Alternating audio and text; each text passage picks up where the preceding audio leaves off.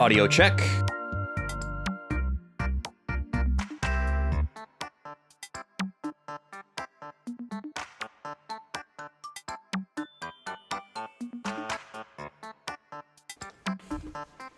Yo, what's up, SNES? You pushed your playthrough ahead of mine? Hell yeah, dude. Been way too eager to play this again. I get it, man. I get it. This game is so much fun, mechanically. And, like, I could see so easily how, you know, once you kind of have the narrative under your belt and you've already played the game a time or two, and you're not really focused on that aspect of it at all, and you're just focused on the gameplay, it would be very easy to just kind of, like, binge through. Because that's kind of what I did with Tactics Advance. Like, I paid attention to the story, and I thought the story was fine, but it's nothing like this story. You know, it's a very straightforward story. It's very easy to understand.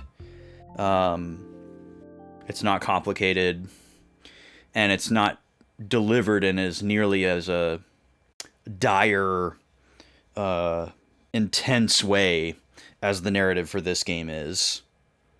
You know, it's very fanciful, and whimsical. So I just, like, went all in on the mechanics, and I couldn't get enough. And really, the only thing stopping me from doing the same thing with this game is wanting to make sure that I pace the narrative. Which is very cool. And not get overpowered, I guess, also. Like, it would be so easy to get overpowered in this game, because it's so fun to just, like, goof around and grind and, like, do different stuff, and it's so easy to just, like, stall and farm. It would be entirely too tempting. Okay, wow, I just cleaned my glasses, and I somehow immediately got something on them again. I don't know what happened there. Hold on.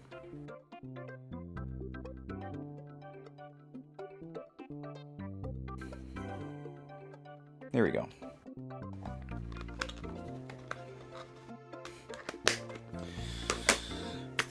Okay, let's see. Anything before we switch over? I don't think so. I've got my pen. I've got everything that I should need. Except for the roaming mic, but I don't think we're gonna need the roaming mic until probably the first ad break, but we'll see. Let's go over here.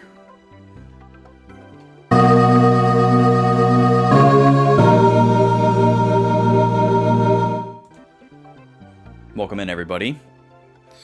Greetings to all of you, to the early bird lurkers. It's Thursday, and we're gonna play some Final Fantasy Tactics. It's day 21. That's a lot. I think this is coming up, actually, on my longest RPG playthrough. I guess I'd have to crunch the numbers hours-wise, but, like, number of VODs-wise, I think it was previously Wild Arms 3, and if I recall correctly, there's, like, 23 Wild Arms VODs. So, I guess I could look really quick, huh? Let me, Oh,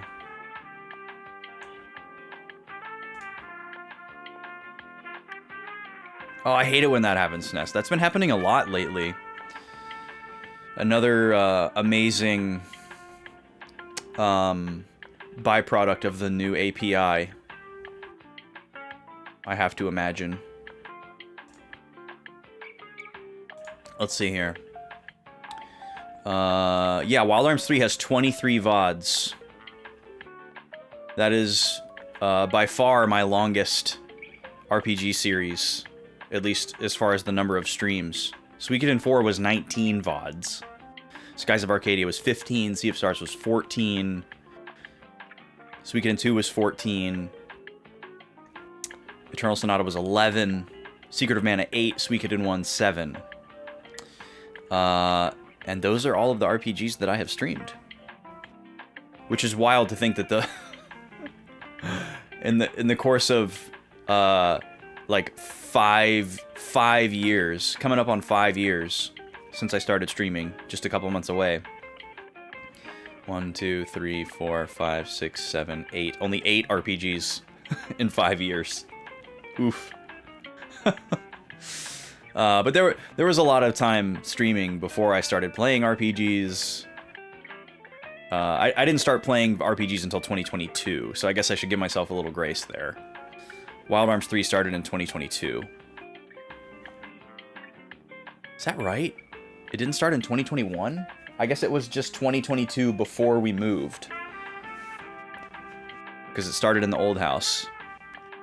That makes me feel a little bit better. 8 RPGs in 3 years is a lot better than 8 RPGs in 5 years. I've played other RPGs off stream, but not many. I finished up Octopath Traveler in that amount of time. What else would I have been working on? I still haven't finished Bravely Second. I haven't touched that in a couple of months. I need to get back into it. I have so much on my plate right now. It's probably going to be a while between Fantasy Life and other stuff. Well, this isn't worth figuring out right now. Anyways, I owe y'all a soda from Tuesday. I did another boo-boo where we spun the wheel and we were supposed to taste a soda after an ad break, and I just completely forgot. So we're going to do that today. I have a note here that I left for myself. This is owe a soda. You can see it right here on the notes cam. Owe a soda. So we're going to do that after the first ad break. And I'm going to remember this time. Because this is going to stay there until we do it. And there's something else. Oh, yeah, that's not pertinent to you all. Anyways, tea is on.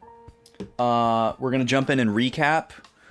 Some things happened in between streams, between last week and this week. We're going to talk about that. And then we're going to jump right into story content today. Oh, hey, Necro. Oh, no. Adulting phone calls. That sounds even more dire and scary than the framing of this plot that I was talking about. Let me turn off this Animal Crossing music. I need to turn my speakers up a little bit.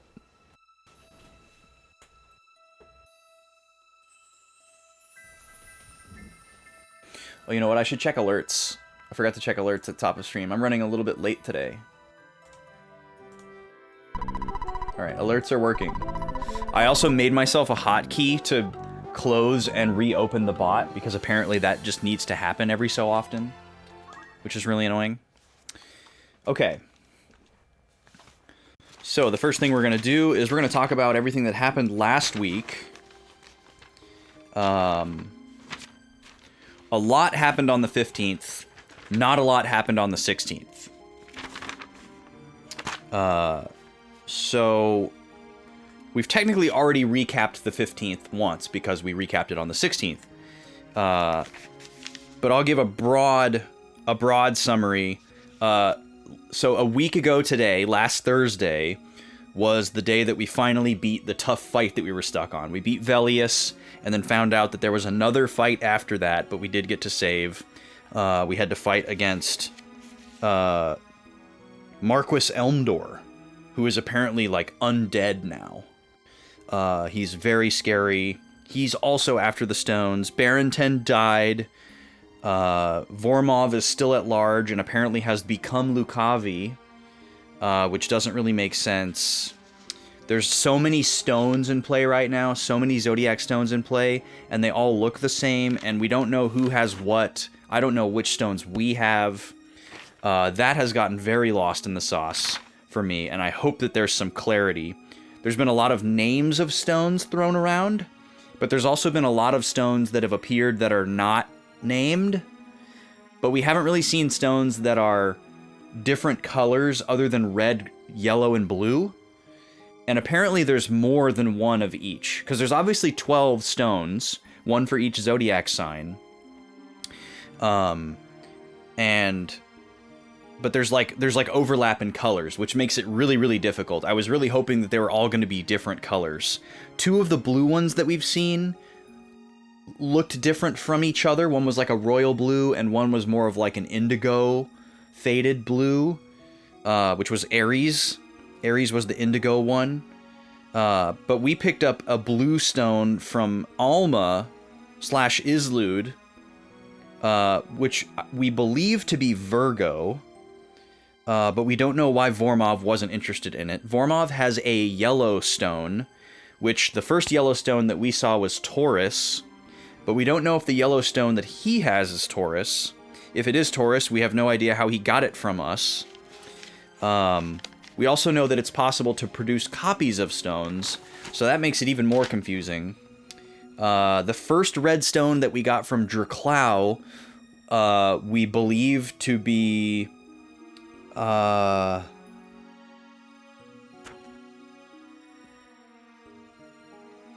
which one did we think that was? I don't remember. But then we also saw Rafa with a red stone, and that was the one that responded positively to her distressing over the death of her brother, and then he came back to life. So Malik is still alive.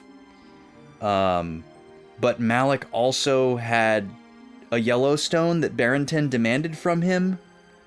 I don't know where he got that.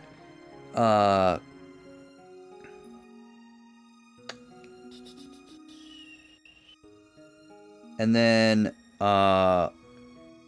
Orlandu also has a yellow stone. So it seems like there's at least 3 yellow stones, which is really wild. So if there's only like the 3 primary colors, red, yellow, blue of stones, that would mean theoretically that there's 4 of each color, which is supremely confusing. There's only 1 true yellow stone.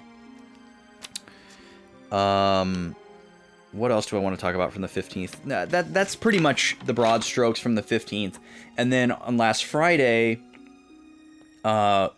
we didn't do a whole lot. We read bar rumors, and we did some grinding. We did 2 random encounters. Well, really 1.5. The second one I did offline. So we did 1 big giant grind, random encounter where we just farmed and we chatted for a while. It was a good time. We read some bar rumors. We learned a couple of things about what's going on in the war effort post chapter 4 start. We still don't know how much of a time jump has happened. And then I started the next random encounter that we were going to grind, but it was going to take me way into extra time. So I just ended the stream and raided out because I figured y'all didn't care to watch me do another boring waste time and farm JP grind. And I ended up doing it offline, and I actually ended up doing it twice. We had to manipulate the RNG so that we got an encounter on the tile that we wanted, and then on top of that, there are different mobs of enemies that we can get based on the RNG, and this particular encounter had some annoying and difficult mobs. But I finally got one that I wanted off stream, did this really, really long grind, and now I realize I have the ability to check people's JP balances in battle, so I can exactly see if we are at the point that we need to be at before ending the battle, instead of just having to approximate and like over-approximate and grind too long. I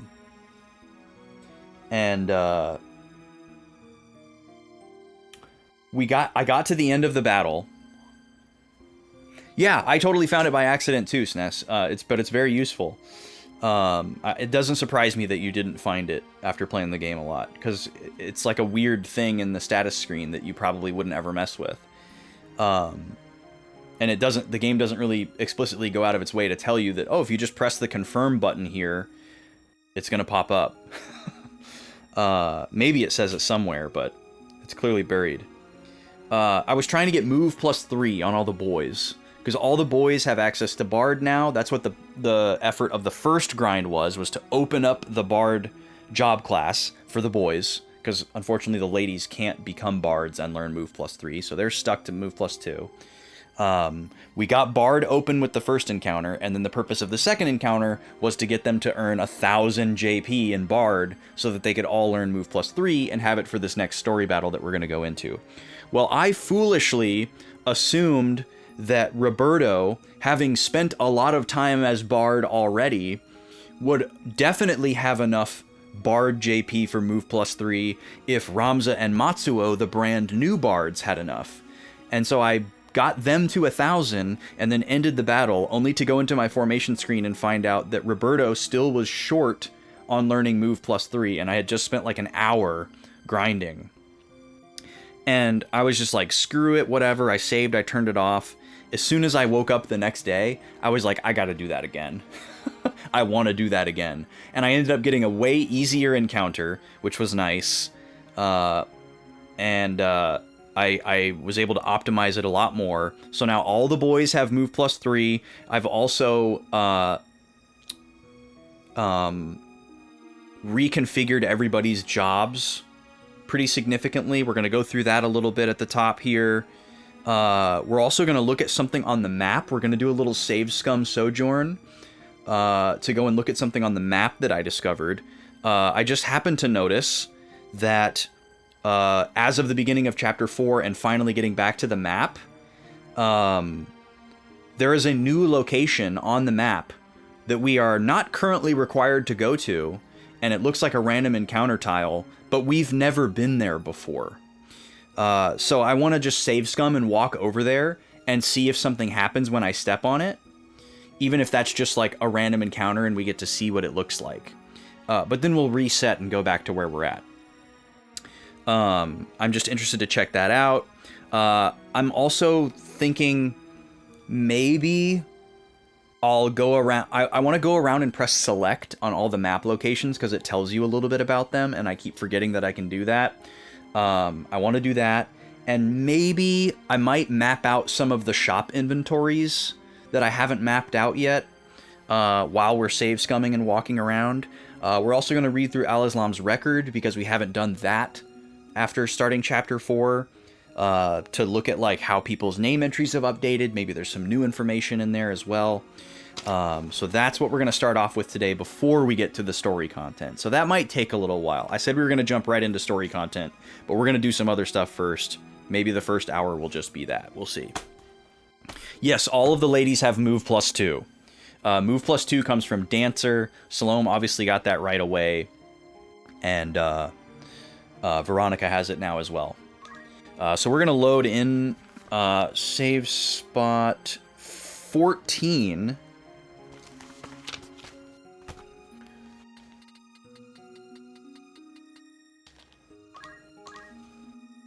I'll give you all a quick look at the formation here.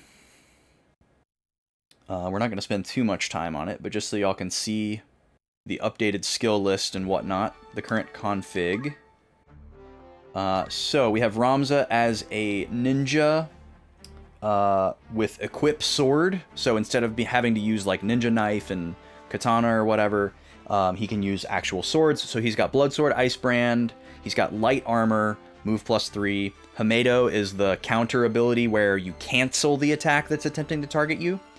Move 7, speed 11, absolutely nutty mode. Matsuo is back to Geomancer. After everything that went into it, I've actually decided that I like Geomancer. He's rocking one sword. He's going to be our tank. Matsuo's going to be our tank. He's got 368 HP. He's got the heavy armor. Still got a speed of 9. And then the giant movement web of 7. So he's going to kind of just throw himself out in the fray. Hopefully that shield will help him dodge some attacks. And he has Squire skills to supplement his geomancy for now. Roberto is back to Priest, but he has Move Plus 3 now from Bard. He's got White Magic and Sing, which we've had for a long time. I went ahead and just gave him the healing staff. If he needs to heal someone urgently, he can just whack them with his staff, and we don't have to wait for his AT to fill up. I thought that was a nice little offset. It's not going to heal very much. It's probably equivalent to like a Cure 2, because his attack power is only 7. Maybe it's based off of his magic, but he's got a speed of 10, which is fantastic. Even with move plus 3, he only has a move of 6 instead of 7. And I think that's just based on the job class. Ramza gets a bonus move because of Ninja, as well as a speed bonus. And then I guess Matsuo gets a move bonus because of Geomancer, or maybe Priest has a move debuff or something. Anyways, we're going to keep Roberto as a Priest until he can learn all of the white magic. And then I may swap him over to something else, likely Chemist. But more on that later. Salome is a Chemist. I've decided to make Salome a Chemist. She can also use a gun. So the fact that she can't move as far, and the fact that she can throw items, and the fact that most of her time is probably going to be spent dancing, I decided it was perfectly fine for her to have limited movement. She has Regenerator, because she's likely not going to get hit with a lot of direct attacks. And even if she could, she's not going to counter with a gun from one tile away. We'd rather have her have Regen on. And then she has Equip Armor for maximum health value. Still a speed of 9. And I think this is going to be pretty cool. So we're going to focus on getting some JP for her to be able to use a wider variety of items. Right now, I think she can only use Phoenix Downs and potions. Maybe high potions. But that's fine for now. Most of her time is going to be spent dancing. We're more interested in just being able to dance and possibly use a gun right now. But I think this could be a long-term play for Salome. Because the dancer is usually kind of separated from the rest of the party, depending on what kind of battle it is. And if she can throw items, that works out. Veronica is back to Ninja. She's also in light armor. So she's basically like a second Ramza at this point. She's got really high Brave. We'll just go all in, Glass Cannon. Movement of 6, unfortunately, because she can't learn move plus 3, but still 6, 4, 11 is amazing. She can hit super, super hard. And then she has her monk skills to back her up in case she needs like a near AoE. Like if we're really desperate for damage or something. And then also that gives her an off heal for herself and anyone around her. And it gives her a status heal for those around her. And it gives her a revive. So it's really nice to have, even if we never actually use the actual punch moves. So I think that's going to be really good. And that's where everybody's at. That's where everybody's at after the last grind. Obviously, depending on what we see in the next story fight, we could have to completely scrap all this and change to something else, which often happens. But that's where I put everybody. Now, the new map location is Bervenia Volcano. This is just here. Nobody's talked about this place. We've never been here. We've been to Zeklaus Desert, and we've been to Riovanes Castle, but this connecting tile was not here in any of the previous chapters. So I just happened to notice this, like, wait a minute, we've never been there. And it's the only one like that. All of these other dots, I went through and checked. We've definitely been to all of these other places, aside from the red ones, obviously. That's our new stuff. So I want to just save Scum and walk over here and see if something happens when we land on it. And if it's just a random encounter, I'll just reset. But at least we'll get to see the battlefield. Probably looks pretty cool since it's a volcano. The largest active volcano in Ivalice. Lava flows covering the sky with smoke and ash. Wild that a volcano would be like in the most landlocked location. I suppose that could make sense. Okay, and on the way there, I'd like to map out the Riovanes and Yardau shops. Although, these we can actually intuit, because the castles are always heavy armor, and the fort cities are always a certain set that we looked at before. So maybe I should go this way and check the Lasalia shop and the Goland shop, because I don't know what those will be. And we can also walk this way for free, because we won't get any encounters on a blue dot. So let's go in here. Okay, so this is daggers, swords, axes, bows, spears, shields. This is everything. I do want to buy these shields at some point. A Platina shield or an Aegis shield.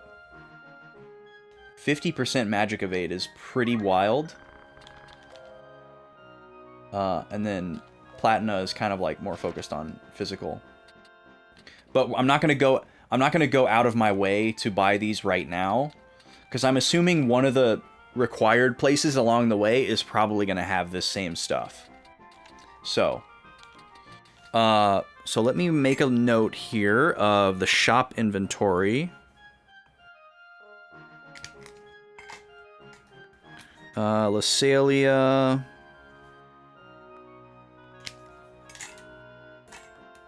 Shop has dagger, sword, axe, bow, spear, shields,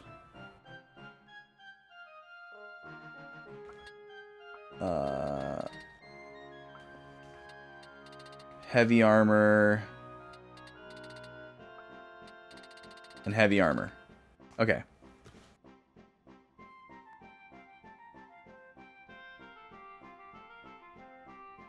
Cool. That's all we need to know. So it's probably the same as a castle shop. All the castles have the same stuff, and it's kind of focused on the same heavy armor and weaponry. Let's check Goland.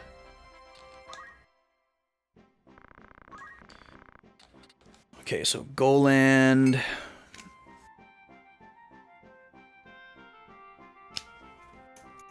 Shop has we got rods and staves.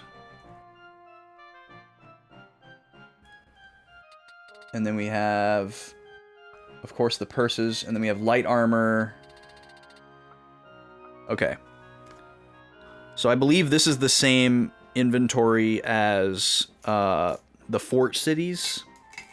So Coal City, Trade City, Fort City might all be the same.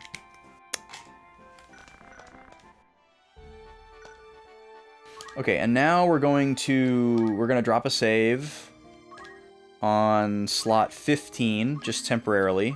We're not gonna keep this. We just don't want to save over our actual save. I need to move to Ziklaus without getting an encounter. Okay, we'll save again on slot 15.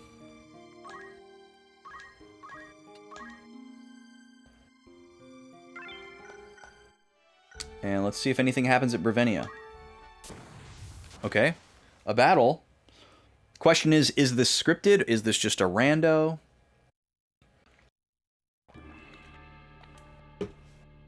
I don't plan to do this battle. I know it's not scripted in the sense that it's like a story battle. But like, it could be that since this is a new tile on the map, you will always get an encounter. You know, like they upped the encounter rate to 100% or something. Kind of like the first time you step away from Garaland in the beginning of the game. I mean, I guess that's a little bit different because that's when you run into Algus, but... Red. So it's a monster fight. 4 losers. Cool. I wonder if there's like... I have so many questions about this, you know? Like, are there...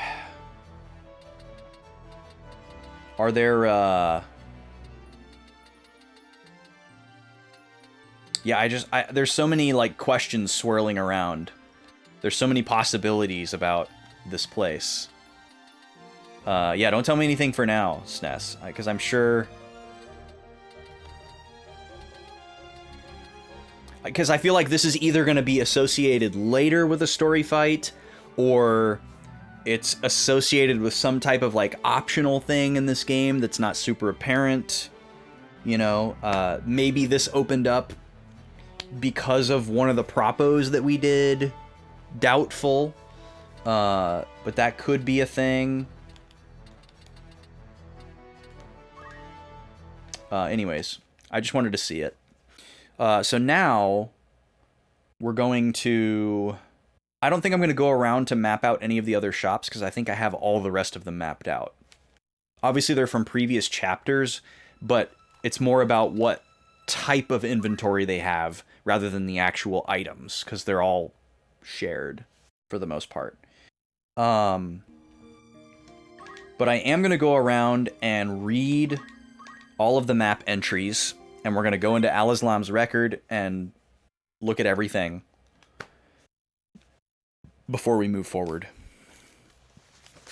And then we will get into story content. The largest granary in Lasalia. Dogala Pass. Mount Randoria stands 2,000 Dorma high. Dorma is a unit of measurement, I guess. A holy place where priests trained and fasted. Bravenia Free City, known as Saint Ajora's birthplace. This town is under the direct control of the church. Oh boy. The Finath River, flowing from Mount Zayara, 6,000 Dorma high. The water temperature goes below 0. Woo! And Zeltenia Castle. The base of Prince Goltana, ruler of Zeltenia, made even tighter after the war. So when we get to Zeltenia Castle, we should be able to buy these shields. Hopefully we can stick it out that long. We'll certainly have a lot more money by the time we get there. Alright, let's read about Lasalia. In the center of the imperial capital of Ivalice stands a beautiful regal palace.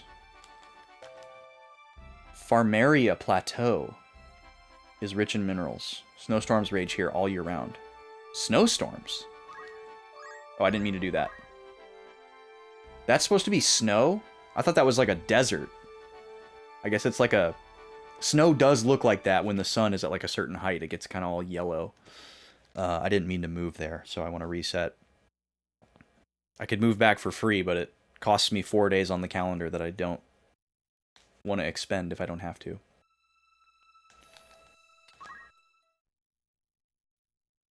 You press confirm to make that little window that pops up from the select button go away, and then if you press circle again, you're walking.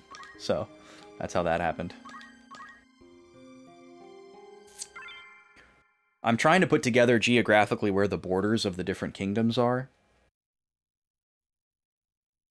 So this is helping me with that as well.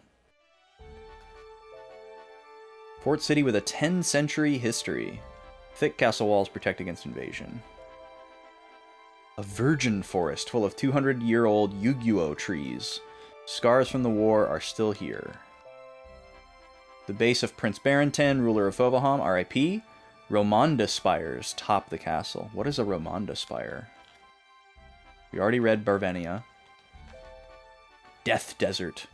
Upwards of 50 C in the day, it falls below 0 at night. So they use the same temperature scale as us, but different measurement. Crossroads in the trade routes. It became a trade city with many merchants. Swiggy Woods. Primeval forest surrounded by a mountain range. Now extinct Mughals once lived here. Whoa, so Mughals are extinct in this timeline of Ivalice. So this is the distant future after 12. I forget the amount of time. I think it's like 1,000 years or something. Royal Academy of Magic, which produced war heroes like the wizard Elidibs. Okay, cool name.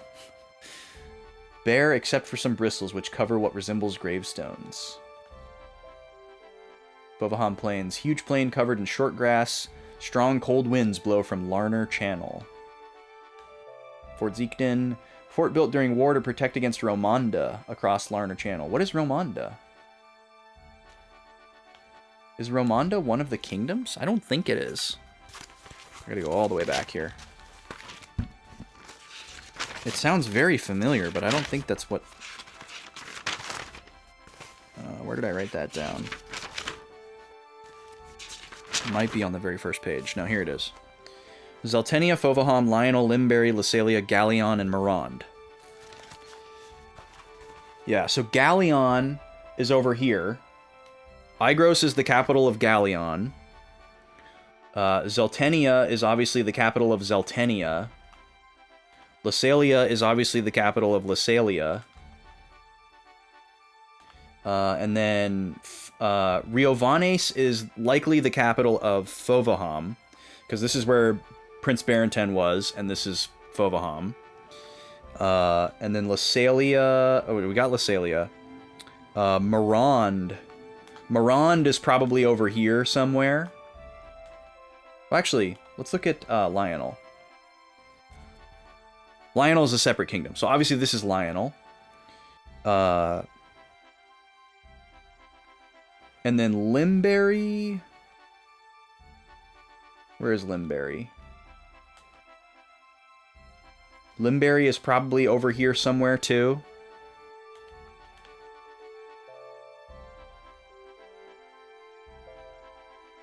Vast forest areas south of Lasalia. Treasury of wild animals.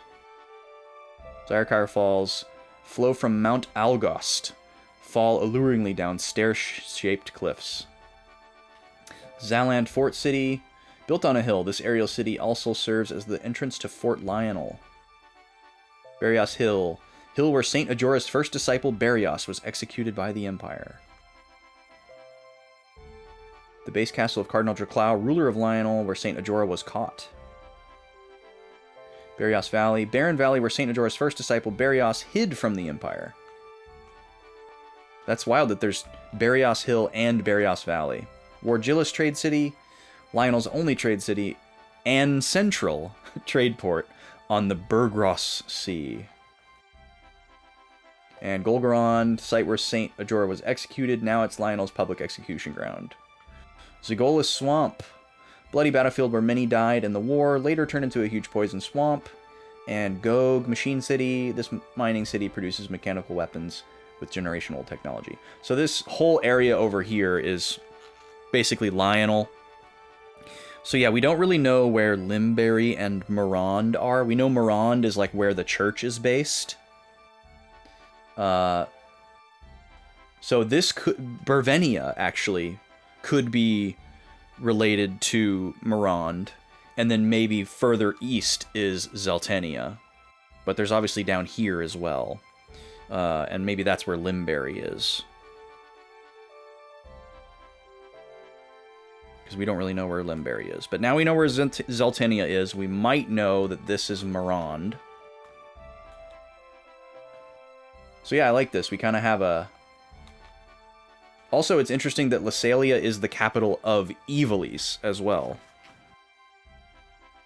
So it has kind of a larger purpose as well. But yeah, I'm happy with that. I was hoping that we'd get a little bit more geographical orientation of where the kingdoms were in relation to each other, and we're getting there. It's also interesting that this Bervenia free city that is known as St. Ajora's birthplace is way over here, and then this Bervenia volcano is way over here. Wonder how they might be related. Okay, we haven't read these yet. Garland Magic City, the Royal Academy of Magic. Oh no, we did read this one. Mandalia Plains, white limestone plains looking like tusks, also known as Beast Plains. Thieves' Fort, small floating fort, once a fisherman's shelter, now a thieves' hideout. It's floating? Like on the water? I don't remember that. Igros Castle, the base of Prince Larg, ruler of Galleon, the largest fort city next to Lasalia. Fort Zeekden. We did read that one. Okay. Yeah, I don't know what Romanda is, though. Maybe Romanda is like an old nation that doesn't exist anymore, or maybe this Larner Channel must be the body of water to the northwest here, and maybe there's another country, you know, another continent over here, and that's Romanda. The name sounds super familiar. I know we've heard it at some point, so maybe this whole, like, kind of continent of Ivalice is bordered by another continent, or is neighbored by another continent, I guess I should say, not bordered. And maybe that's what Romanda is. That would make sense, that like there'd be a castle here, or a fort here, that's near the coast, that's to protect, you know, invaders by sea. Okay, now we're going to go to Al-Islam's record. We're going to go into the Brave story, And we're going to look at all of this stuff. There's going to be a lot of new stuff. These are story events that we can rewatch. I've made use of these a couple of times to go back and like kind of fact check my notes to see if certain things were the way I remember. We're mostly interested in the person menu right now. Ramza is 18 years old now. He's definitely 16 when you start the game. I can't remember if he was 17 in Chapter 3. I may have to go back and check that. Let me just write down really quick. Ramza is 18 years old in Chapter 4. Check for age in Chapter 3. And then we highlight blue next to anything from Al-Islam's record. He fights his brothers, finding out that they are engaging a war for their own well-being, finds out about the greed by the Church of Glabados and about Lukavi using the church. He fights for justice of others. Interesting that this frames it as Lukavi using the church. So Lukavi is like this universe's Satan, it seems. Let's see. Any new information about Delita? Successfully rescues the princess and takes her back to Zeltenia.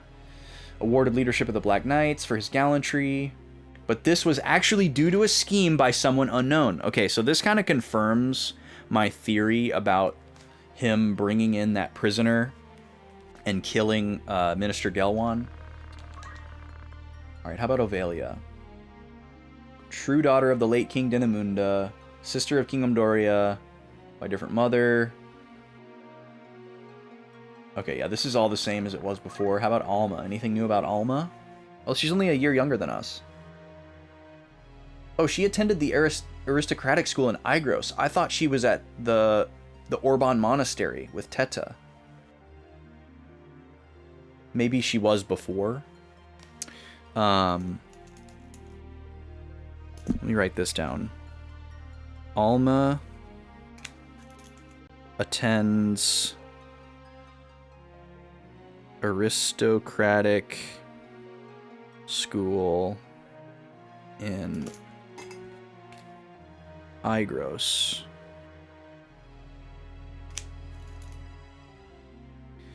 Did she attend Orban parentheses with Teta before? These records change and you can't see the previous iterations of them, so it can get a little murky. Came from a different mother than the second brother. Man, Balbiness was getting around. With her cheerful personality, she's well liked by everybody. Spending most of her life in a convent. Okay, that should be Orban. She has recently. Thought that was a new word that I'd never seen before. They just forgot a space. Okay, Zalbag. Anything new about Zalbag? Nope. Dysadarg? Nope, same. Larg? Nope, nothing new about Larg. Goltana? Nope. Orinas. He's 3 years old now.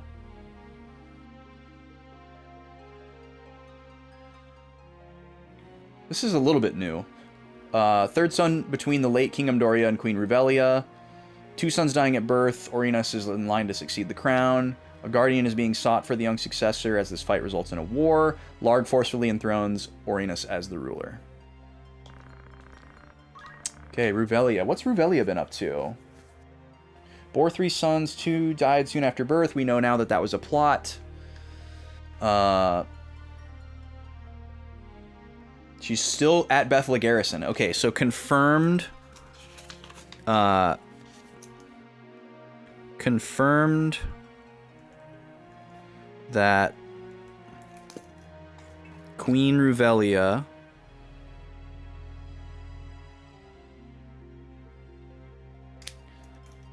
is still imprisoned at Bethla Garrison. We know that Larg is on his way there, and in the bar rumors, it was described as being, it was kind of framed as, oh, they're going there for strategic positioning against Goltana's forces. They're going there because it would give them access to more food and resources. So I was like, oh, is Ruvelia not there anymore? I would think Larg is going to go there to try to save his sister. So maybe it's just how they're choosing to spin it. Maybe they don't want the public to know that the queen was captured by Goltana. Or they just don't want to admit that that's why they're going there. Wait, let me read that again. In order to bring her son to the throne, she had Princess Ovelia abducted. Okay, so this also confirms... also confirmed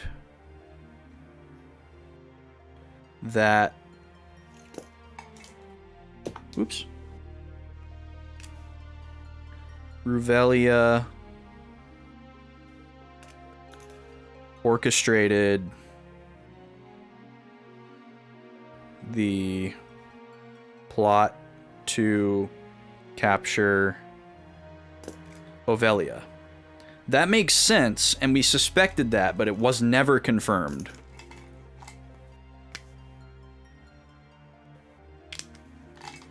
Okay. Umdoria's probably not going to have anything new. Nope. High Priest Funeral. Okay, this might be new. Powers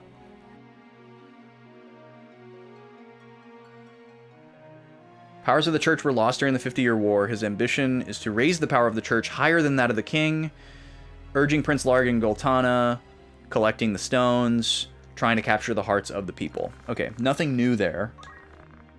Shouldn't be anything new about Algus. He's dead, thank God. Gafgarian is dead. Agrius. Anything new about Agrius? No. Orlandu. Probably some new stuff here.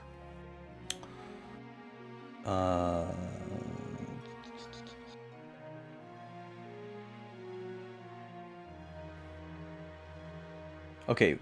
Once again, we're using the word prince here, and we don't know who it's referring to. There are so many princes. I need to, like, fix the angle of the notes cam. Hold on a second.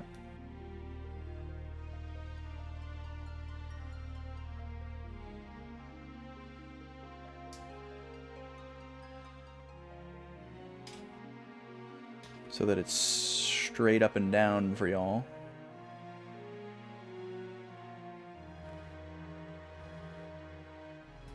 There we go. That's better. Okay. Get this off the screen while I'm not writing. The only reason... Okay. He has known Prince Goltana for nearly 20 years. The only reason the prince is able to engage in battle is due to the trust and ability of the Orlandu family. What does that mean? He is critical of the prince for fighting to become a successor. So likely prince here means Goltana. The only reason the prince is able to engage in battle is due to the trust and ability of the Orlandu family. What does that mean? What could that possibly mean?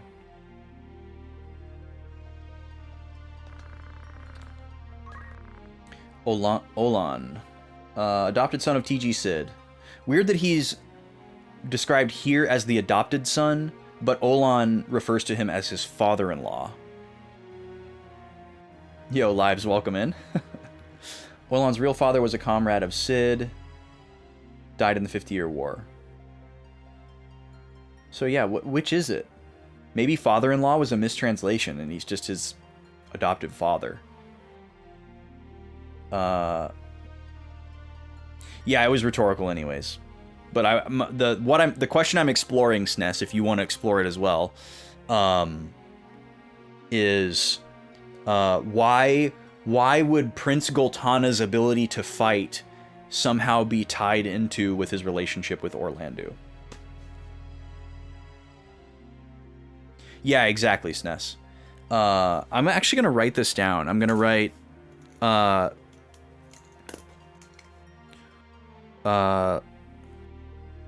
Olan's entry describes Orlando as an adoptive father. Hello? As an adoptive father, not a father-in-law. Orlando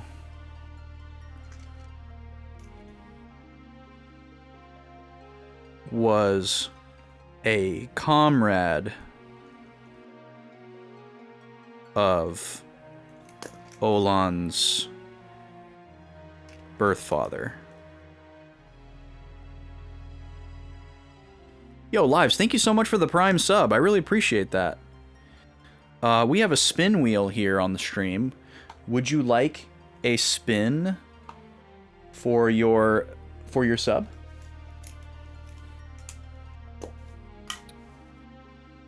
Pog, let's go. All right.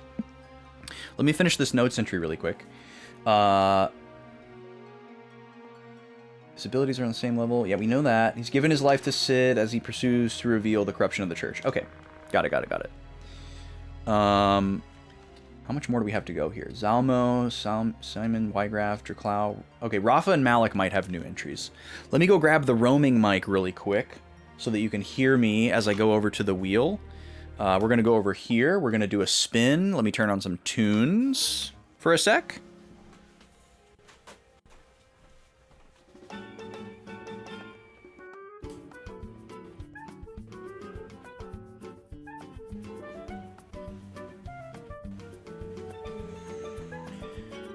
And we'll switch over here. Let me make sure you're hearing me. Yeah, looks good. All right, so we have a spin wheel. If you're not familiar, 12 different wedges. All the wedges are different. We've got a lot of shenanigans here. This is our first spin of the day, which means that all of the orange and pink wedges are locked. If we land on a pink wedge, that will unlock the pink wedges for the rest of the stream, and it will trigger a craft soda tasting and review. And the orange wedges work the exact same way, except we will unlock a snack tasting. Oh no, we're in an ad. Okay, I gotta run an ad. We'll spin when I get back. We're gonna do a soda tasting when I get back too, because I owe one from Tuesday.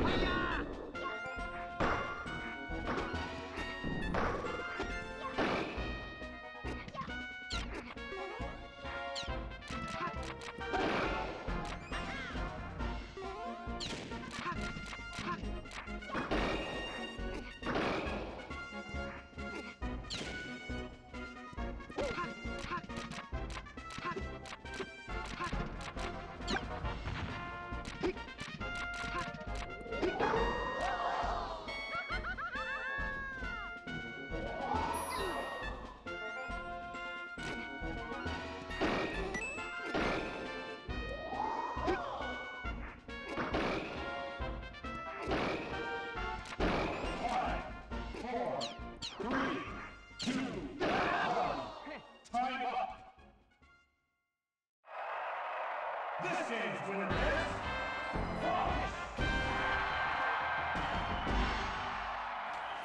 All right, and there it is, our classic score coming back to show its face. 9-2, the final score between Fox and Luigi.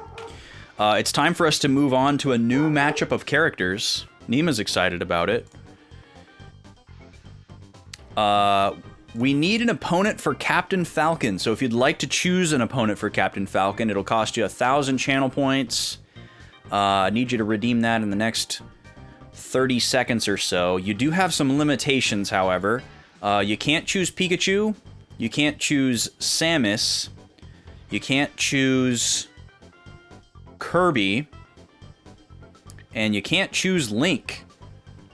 So let's go back to the character select screen here, because we're going to have to reset it anyways. This will give you hopefully a little easier time. So we're going to put Captain Falcon in the red corner. So your options for blue corner fighter are going to be... let's take a look here.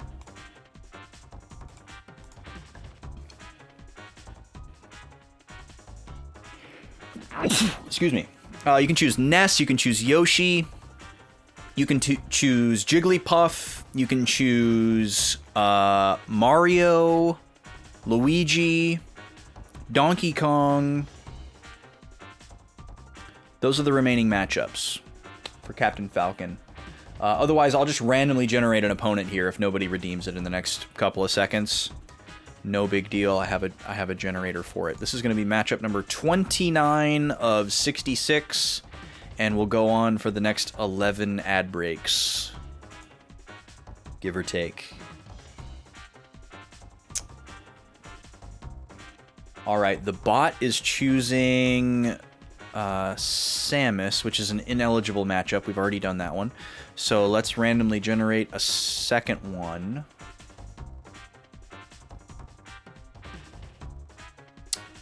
Now it is picking Link, which is also an ineligible matchup. Let's try again. RNG.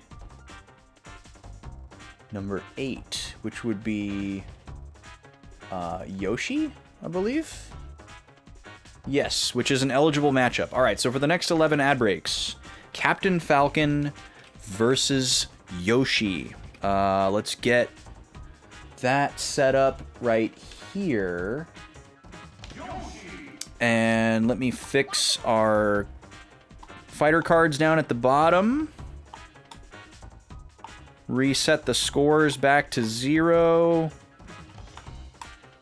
Alright, in the red corner, Captain Falcon. In the blue corner, Yoshi. Alright. And if you missed your chance to pick a character, don't worry, you can just pick for the next matchup. You can put those in whenever you want. If I sniped you. Alright, let's go back over here. Let's get the wheel off the screen. Actually, let's go over here. and we'll listen to this music. We're going to do a soda tasting, but before we do that, we need to do a wheel spin, because the ad snuck up on me. This one is for lives, or maybe it's lives. What do you go by? Let me know. Thank you again for the sub. You just got here. Really nice of you. Why am I doing that? We don't use that button anymore. There we go. I need to take it off the stream deck. Lives or lives works. All right, cool. Homonyms. We love homonyms around here. All right, first spin of the day. I was giving my spiel when we got hit by the ads. Orange and pink are locked. First spin of the day.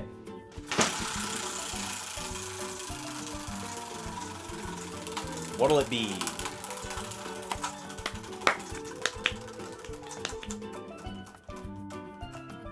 All right, we landed on an orange, so you don't get puppy time. You get a snack tasting instead, which goes very well with the soda tasting. So we'll just do those right next to each other here. And now orange wedges are unlocked for the rest of the stream.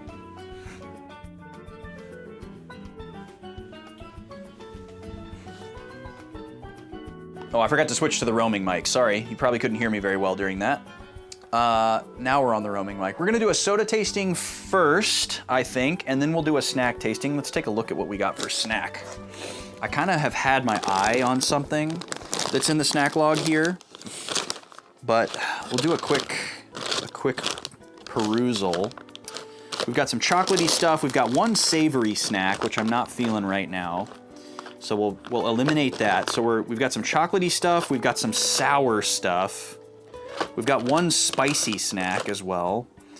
I think I want to try these cappuccino joints. But let's do our soda first. We're going to be tasting a craft soda that we've never tasted before. If you don't know what craft soda means, it's not a super hard and fast, rigid definition. Usually just means that it's got real sugar instead of corn syrup, and it's usually from like a smaller brand. Might have natural ingredients, but doesn't have to. Might be a really interesting flavor or flavor combination, but doesn't have to. This is going to fall into one of those categories. We are going to be tasting Witch's Brew from the Potions Cauldron out of Shambles, New York. This is described as a blue grape flavor. It's this beautiful blue color, very eye-catching. And this is very rare for a craft soda, but it is actually sweetened with sucralose. The most common sweetener that you usually see in a craft soda is cane sugar, which is, you know, what I'm looking for over corn syrup. There's something that's settled at the bottom, so I'm going to do the invert and roll technique to get whatever this is incorporated. I don't know if this is my sweetener. I don't know if it's my grape flavoring. It is white in color. This is definitely making it look more potion-like, which is really fun. Now it looks all marbly and mottled like a bowling ball, almost. Let me come up close here. I'll give you a look. So it's got this nice kind of marbling thing happening from whatever this is that's incorporating. Maybe this is just for fun as well. It's very sparkly. It looks like one of those like slippery tube toys that you may know if you're a millennial from back in the day. But yeah, this is like super cool looking. Look at that. It looks like a magical potion. Here's a look at the label. It's kind of hard to see because it's like clear and the camera's focusing on this magical stuff that the liquid is doing. I've never seen anything like this. This is pretty wild.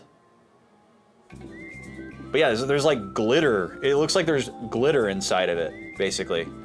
It's super shiny.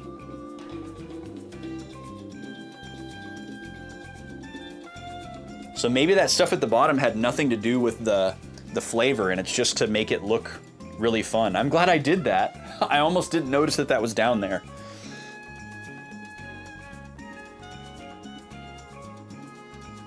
Best served chill. Bottled in the UK for the Potions Cauldron.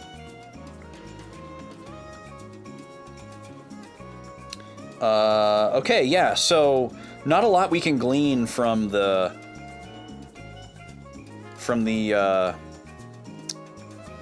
ingredient list here. It's definitely not natural grape flavor, which is pretty rare for a grape soda. And I'm sure blue grape just means that it is blue but tastes like grape, despite grapes not being blue. This is like super wet.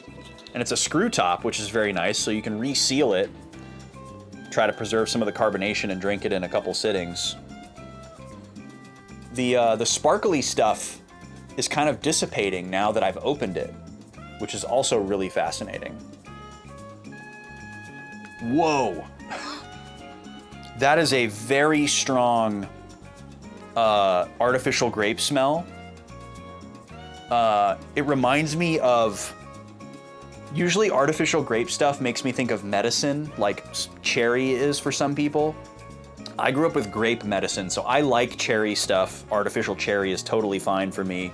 Artificial grape is the one that I usually have a hard time with. I've come around on it in recent years and found stuff that I like. But this actually smells exactly like grape Fun Dip. If you're an American from around my age, you probably know what a Fun Dip is. It's this powdery stuff, and this smells very powdery. This also kind of smells not just like the flavor powder of a Fun Dip, but it also smells like the stick.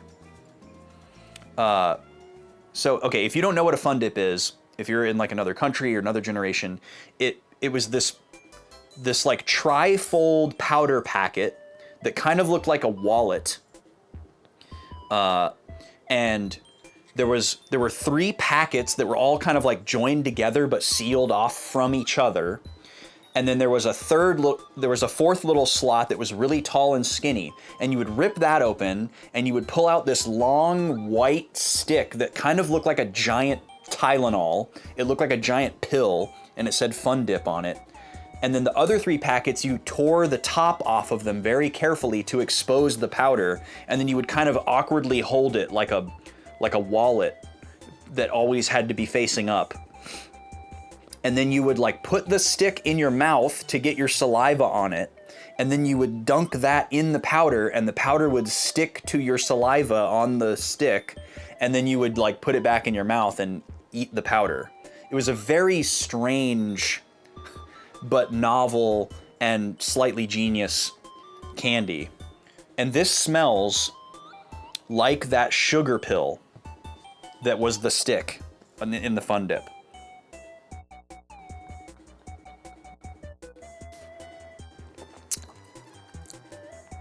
Whoo! Man. Okay, some of the sparkliness starts to happen again whenever it moves around. I guess it didn't go away because I opened it. It went away because I stopped moving it around. If you start moving it around again, it starts modeling again. This tastes very similar to how it smells. Sucralose is so strong. It is not my preferred sugar alternative. The ones that agree with me the most flavor-wise, stevia is probably number 1 for me. And then probably followed by erythritol. I can still tell the difference, and I still prefer the taste of real sugar to any of the alternatives, but those are the 2 alternatives that I'm like good with. Sucralose, I'm fine with from like a nutritional standpoint, but the flavor of it, I don't love.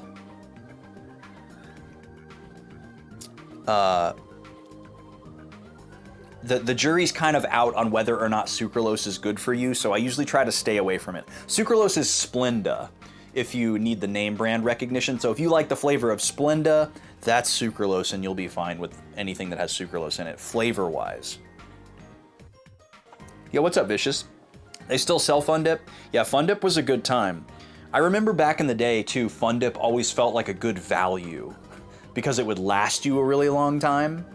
You were kind of like, you know, crutched because you had to like carry it around and like not bump into anyone or anything.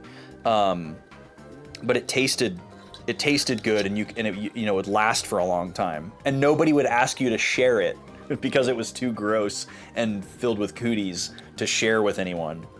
Yeah, this is interesting. It's got a pretty straightforward, artificial grape flavor. It's unfortunately overshadowed by the sucralose flavor for me. And I wasn't planning to drink the whole thing anyways, because I try not to drink sucralose because it might be bad for me. It's still pretty inconclusive the last time I checked, but better safe than sorry in my book. We're gonna move right into a snack tasting now. I'll leave the roaming mic on because I'll probably show you this. We're gonna be tasting a cappuccino thing. I don't know how to describe these. Here, I'll give you the full description. Crispy wafer biscuits with coffee cream filling coated with chocolate. So it's kind of like the idea of like a Nutter Butter or Nutty Buddy, depending on where you live and what you grew up calling them. But it's like a wafer, a cream layer, a wafer, a cream layer, a wafer, and then the whole thing is coated. But instead of peanut butter and chocolate, it's coffee and chocolate. And I don't know how to say this brand name, Loacker, but I believe this is Belgian. Let's see. Oh no, it's Italian. Italian, product of Italy. Of course, the home of coffee. Very, very cool. A 49% milk chocolate coating, and then a 35% white chocolate drizzle. Very impressive.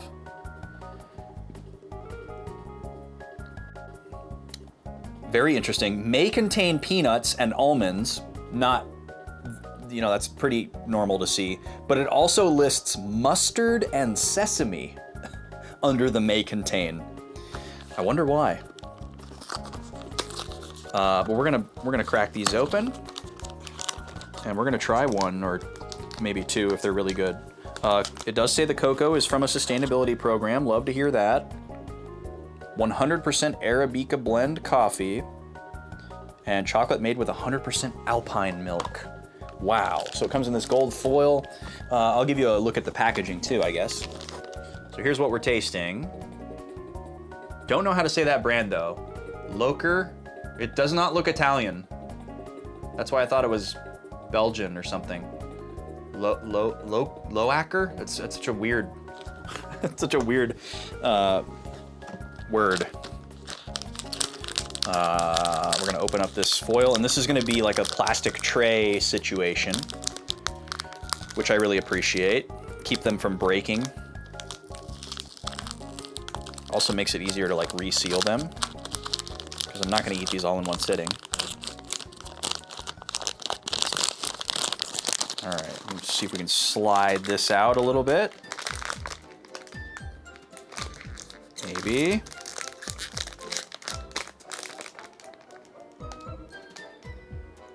Maybe, just barely. And they're pretty tight. There we go, all right. Oh wow, look how nicely they're arranged. They're arranged kind of like diagonally. So you can really easily kind of grab them. So there's what they look like. I'm just gonna try one to start.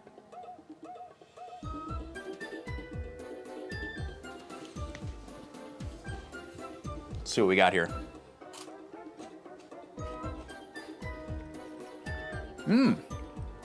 Whoa. Okay. Interesting. Okay. So first off, it's delicious. Different than I expected. Wow. Okay, first off, I was worried that it was gonna be way sweeter than I wanted it to be. But it's not. It's actually really good. Another thing that I did not expect is that the wafer on the inside has a lot of flavor. Usually when you have a snack like this, you know those like classic sugar wafers that are like the bright pink strawberry ones and the yellowish vanilla ones and the chocolate ones? I love those. Those are great. They're super cheap. nothing but sugar. You know, the wafer is kind of more of just like a texture, right? It's just part of the mouthfeel, part of the experience, texturally. Or even like a Nutty Buddy, you know, the like big chocolatey Little Debbie ones. The wafers, they don't really have that much flavor. And the flavor that they do have is probably somewhat synonymous to like a cheap ice cream cone, you know? That kind of waffly, maybe a slight hint of vanilla. But this wafer actually has a lot of flavor. It's kind of salty and it's a little bit nutty. I don't think it's actually intended to contain nuts. I think that's just in the may contain. There is hazelnut in here, which I feel like I'm getting a little bit of. It lists spices in the ingredient list.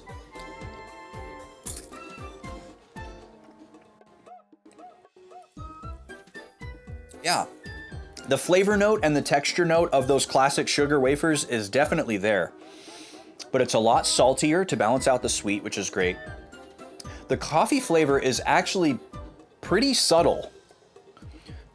It mostly tastes like chocolate.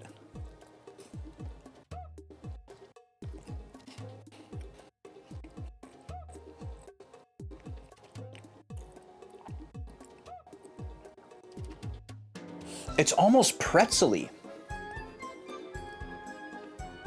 There's like a yeasty kind of flavor to the wafer. I wonder what it's made of. I would assume that it's just like cheap wheat.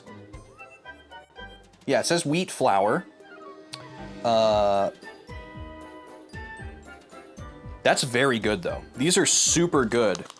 These have been in the packaging for a while, so the level of like freshness and crispness is pretty impressive too. These are definitely going to go in a Ziploc so that they stay fresh for longer. And they'll probably get crushed up into some vanilla ice cream at some point pretty soon, which will be very good. All right, let me just get some water here. And we're going to get back to tactics here. We're going to go back to reading. Thank you for joining me for that. Switch back to the good mic here. And we're going to go back over to tactics. We're doing some reading in Al-Islam's record. We're writing some stuff down. We haven't looked at this since we got into chapter 4, so we're checking it out. For the sake of everything, we'll look at everybody here, but I don't think there's going to be anything new. Zalmo, no, nothing new. Oh, okay, this is actually new. Simon Penrakshu, head of Orban Monastery, professor of... There's just a Y hanging out over there. I'm guessing that's supposed to be monastery? Professor of... Or maybe it's supposed to be like professor of theology? It's like it's underneath his portrait. I don't know what happened there. Devout believer in the teachings of Glabados. Once a high-level pagan examiner, he resigned due to one incident. We knew about this already. Escaped the secular world, currently lives in a hermit in a distant land. Killed by the temple knights who came for the holy stone Virgo at the monastery. Y-Graph, this should be new. Leader of the anti-aristocrat Death Corps. Leader of the Knights of Death. They changed his portrait.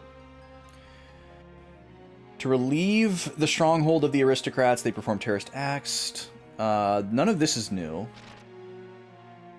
His anti-aristocratic belief matched that of the church, and he became a temple knight. Killed by you in a battle at Riovanes Castle. Killed by you. How is Al-Islam know who we are? I thought he was this kind of like extant narrator. Weird that it says by you. Should say like Ramza Beyoğlu or something. I don't know. Okay, but this is good because we didn't really necessarily know why Y-Graph joined up with the church, but it makes sense. He was against the nobles. He saw an angle. He probably also joined up with them because he found out he could get more power from the stones. Draclau, this shouldn't be anything new. Yep. Okay, Rafa. Rafa escapes from Riovanes Castle, becomes an enemy to the prince, sister to Malik. Okay, yep. Malik. Covered for Sister Rafa on the roof of the Riovanes castle and died from being shot, but using the holy powers of the stone comes back to life. Okay, so good confirmation of that, actually. We didn't really know for sure that he died and came back to life. That's just kind of how it was framed. So it's good to get that confirmation. All right, Elmdor. This should be new. Leader of Limberry. With his silver armor and his long, beautiful blonde hair. His allies call him the Silver Noble. Yep, this is not...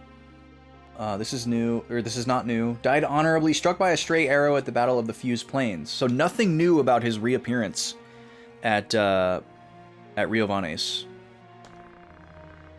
All right, Baranten, leader of Fovaham.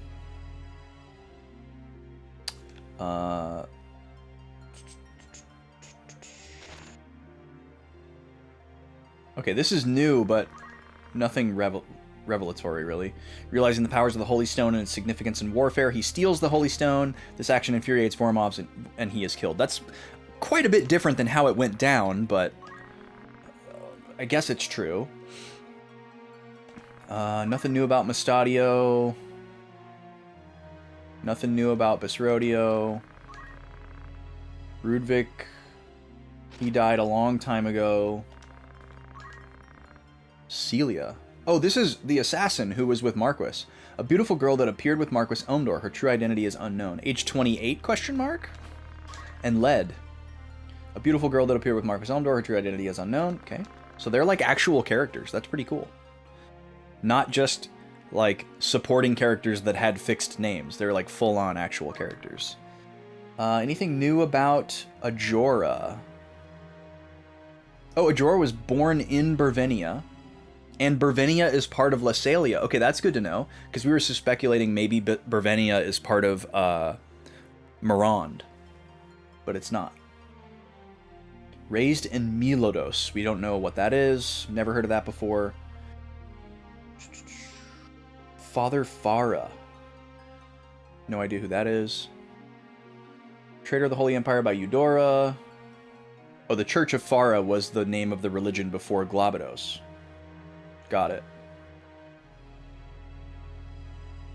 The capital of the Church of Farah became submerged under the sea by an extraordinary natural phenomenon. Whoa. Interesting. Yeah, that's... Okay, that's a completely new story. Alright, Vormov. Leader of the new Zodiac Braves, which High Priest Funeral tried to recreate, but Vormov seems to have his own intentions. Oh, okay, so this is totally new.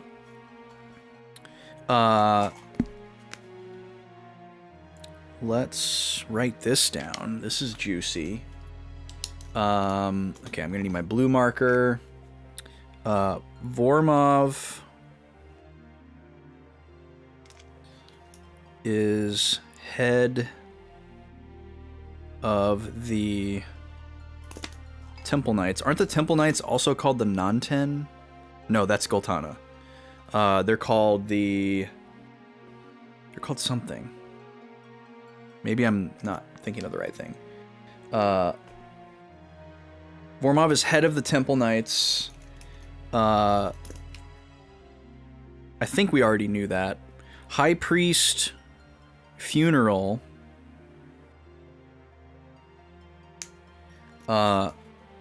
wanted to assemble a group of new Zodiac Braves, but Vormov has gone rogue. Okay, that tracks with what we've seen, but it's good to have that reinforced. And again, a lot of things in Al-Islam's record have turned out to be untrue or disproven. So that's why I'm highlighting them in the margin so that I know when I go back read them later that I know this is where this information came from and it wasn't like some assertion that I made, because I might forget. Helps it be a little less confusing. Alright, Islud. Temple Knight of the Moran Glabados Church, son of the Temple Knight Vormov. member of the new Zodiac Braves. He had the Holy Stone Pisces. Let's go. Okay, so this is very important. This is the first time we've heard mention of Pisces. And I was just talking earlier about how confused we are with like which stone is which and who has what. So yeah, it's possible that that's the one that he got from Alma and that we got. Islude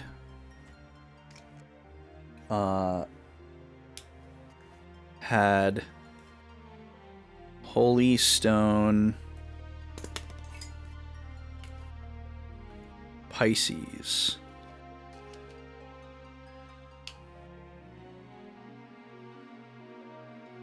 Slain when he tried to restrain Vormov, who turned into Lucavi. So further confirmation that that's not a misconception on Ramza's part, and that Vormov is actually Lucavi somehow. Islud had the Holy Stone Pisces. Further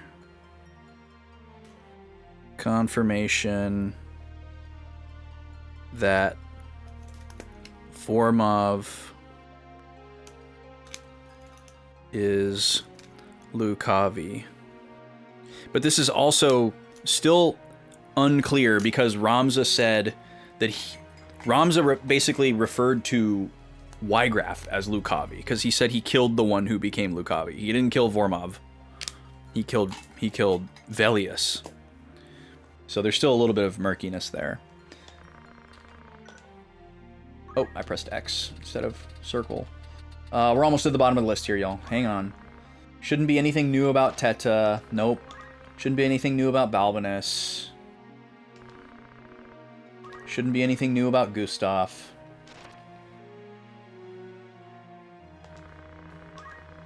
Shouldn't be anything new about Maluda. These are a bunch of dead people, so... Galagros is dead. Daravon. Daravon is the tutorial person, which is cool.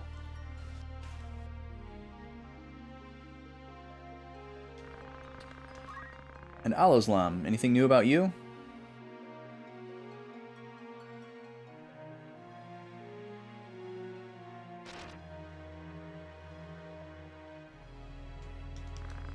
Nope. Alright. We have a squad of people out on a propo. And I feel like we're just never gonna get them back. Because we would have to go all the way down to Lionel Castle to get these folks. And we'd have to go down to Dorder to get these three folks. And they're not characters that we use in battle. We only use them for propos.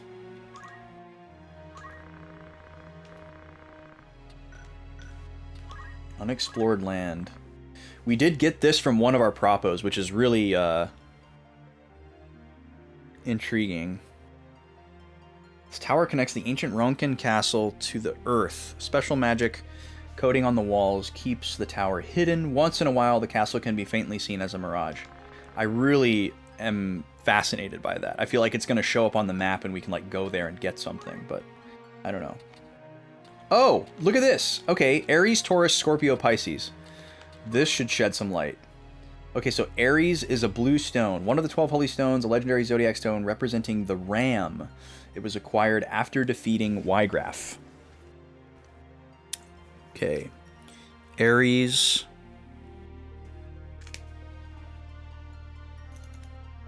is the ram acquired from Ygraf. So I'm assuming these are the ones that we actually have. These are not all of the stones that we have heard of or seen in the game. These are probably the ones that we have. And I think that's why they're in this menu. Alright, Taurus. Representing the bull, found hidden in the Gog Machine City. Just giving you a look at it before I write again. Okay, so Taurus is the bull. Found hidden in Gog. So maybe we don't actually have this one anymore. I don't know. Not confirmed, unfortunately. All right, Scorpio. Scorpio is red. This is the one we got from Draclau. Okay. So Scorpio is the... I should also note the color of each of these stones. Is the Scorpion obtained from Draclau.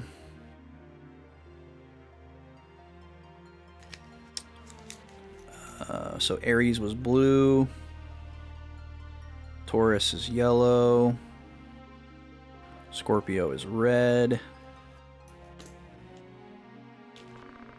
Pisces. One of the 12 holy stones, legendary zodiac stone representing the fish, given to Alma by Islud while he was dying. Okay. So then we have Pisces is the fish. Given to Alma by Islud, found by Ramza.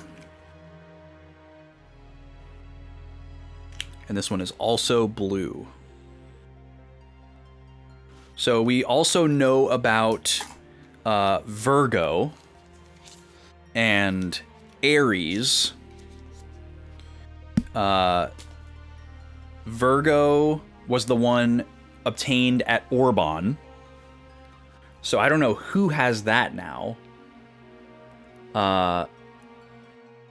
We know that Vormov has a yellow one. Orlandu has a yellow one. And Rafa has a red one. And then there was also Aries. Or no, wait, we got Aries. We got Aries from Whitegraph. Okay, so that's 7 stones accounted for, as far as I can tell. 3 yellow ones, 2 red ones, and 3 blue ones, because I think Virgo was blue as well. So let me go back into the notes here, and I'm going to highlight that these were in the record, and then I'm going to write down my assertions about the other ones and note that they're not from Al-Islam's record. We did our soda. So I'm going to put Virgo here.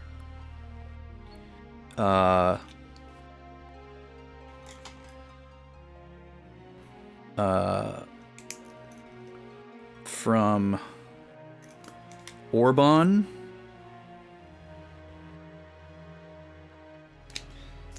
We don't know who has Virgo. I thought we got Virgo from Islud and Alma, but apparently that was Pisces. And then we're going to write down that that's a blue stone. And then I already wrote this earlier, but I just like it being in the same place. Vormov's stone is yellow.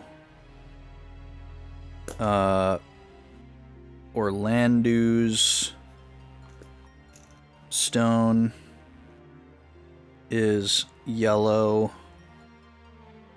And Rafa's stone is red.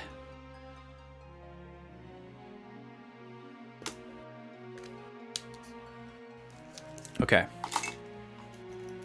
I think we're about done with writing, and we can finally move on to gameplay. Let me look at Germanic scriptures really quick. Oh yeah, we already read... This is where we actually read them from. Okay. Okay. I'm gonna save again after having read all of that stuff. Just because it feels canonically appropriate. So we're gonna save again in slot 14. Nothing has changed gameplay-wise.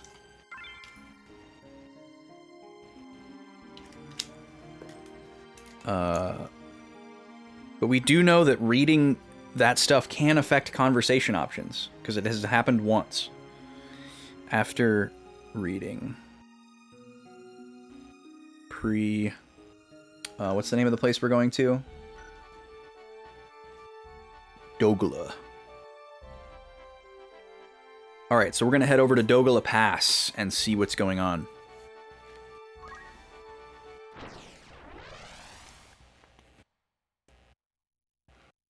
SNES really wants me to go down to check on my propos. Sorry, dude, it's not happening. This is a weird formation. But we'll go with it.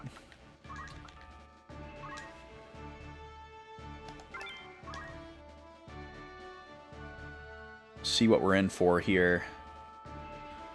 Dogula Pass sounds super familiar. Is that in 12?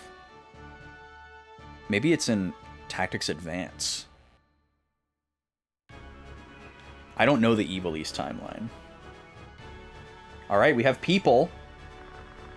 Some Nanten. As long as we're here, you cannot pass. Those Lancers look really cool. They look way cooler than our Lancers. So 2 Wizards, an Archer, a Knight, and 2 Lancers.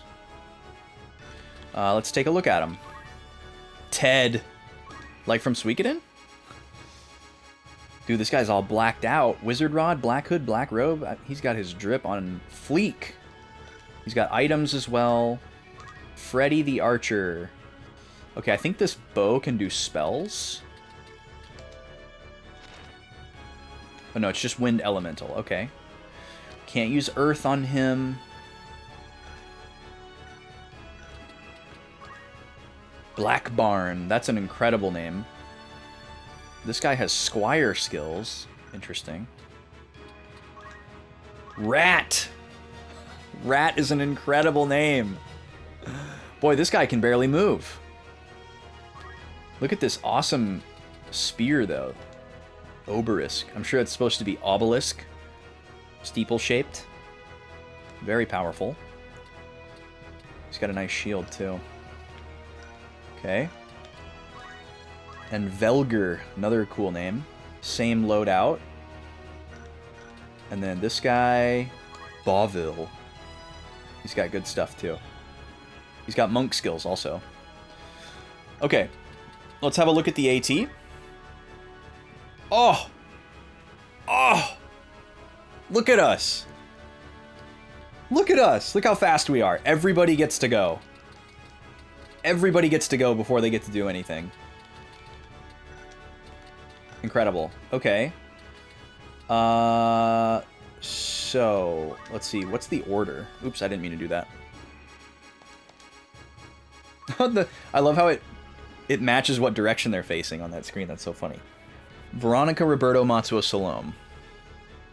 Okay, so ideally we would have Roberto and Salome focus on singing and dancing, and then Ramza, Veronica, Matsuo are going to be advancing to attack. Who can we reach? The Archer and the Wizards are going to be the most dangerous, certainly. I don't think we're going to be able to get to this guy. He's pretty well protected. But I might be able to just kill this guy. The problem is, if I move here with Ramza, nobody else is going to be able to move here to attack the Archer. There's also the possibility of Matsuo being able to use Geomancy on one of the two of them. Veronica's not going to be able to get over that way, and I don't trust her to just run over towards these guys. So I could potentially have her... She can't Earth Slash this guy. She could Earth Slash this guy, but she'd have to move first. And her secondary skill is Punch Art, so Just trying to think of how to best utilize her first turn. So yeah, I'll send Ramza up here. We'll do an accuracy check. See what we're looking at on these two guys. Okay, so you're dead, for sure. You're not dead, even if I hit twice. So I should take this certain thing. I should go for the wizard here. Get rid of him. Straight off. Veronica... What do I want you to do? Man, if there was a monk skill that was kind of like yell or accumulate or something, we would be cooking. We'd be absolutely cooking. It's also interesting to think about using the Earth Close and the monk skill Earth Slash as a way to AoE heal yourself in like a straight line. You could like line up your characters and then throw out an Earth Slash and heal a bunch of people. That would be fun to mess around with. I wonder...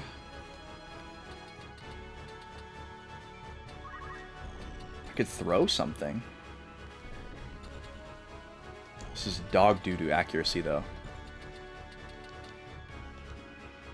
You don't remember what you said you were going to do? Some weird job combination?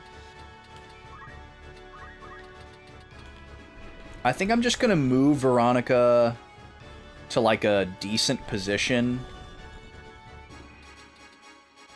She does have the ability to counter, so I don't hate the idea of her getting attacked by one person to get some extra damage on them, to put them in kill range for someone else, or for her next turn. I just don't want her to get surrounded and attacked more than once. So I could put her here, and she might get attacked twice. But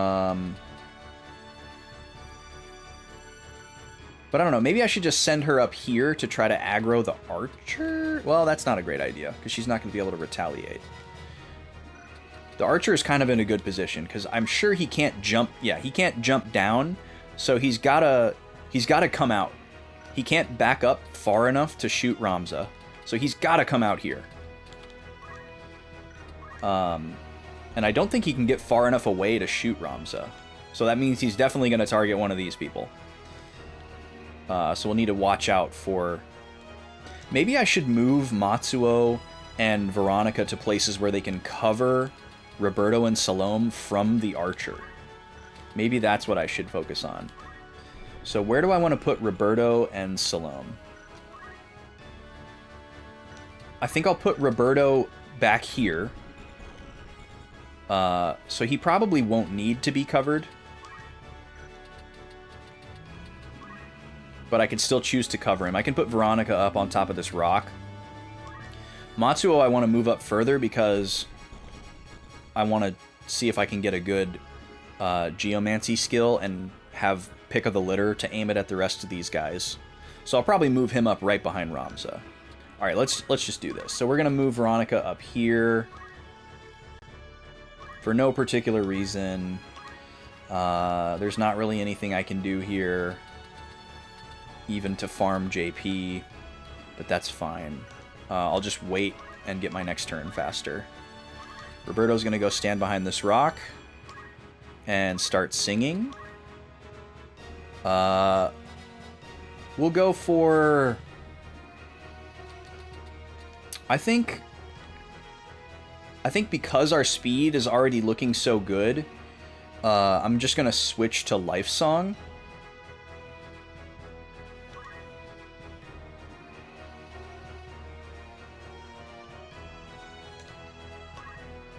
I might regret it, but we'll see.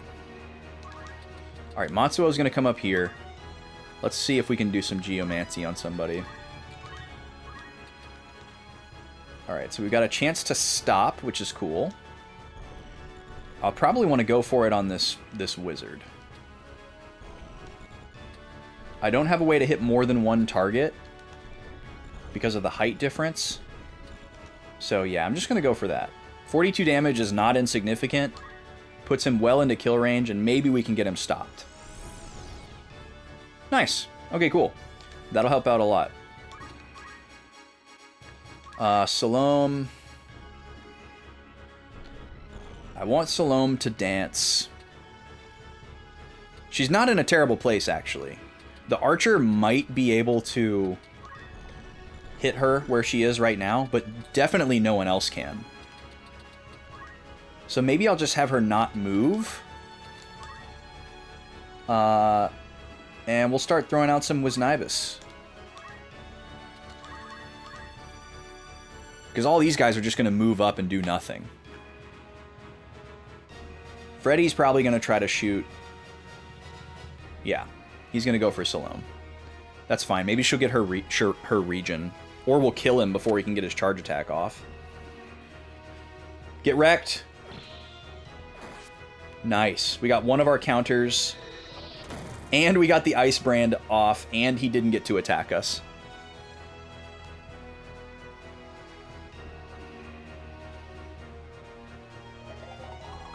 Geomancy's underrated because it doesn't do a lot of damage. Yeah, I mean, 26 damage is lame, but 40 damage plus like a really good status effect, I think that's pretty awesome. Alright, we should be able to kill this guy before he gets to do his next thing. Do we all get to go again? No, just Veronica before Freddy. So we can try to take Freddy out here. It's worth a shot. There's not really anybody else we could go after. We could go after this guy. We're definitely not going to kill him. Can he counter? He cannot counter. 329. But this guy doesn't get to go again for like a million years. So yeah, we might as well just go for Freddy. We might not be able to kill him. Let's see. Yeah, not quite.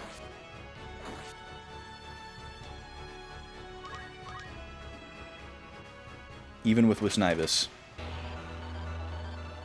But yeah, the extra range is really nice. The status is really nice.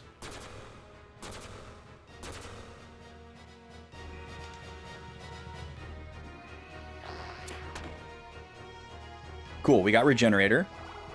That's almost worth taking 48 damage. Alright, we're not going to waste Ramza's attack on taking out the guy with like 10 HP. Let's explore our other options. Ramza, Salome, Roberto. Well, Roberto's just going to keep doing Life Song. So Ramza, Salome, Matsuo, Veronica. Maybe I'll have Salome do a gun attack. She might be able to do enough to kill this guy. And that would save Ramza and Veronica having to attack him. What kind of accuracy are we looking at here? 53. Nah, I'm not going to go for that. I should be able to attack this guy without any concern, but I might be better off going for this guy.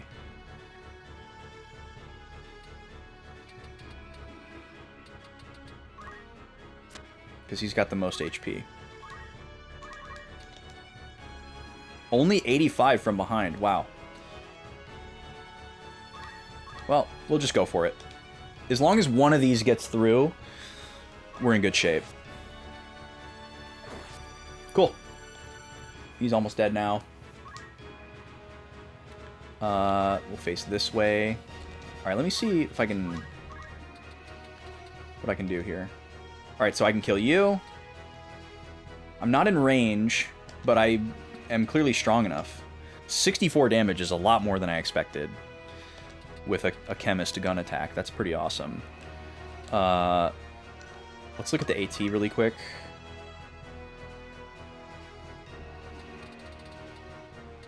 So Ramza gets to go again before Freddy gets to go. Veronica's there. We'll probably just have Veronica take out Freddy. And then move. And then hopefully we can take out Rat with Matsuo. So we'll just not move Salome. She can shoot this guy. Brilliant. Brilliant attack. Totally fine with her not continuing to dance. Roberto, we're just going to leave alone. Nobody really needs this heal, but I'm fine with just keeping him on that. Alright, Matsuo, can you... Okay, we can stand right here. That's probably what we want to do. And we should be able to easily do 120 damage to this guy, so... Just out of curiosity, what do we get here? Confusion if I'm standing on rock. I want to become more familiar with what types of terrain give me what types of... Ooh, this is not good accuracy. Well, we get 2 chances. Alright, cool. Oh no, we don't get 2 chances. Glad I didn't think about that too hard. Alright, and then Veronica, we'll just have Veronica take out this guy and then walk away. Xbox 360. And we can come down here and stand next to Ramza.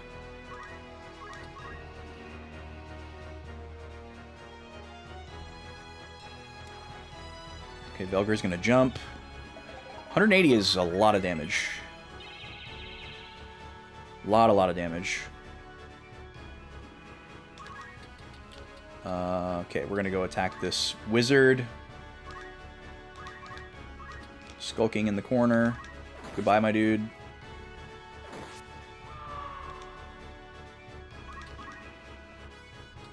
Roberto, you're good.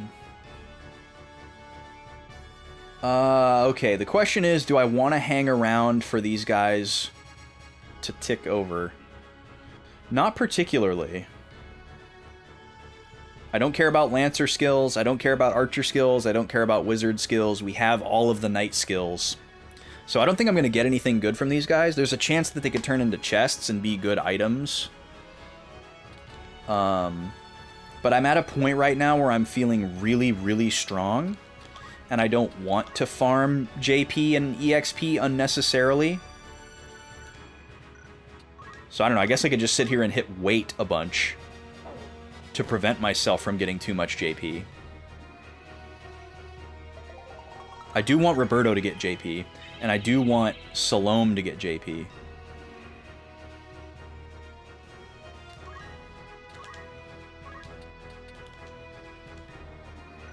Actually, this is a good experiment. I want to see if inflicting stop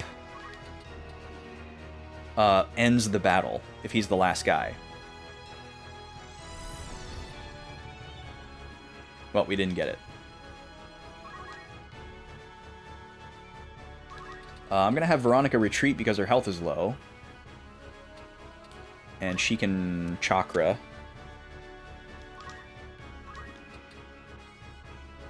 Oh, we're in an ad. Okay.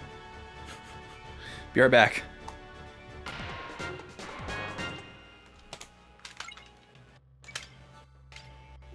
Free for all.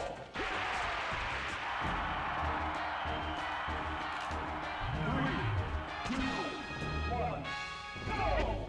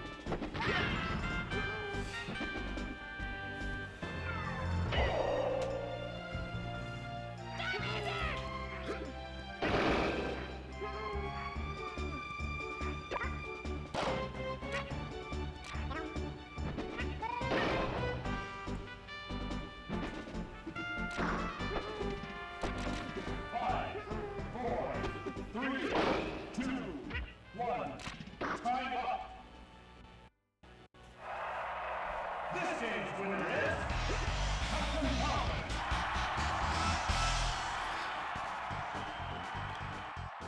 Dun dun dun dun dun dun dun. All right, Captain Falcon wins round 1. It looks like it was a massacre. One of the biggest score disparities I think I've ever seen. Or at least, you know, happened to notice. Because I don't actually watch the fights. I usually walk away. 2 to -4. Pretty wild score, though. We had no prediction there, but we normally do a prediction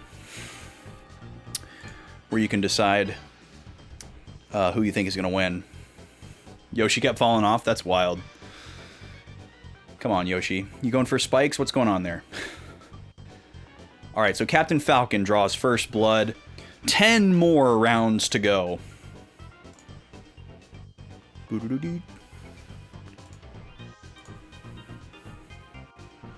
Okay, let's go back over here. We're almost done with this fight. We're just trying to decide if we want to wait around to potentially pick up some chests. And I think I probably should. We're getting into the late stages of the game. Or at least what I perceive to be the late stages of the game. I don't actually know how long it is, and I don't want to know. But I feel like we're pretty deep in. I feel like we're definitely over halfway, if not over 3/4. Just based on, like, the story arc and, like, what's happening mechanically. So I think it behooves me to get a little bit of extra JP here and just try to wait and see if these guys turn into chests. If they turn into crystals, I don't really care about what they have. Actually, this would be a good chance to see how much can I heal you by whacking. 32. Okay, that's not insignificant. That's good to know. Let's do it. She's like, yay! So we could just kill this guy right now and end the battle. But instead, I think I actually need to get away from this guy, because he might try to attack me and get himself killed. Look at all this nice space down here that we're not using. Where can you move? And then I can go... Yeah, I'm going to go up here. He won't be able to get to me. Well, he might be able to get to me with jump, but that's fine, because I can't counter that.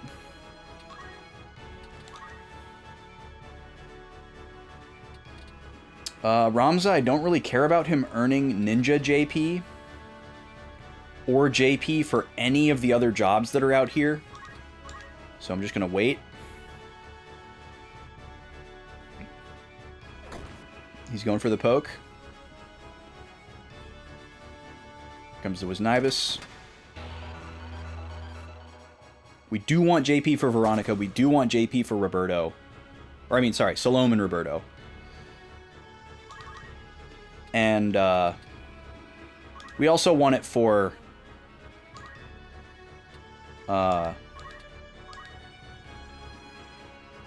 Matsuo if we can get it.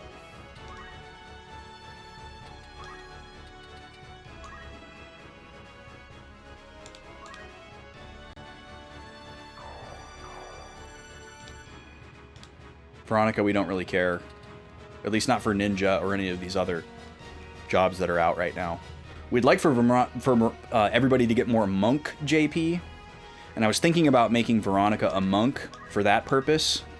So I could try to get at least our 3 physical characters to have Hamedo instead of counter.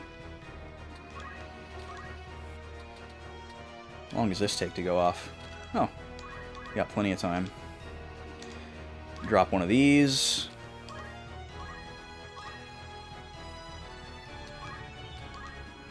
Okay, I want to try this again. If it ends up ending the battle, that's fine. I want the answer to this question. Okay, we got stop. What happens? Okay, the battle continues. That's great. That's perfect. Now he can't do anything. If we were to petrify him or turn him to stone, it would end the battle. But it's good to know that stop doesn't, because this like obviously would be ideal if we were in some kind of grinding situation.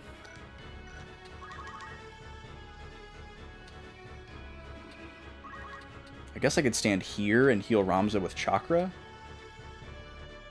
He's going to get the Cure 4, though. Doesn't matter.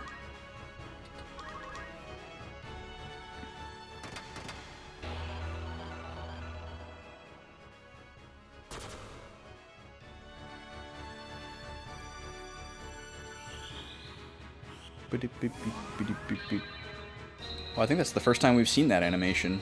It's pretty cool.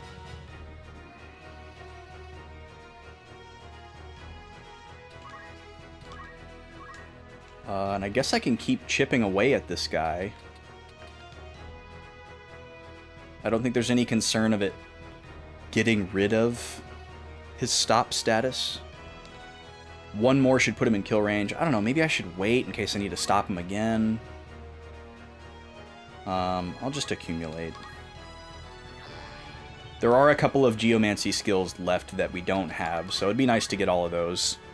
That would, I assume, all the Geomancy skills cover every type of terrain, so that if we have all of them, we'll always be able to use Geomancy no matter what we're standing on, but maybe there are some tiles that aren't covered.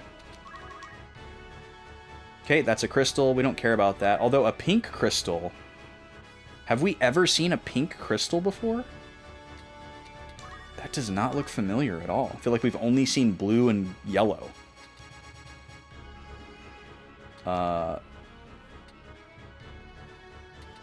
Let's do Life Song.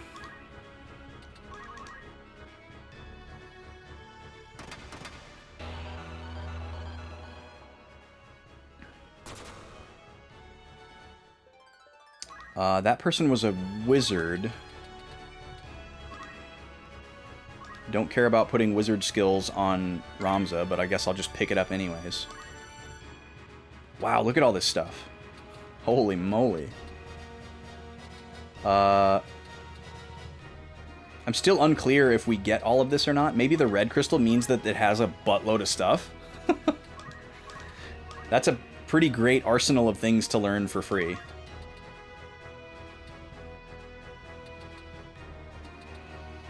All right, they're all gonna flip over at kind of the same time, which is perfect.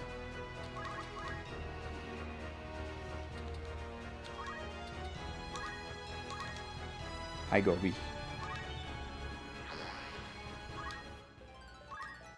Good job, Matsuo.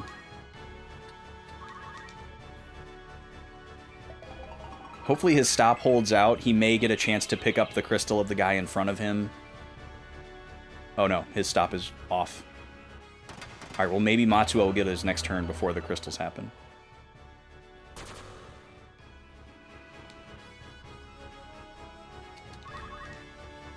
Oh crap, it's a treasure box. He's probably going to take it. That sucks.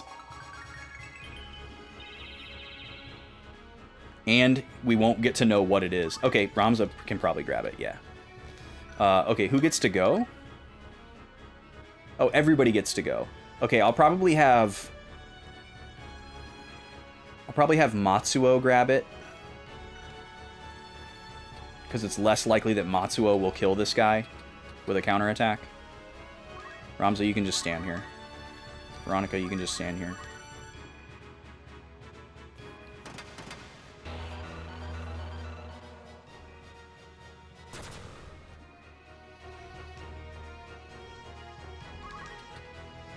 Matsuo can't reach it. Well, we need this stop to land. Or we lose whatever that item is. Yes, got him again. Alright. Very fortunate.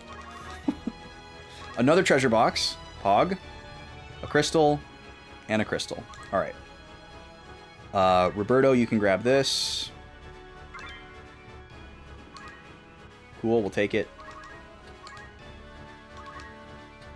Ramza, you can grab this. Crystal Helm, that's huge. That is massive. We actually really wanted that. Veronica, you should probably go after this wizard crystal.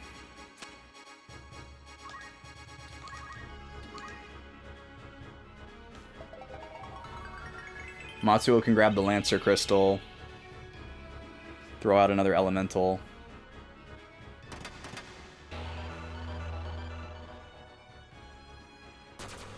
And then Ramza can finish him off. Grab this.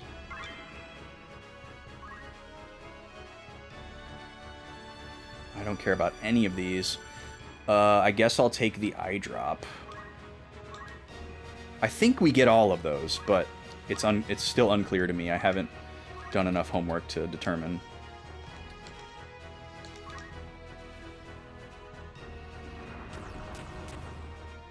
We also learned that status doesn't override status. So the fact that he's already got stop, I think makes it impossible for him to become confused by that. We're just holding out for Veronica to get one more turn, and then we'll finish this out. There we go. No abilities on this one. Oh well. One more was Nibus for Salome.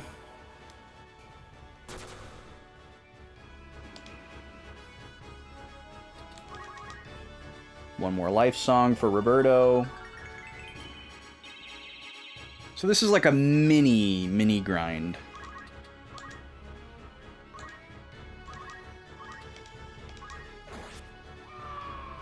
But honestly, all of that was worth the Crystal Helmet. Crystal Helmet is a huge get. Okay, so quick notes here. Not much to say there, but at Dogla Pass. Ooh, that's good money. We took out some nameless non-10. Is that it? Any other scenes? Nope, back out on the map. Okay. We'll check in on the formation screen. There's not going to be much to do here. Yeah, I really want to have Ramza as a monk instead of a ninja, but unfortunately the loss of movement and speed, I just can't justify. It would be great to have everybody else earning monk JP so that they could eventually get Hamedo instead of counter, but I really can't justify making anyone a monk. In my first configuration that I came up with after doing the last grind off stream, I had someone as a monk. I think it was Veronica. But I just was like, I gotta have that extra movement and speed. It's just too good. So that's where we're at. All right, let's check in with well, we'll check in with Matsuo. Do we have enough for another Geomancy? Oh yeah, we do. We can get all the rest of them. Blizzard, Gusty Wind, and Lava Ball. So now we should be able to cover all terrain types, I'm assuming. And then, do we want to save up for any of these other ones? I think probably not. Attack Up is tempting. Because I guess there is a world where we don't need equip sword, equip armor, or equip shield. Or 2 swords.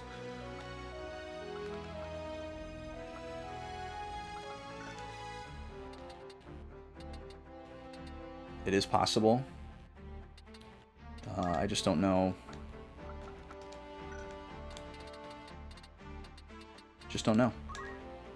Well, he's got a lot of monk. He's not far away from Hamedo, but he's not earning any. All right, let's check in with Roberto. Roberto's got a bunch of priest. We have enough to learn all the remaining spells, which is perfect. I didn't think we were going to get to this point so quickly. But yeah, we can now learn Protect 2, Shell 2, and Holy. I don't know if we'll ever use them, but we now have them. So it's possible that we swap him to something else. But I guess there isn't really anything we'd swap him to other than Bard. Because we want him to have songs and white magic. So I guess we could compare, like, his stats between the two. We'll come back to that. Salome, how much chemist you got? Not a lot. So right now she just has Potion Antidote and Phoenix Down. I think the next one we should grab is probably High Potion. Or maybe we should just go straight to X Potion. Yeah, at this point, that's probably better.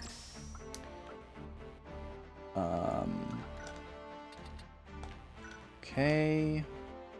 Veronica's not in the process of learning anything. We don't care about throwing stuff. She's already got 2 swords. We're not going to use any of these. I'm not interested in becoming invisible versus counterattacking. And I don't care about being in water versus having move +2, so we're just going to let this balance sit. We may get to a very specific scenario where we decide, hey, I need to throw a samurai sword to do a bunch of damage. But for now, we don't care. Okay. So we want to see about Roberto. So right now he is 6'3", 308, 74.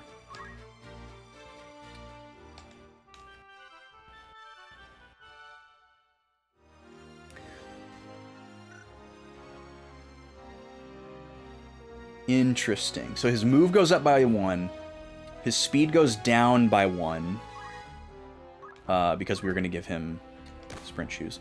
So he goes from 6'3", to 6'3", and from 308 to 294, which is negligible. But his MP drops by more than half, which is a huge problem for white magic. And he can also not heal anyone by whacking them anymore.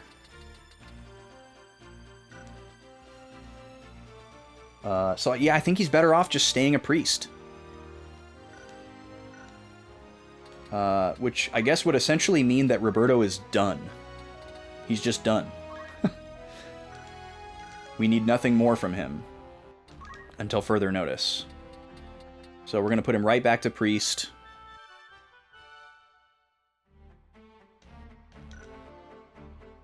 Yeah, it's kind of feeling like the way that I set most of these folks up after the last grind is pretty much this is their end game build. And he just took the new crystal helm that we just got, so now he actually has even more. He can die in peace now. Welcome in, Frogsy. How you doing? I think as it stands right now, I don't want to sacrifice HP for more MP. But I can if I need to. If I need 34 more MP and can give up 50 HP, we've got the white robes chilling there. And then we're going to switch from the gold staff to the healing staff. Because we have the same magical power.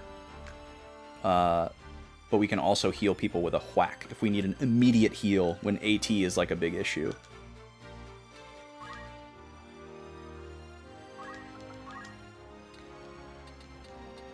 I don't see any reason to give him anything other than equip armor either.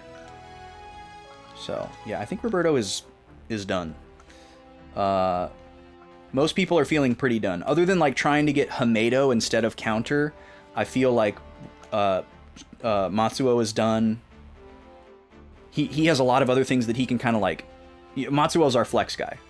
Matsuo and Veronica are our flex people that can, like, pivot to a bunch of different things. Salome and Roberto are probably going to remain the same for the rest of the game. And Ramza is probably not going to change too much. He might need to flip into heavy armor if we get into like a really high damage battle and sacrifice some speed. But Oh, you got to the same point with Ramza last night? Very nice. Very nice. It's a good feeling. It's a weird feeling, but it's a good feeling. Okay, we're going to save in slot 15 here over our experiment. And so we're going to call this post Dogla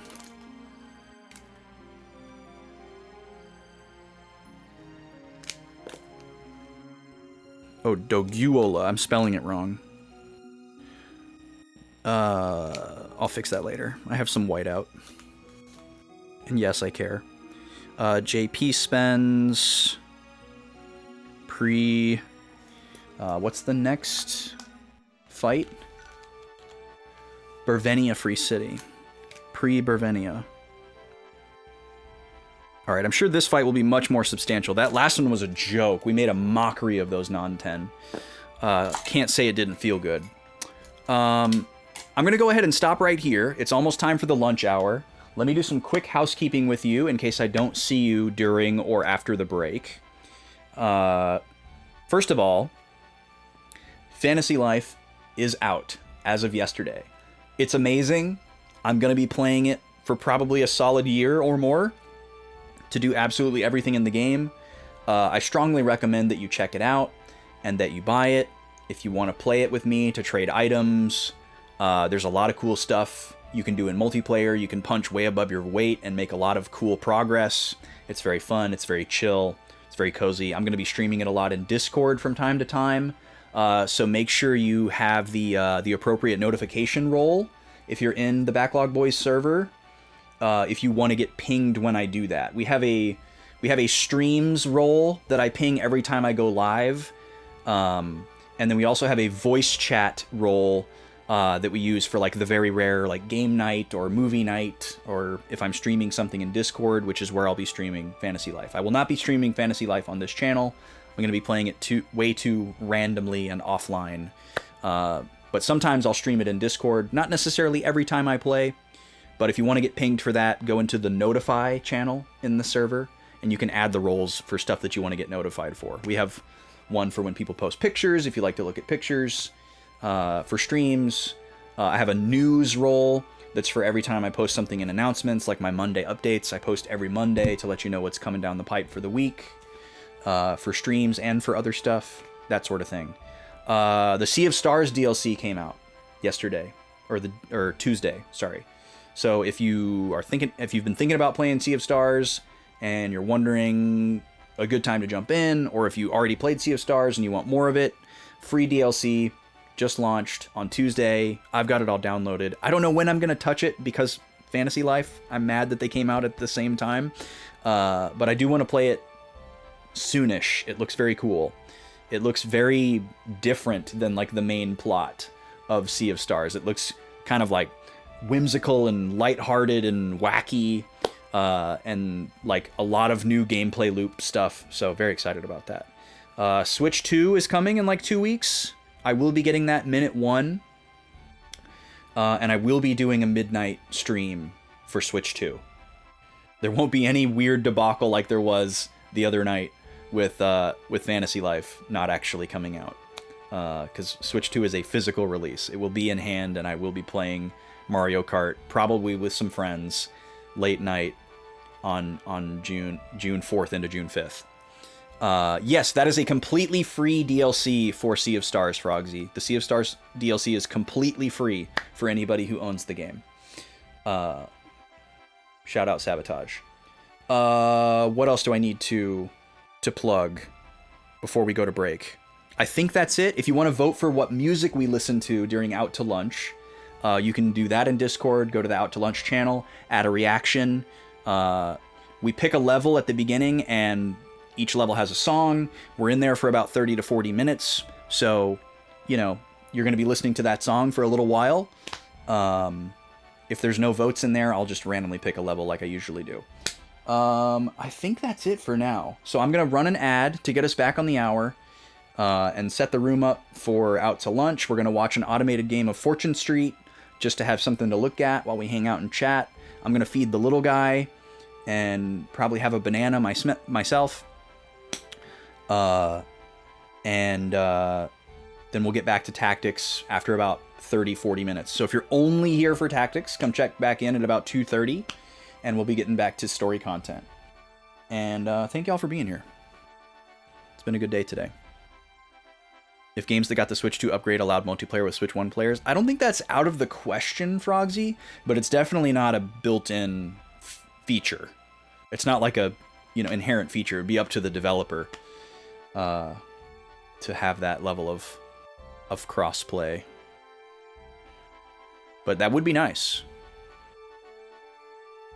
There's not a Switch 2 upgrade there's not a Switch 2 version of Fantasy Life, but obviously it'll be playable on the Switch 2, and we're told that Switch 1 games, a lot of Switch 1 games, when played on Switch 2, will have various automatic upgrades, just from like the performance boost of the system. I'm very curious to see exactly how that goes, because I will be migrating my virtual game card of Fantasy Life from my Switch 1 to my Switch 2 when the time comes.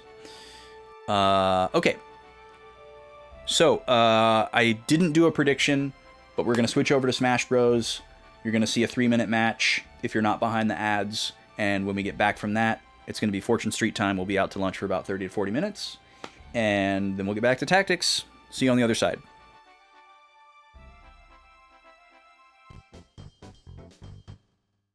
Free for all!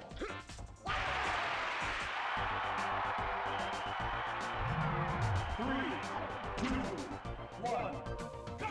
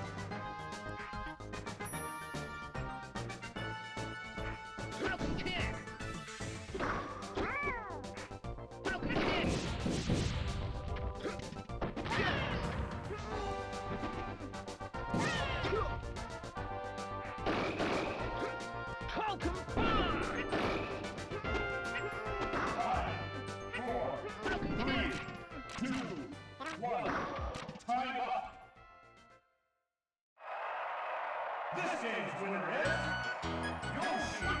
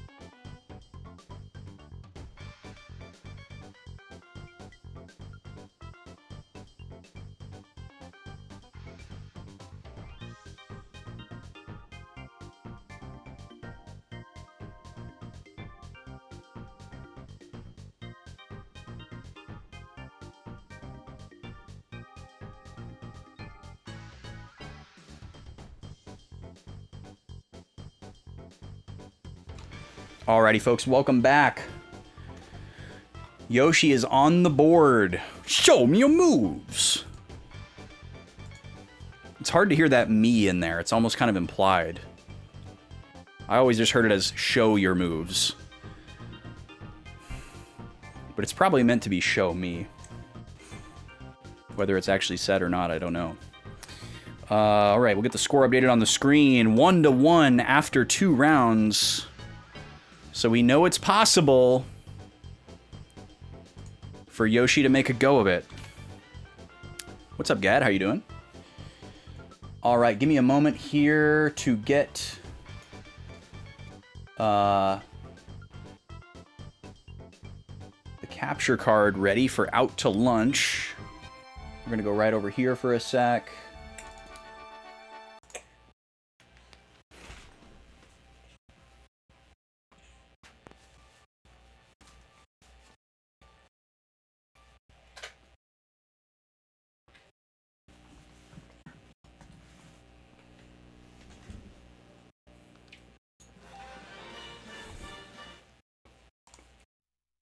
All right, there we go. And now we have Fortune Street running. Little guy's getting going on his bottle.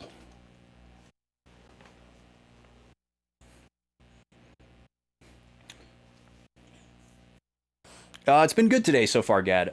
We did a lot of reading at the top of the stream. Got caught up with some of our character entries and took some notes, learned a few things. And then we just did our first battle of the day, and we absolutely cooked. We made a mockery of these little dudes. I don't think it was meant to be a challenging fight by any means. It might even be meant to falsely inflate our confidence as we go into the next one. I wouldn't put it past this game to do that. But nonetheless, it made me feel very good about the setup that we're running right now and the grinding that I did in between streams. So excited to see what's in store next as we get into what is likely a more important battle. But for now, we're going to chill out with some Fortune Street. Let's see. Our character theme today will be... I wish we could do random. It'd be so nice if you could just hit random. Let's do Mario... Bianca,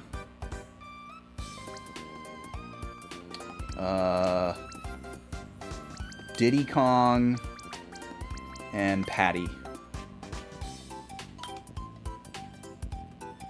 Alright, and let's see if anybody voted for a level in Discord.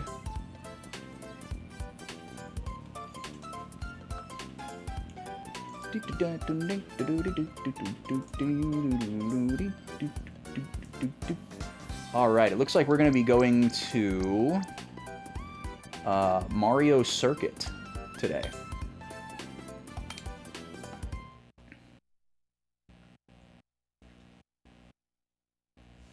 This is a very energetic song.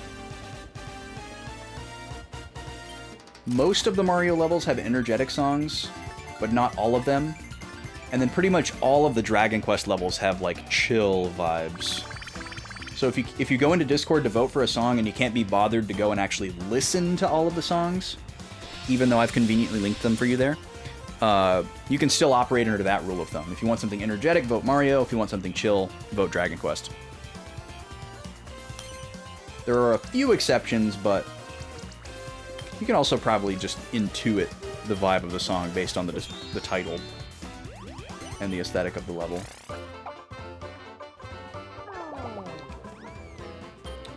So if you've never been here for a lunch break before, what we're doing is setting up an automated game of Fortune Street. There's a mode in this game called Out for Lunch where you can let the computer play for you until you get back. But obviously if you never tell the computer that you're back, you just have a CPU-controlled game. And I've always had a soft spot for this game. Well, always since I discovered it, I have had a soft spot for this game. I think it's super unique and interesting. It's really fun if you have the right group of people to commit to it.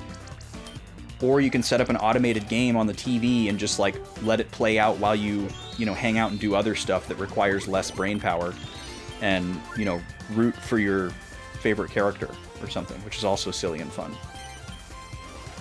I discovered this configuration of the game as a way to unlock everything in it.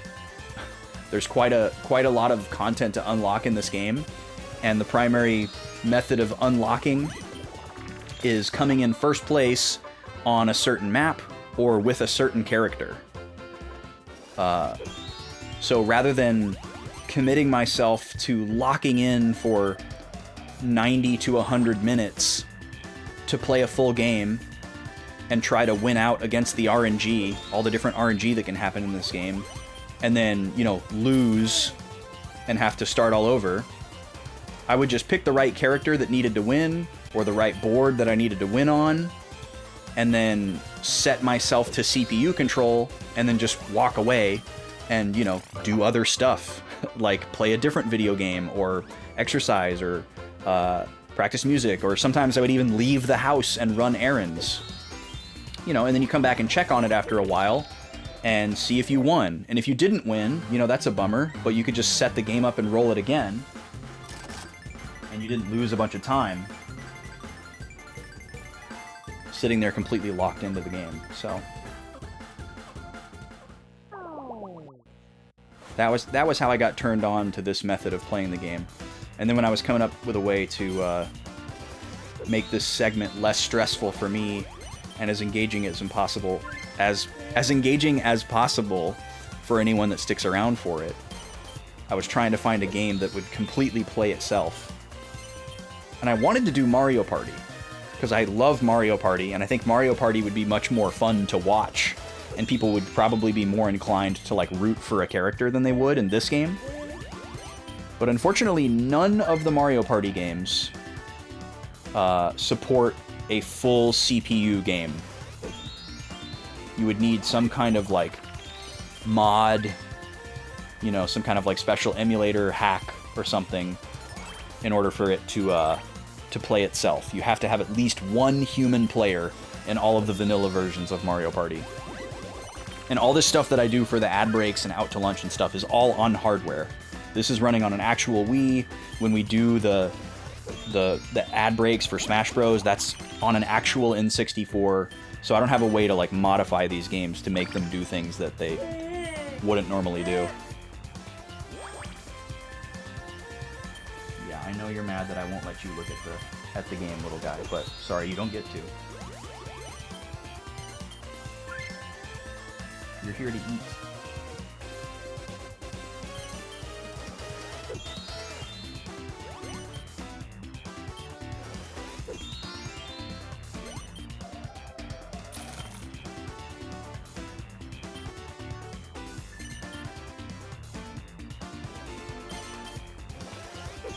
You can just focus on me. Yeah. He really wants to turn around and look at all the bright lights and shiny screens. But he is not allowed. And some days that really makes him upset. Some days he doesn't care so much.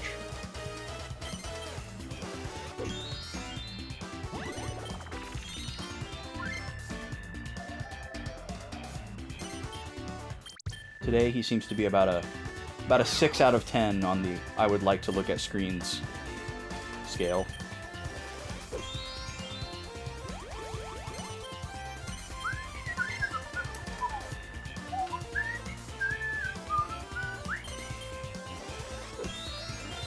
We have a really nice setup for him when he's in this room hanging out with us and like we're playing a game together, so that he doesn't have the ability to look at the screens, but he can still like look at us and most of the rest of the room.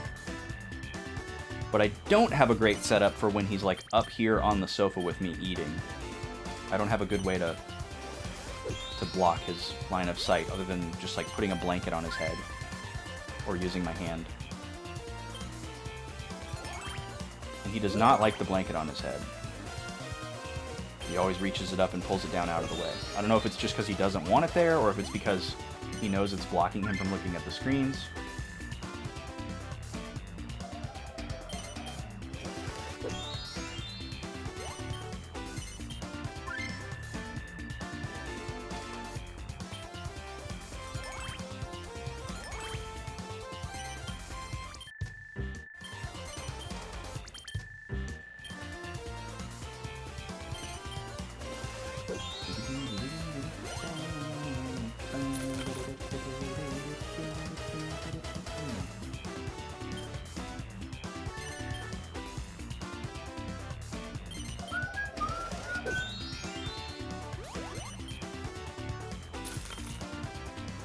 Also, Gad, I don't know if you were here earlier, or if you're even still here. But, you spun for a wheel spin on Tuesday, and we landed on a soda tasting, and I never did it. We did do that at the top of the stream today. So I just want you to know that I made good on that.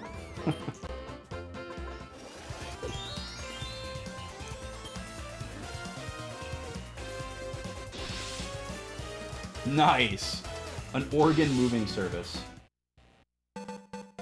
You should just say yes, and that it costs like $40,000. And then once you get them to sign that they're gonna pay you for it, then you can just figure out how to do it. And walk with your 40K.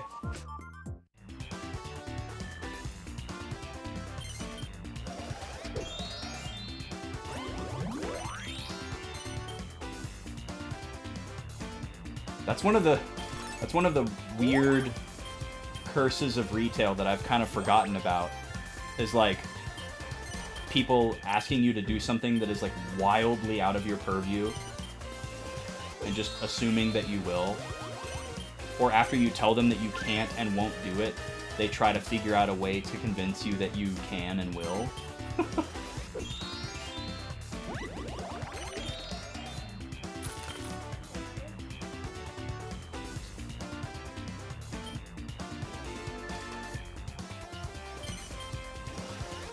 Send their picture to a church organ mover. Yeah. Oh, you don't do that? Well, do you just magically know someone who does? Yeah, that's incredible.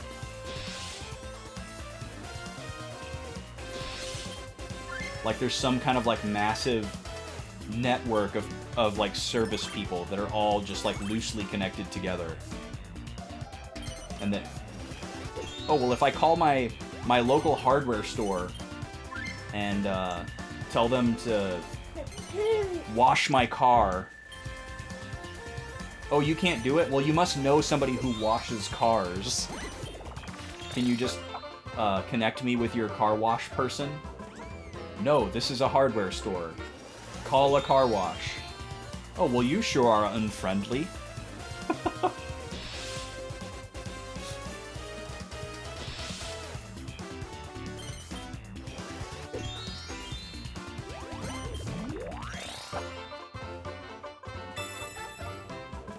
I shouldn't make fun of that, though, because I sometimes do that. I'll call people, and, like, instead of assuming that they can do a certain thing, I'm calling to ask them if they do a certain thing. And then when they say no, I do often ask them, like, do you know someone that does? But I feel like when I do it, it's usually tangentially related. Yeah, exactly, Frogsy.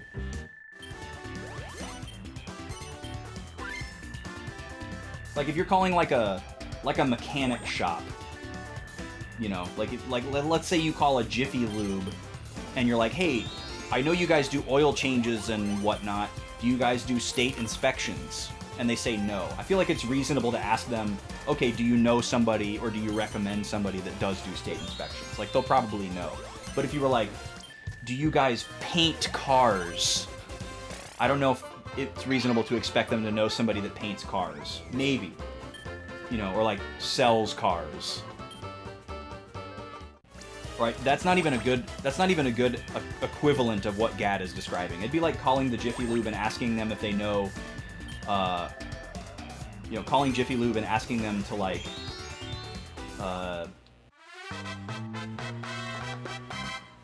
what would even be a good equivalent?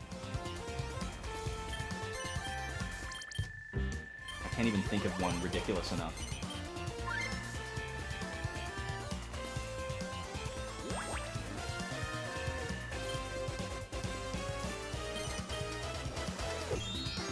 Yeah, sometimes it's a practical question, but sometimes it's astonishingly impractical.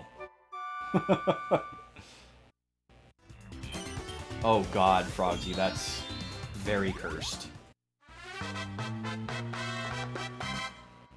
Alright, we've moved from a 7, or from a 6 out of 10 on the I want to look at screen scale to about a 9.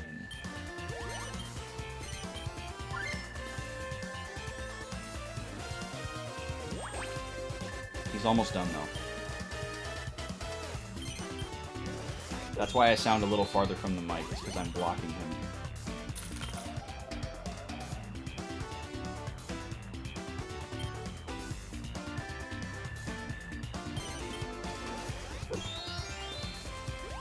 Yeah, that's a good point too, Gad. That's a good point too, because whenever I'm making the inquiries that I'm describing, it's always like on the phone. It's in a more brick and mortar scenario.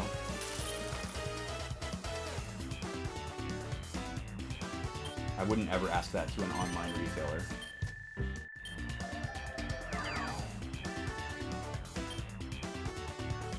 Although I do sympathize with the compulsion to, like, try to get the most out of your human-to-human interaction with an online retailer, because those are kind of hard to get and rare. Like, if I happen to be, like, in a chat or, like, a support with somebody on an online retailer, and they're like, is there anything else that I can help you with? I try really hard to think of something, because it's like, okay, it would be really difficult to get back in touch with this person. What can I think of? Alright, the little guy has finished up. I gotta get him out of here. He's going nuts.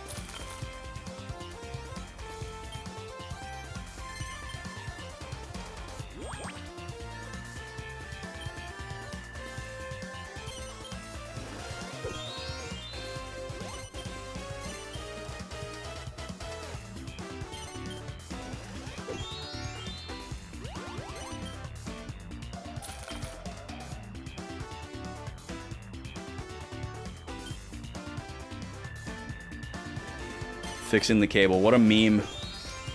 Alright, I'm gonna reset the room and go feed the puppies and throw a banana down my gullet.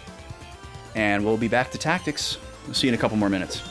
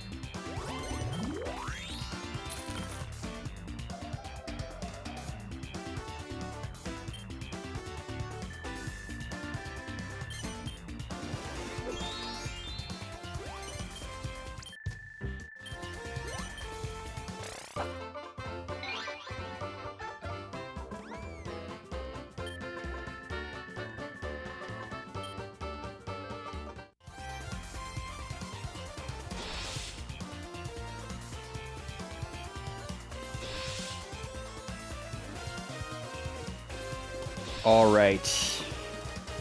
Just about ready to switch back over now.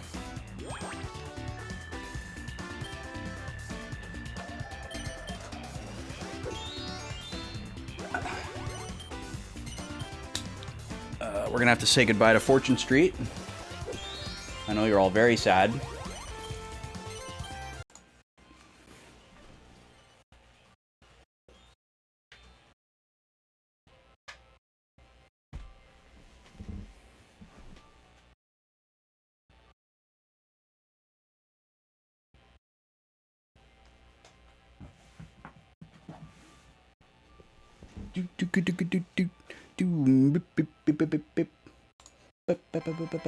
All right, and we are back. So we're headed straight to Bervinia Free City. I'm sure this is going to be much more substantial from a story perspective. Not a lot happened at Dogala. We just found out there were some non-10. We don't even know if they knew who we were. But we obliterated them. Let's go to Bervinia.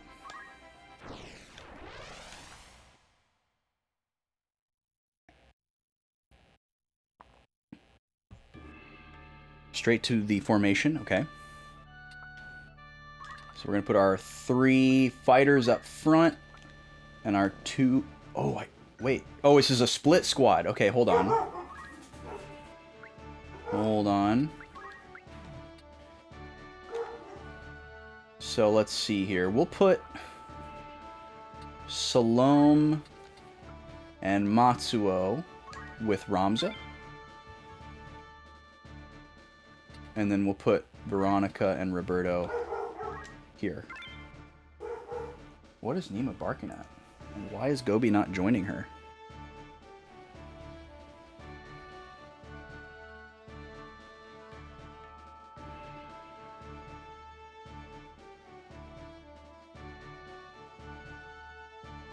I don't know.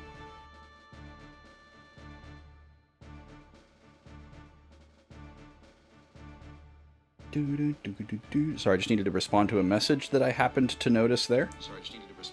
Oh god, and my stream is open on my phone. Okay, here we go.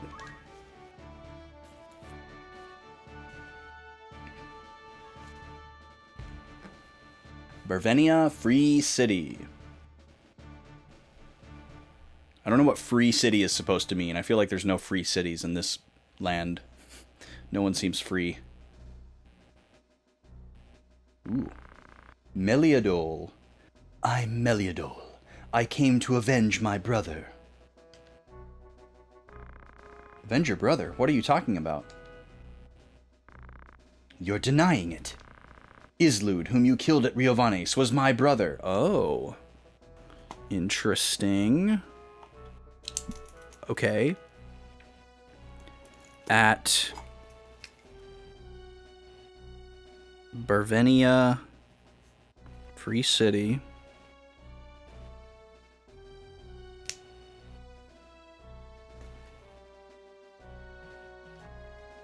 We are confronted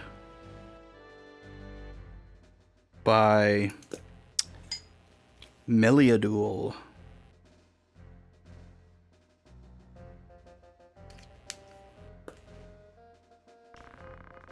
I'm going to kill you, if not for the High Priest, but for my brother.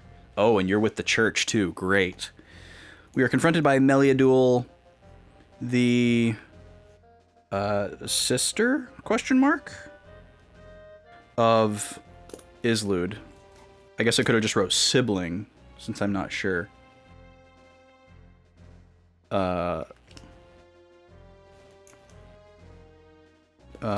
They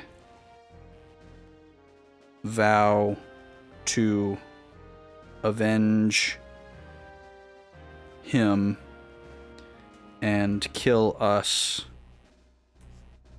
They are with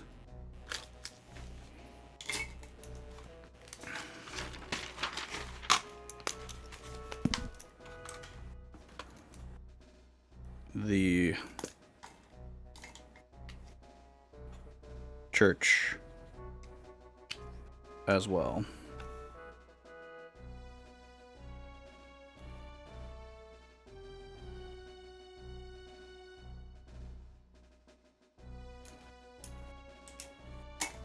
Okay.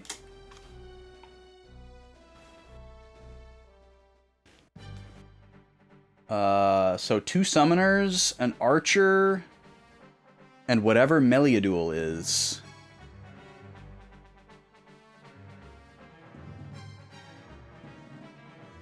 What's up, Mez? How you doing?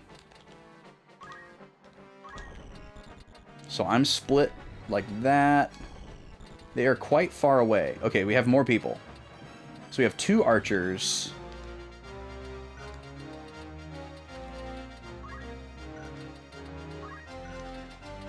And a thief?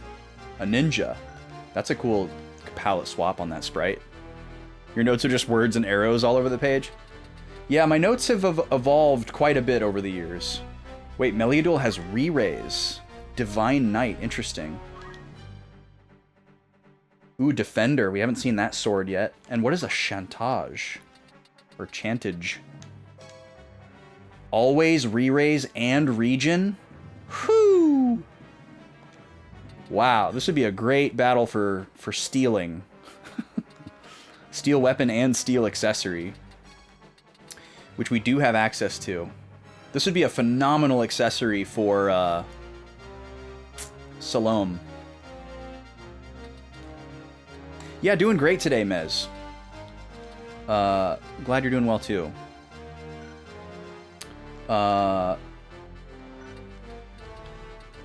We do have access to some thievery.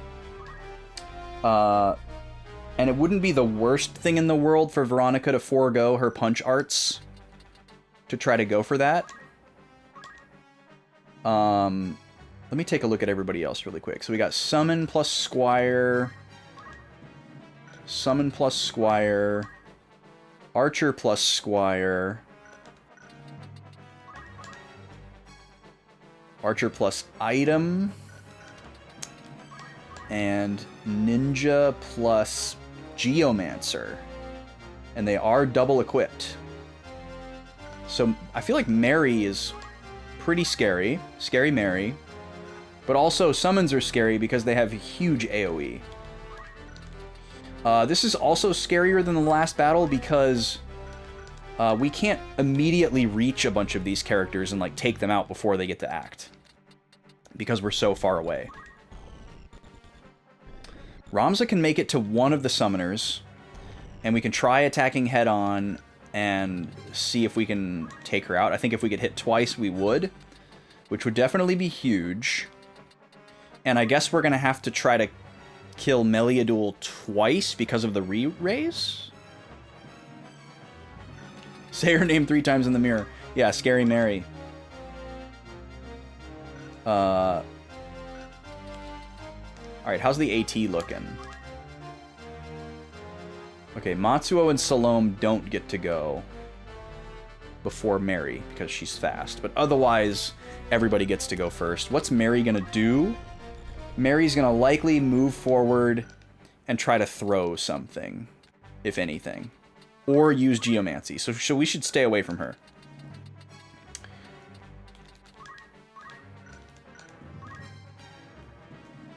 We probably would have Veronica go after Meliadul. She can't counter. But yeah, this seems like a pretty scary fight because of all the range. If this fight seems fairly easy, or if I get a decent ways in and we're not using punch art with Veronica, I might consider resetting, giving her the thievery stuff, and trying to go for some steals on Meliadul.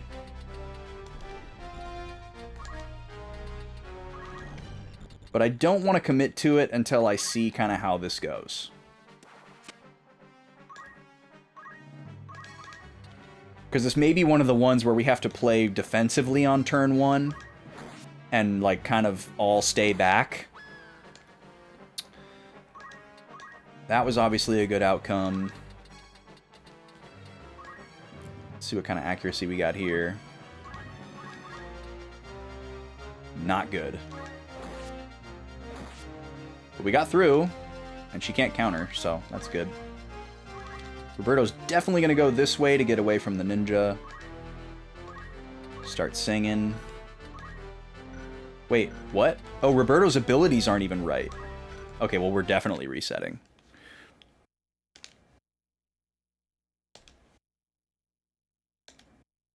I forgot to give him his songs back. Because we did a little job class swappy with him to see how it would affect his stats, and we ended up switching it back, but I didn't touch up his abilities when I was done. So. Well, knowing this, we'll probably just do the thief stuff. Yo, Vicious, welcome in. How's it going, guy? Thanks for the raid. My shout-out bot did not go off. Can just do a quick manual here while I'm free.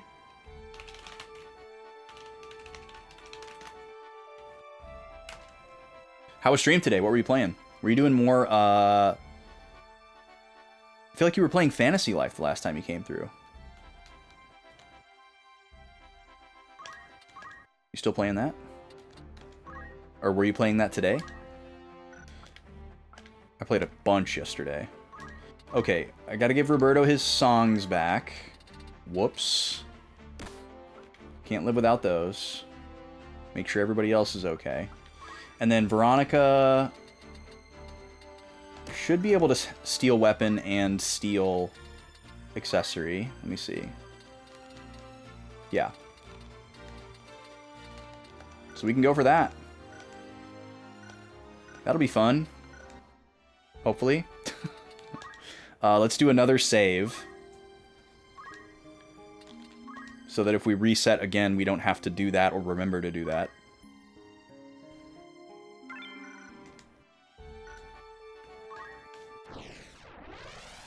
So Islude has a sibling, and they think that we killed him. We did fight Islude at Orban, and we did defeat him.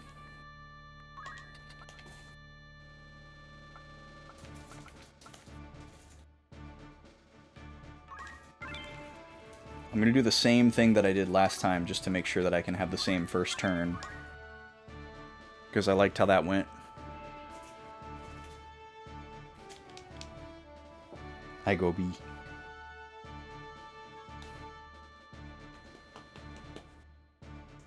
You feel better now that you got some food? You happy? Yeah. I love how someone shows up and they're like, "You killed my brother," and we're like, maybe. Who's your brother? Sorry, I've killed a lot of guys. We're like that villain in the Marvel movie.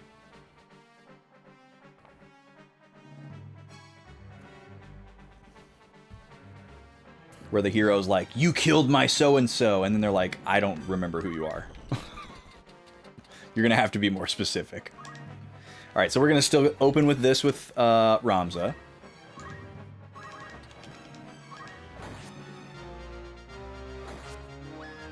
We did considerably less damage there for some reason. I guess it probably randomized their Zodiac. And let's see what kind of odds we're looking at for steel here. For weapon, we are looking at 20%. Woo! And for accessory, 24. I feel like I'd rather have the accessory, so I'm going to go for that first. Oh! We got it. Okay. I don't know how we've gotten so lucky with those throughout this playthrough, but we have. We seem to get a lot of them first try. Let's do Cheer Song. Speed's gonna be good in this battle. The ninja changed her name from Mary to Sherry. Okay, we didn't get death sentenced, and we got a critical counter. That's very good. Matsuo. What's Matsuo gonna do? Matsuo might be able to do Geomancy on Meliadoul from here.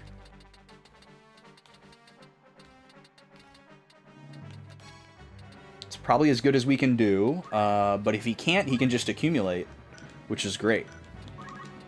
Because we want him to basically jump in the fray and be a tank. Alright, can we reach you? Yes. No status chance, though.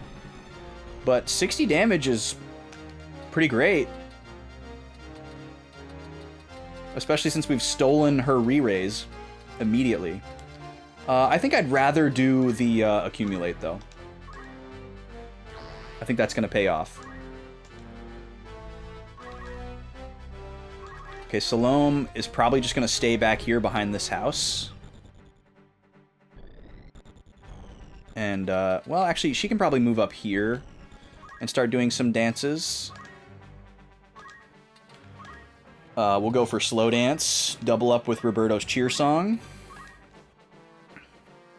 Alright, what are you gonna do? You're gonna attack Ramza? Dang, 192, that's a lot.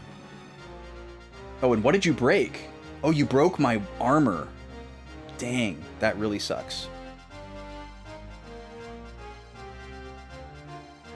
And you're gonna shoot Salome. Incredible shot.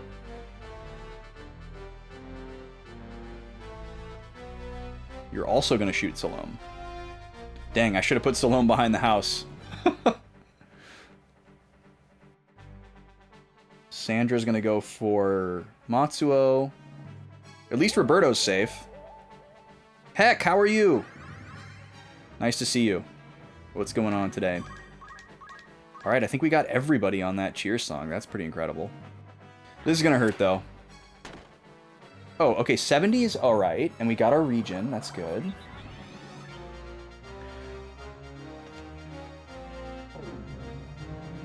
I was lurking the other night, Heck. What were you playing? I think it was more Sims. And you were a brown dog instead of a pink dog. Glad you're doing okay. I should probably go for this other summoner. Ramza's not missing any health. I can't get to an archer. I'd love to take out an archer, but I gotta take what I can get. I guess I could also take out the ninja, but she's not posing as immediate of a threat, and that's less HP damage to try to cover. Who all gets to go? Let's see. Veronica gets to go. Salome's gonna get a dance off, and then Roberto gets to go.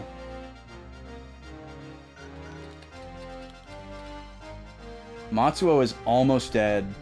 Salome is fine. So we probably need Roberto to press up and try to heal Matsuo before he gets annihilated. Karen is definitely attacking Salome, so we don't have to worry about that. That's fine. Oops, wrong thing. Messing with the VTuber stuff more. Don't know if it's quite ready for prime time. It looks good to me. I was very impressed with the tracking on it when you busted it out. It might not be where you wanted it to be, but I felt like it was pretty solid.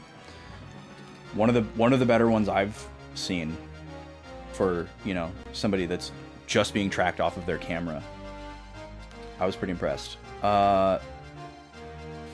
So Sherry is the ninja, Meliadul. So Meliadul would probably be the one to take out Matsuo. So I guess I can also have Matsuo retreat towards Roberto. But then he... Yeah. How are we gonna... Okay, I don't know how we're gonna do that, but we'll figure that out in a second. First, let's see if we can take out this summoner. Tactics is treating us very well. I can't remember if you've popped into one of these before or not, but I'm kind of going wild with the note-taking. I have a notes cam and like a color coding system with like highlighting and different marker colors and stuff, and I'm like going all in on understanding the story and like analyzing the characters and all this kind of stuff, and I'm having a blast with that. I usually take notes for RPG playthroughs, but it's kind of like evolving into like a bigger part of the stream. Like it started out as just like, oh, I play this game once a week. It's easy for me to forget stuff. So let me just make sure I write down, like, where to go next at the end of the stream. And that turned into, like, oh, let me just add in, like, you know, kind of like some of my reactions and thoughts so I can remember how I was feeling in the moment. And then it started to get to the point where it's like, okay, my little yellow notepad is, like, limiting me on how much I want to write. We're going to a spiral. And I know that this game has a reputation for being hard to parse. So I was like, we're gonna go all in with the notes, and I think I want to keep stepping it up for each playthrough. All right, cool. We were able to take out that summoner, just barely. I should probably have Veronica try to steal this sword, even though the odds are going to be terrible. Is there a height issue with stealing? A vertical of 1. Which this is. Okay, so let's go behind Meliadul, and we're going to try a very, very low accuracy of stealing her weapon. 32%, that's better than 20. Oh my god, we got it. I cannot believe that. We got a 24% on the first try and a 32% on the first try. We have to win this fight now. I don't care that my Carabini mail got destroyed. That's a totally worthy trade to get those 2 items so easily. Can I do your taxes next year? That is a very flattering request, but I'm going to have to decline. I don't hate doing taxes, but I think if I had to do them more than once, I would. Okay, so we're going to need Roberto to come up here, and we're going to do the biggest heal we can do on Matsuo before somebody else gets to go. So let's see what that is. I'm assuming Cure 4 is out. Yeah, way out. Cure 3. Cure 3 is out. Cure 2 goes off before Meliadul, who now has no weapon and might not be able to do AoE anymore. The question is, will Sherry be able to reach Matsuo? I don't know.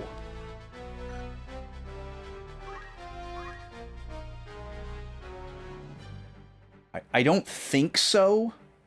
Because I think if she went down here, she would have to throw through Roberto, which she can't do. And I don't think she would be able to throw from that tile up top. But maybe from, like, the peak of that house, she might be able to throw something at him. So I don't want to risk that. So now our choices are probably limited to... Oh, even Cure 1 doesn't go off fast enough. So I think we have to do the whack here. And hope that 32 HP is enough. There's also the unfortunate possibility that Matsuo will counterattack Roberto for doing this to him. Okay, good. He didn't do that. He's still very weak, though, and might not survive. But he does get to go, and hopefully I can retreat.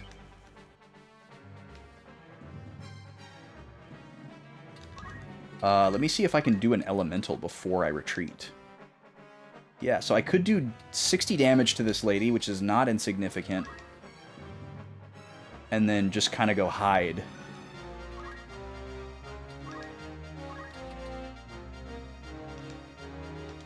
No status chance, but this is still very good. Oh, it is a petrify chance, but she probably can't be petrified because she's a special enemy. Okay, and then let's go hide. We're going to go right here. We should be safe, but I don't know. And then I guess I could have Salome come over here and throw a potion at him. What kind of range do we have on that? Pretty solid range.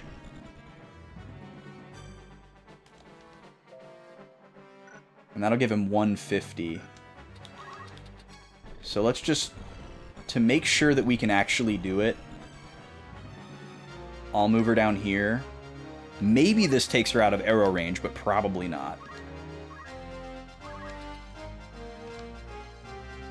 Alright, we want to get Matsuo back in the action. He's our damage sponge, so we don't like him hiding way back here. But he lost his armor, so He's probably not going to be able to be a sponge for the rest of this fight. He's going to need to make sure he doesn't die. All right, you're going to go up there. That's great. Can we get a Hamedo? Yes! Oh, that's incredible. You don't even get to try to attack, and we kill you instead. Can we get another? Yes! Unbelievable. You have something to say? Wait, Islud, I didn't kill him. Okay, this is true. We're not lying, but she probably won't believe us. Do you know what happened at Riovanes? That wasn't the doing of any human. Islud was killed by Lucavi. Lucavi? Lucavi appeared and killed my brother? Haha, that's pretty wild. Can't you come up with a better lie than that? You're the same as Islud. You don't know the truth. You don't realize you're just pathetic puppets, dancing for the bad guys. That's a little beneath Ramza to say pathetic there. He's getting a little too high and mighty like his brothers. The stones aren't just objects of faith, but have power to work miracles. That power is different for each side, but they're using it for evil. Okay, this comes back to our question about what is the secret of the stones. He's kind of speaking to it there. The power is different for each side, which is probably a really rough translation, but what he's saying is, if a good person uses the stone, it can do good things, like the scriptures say, but if a bad person has them and uses them, really bad things can happen. Wake up, Meliadul. Vormov's deceiving you. You expect me to believe that? Ridiculous. Vormov is our father. Oh, that's right. Ramza didn't know that. Oh, we get to go again. Because we're so fast. Okay, let me see here. I should probably take out the farthest away archer. Veronica gets to go too? Yeah, and Karen is the next one to go as well. They can both reach both of them. So that's good. Definitely want to save Meliadul for last. I'm not super set on waiting around for any of these chests or crystals. Plus Meliadul's almost dead. So she'll probably just get counter-killed anyways. So I don't even know if I want to try sticking... Well, I guess I'll try. I'll try. For the sake of Veronica... Or for the sake of Salome and Matsuo, we'll try to hang around if we can. But if Meliadul gets herself killed, then, you know, so be it. So let's come up here and try to take out Karen. Wait. Are either of them wearing earth clothes? Yes, you are. And you are. Okay, so no earth slash from Veronica. Definitely not. Because I was thinking if we attacked her from the front with Ramza, she might be still barely alive, and then she could earth slash over here and hit both of them and take out the one. But that's no longer an option. Alright, this won't kill. Oh, yes it will. Okay. I gotta remember that the second sword does way more with Ramza. It gives us the estimate for the first attack, which is the blood sword, which is a lot weaker. But this won't kill.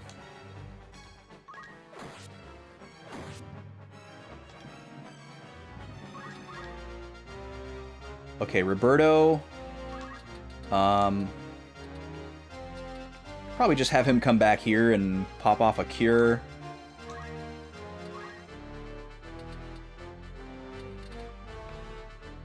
Wait, where's Sophia? Oh, Sophia is the archer that's still alive. Yeah, we'll just do a cure 3 right here.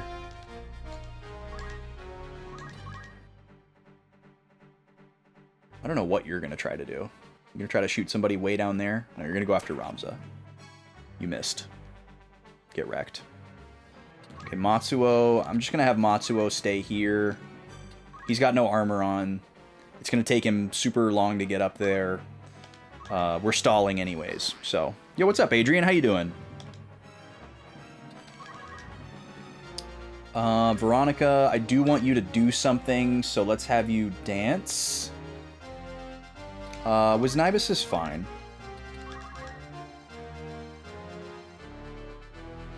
Okay, and then Ramza and Veronica are actually going to run away from Meliadul.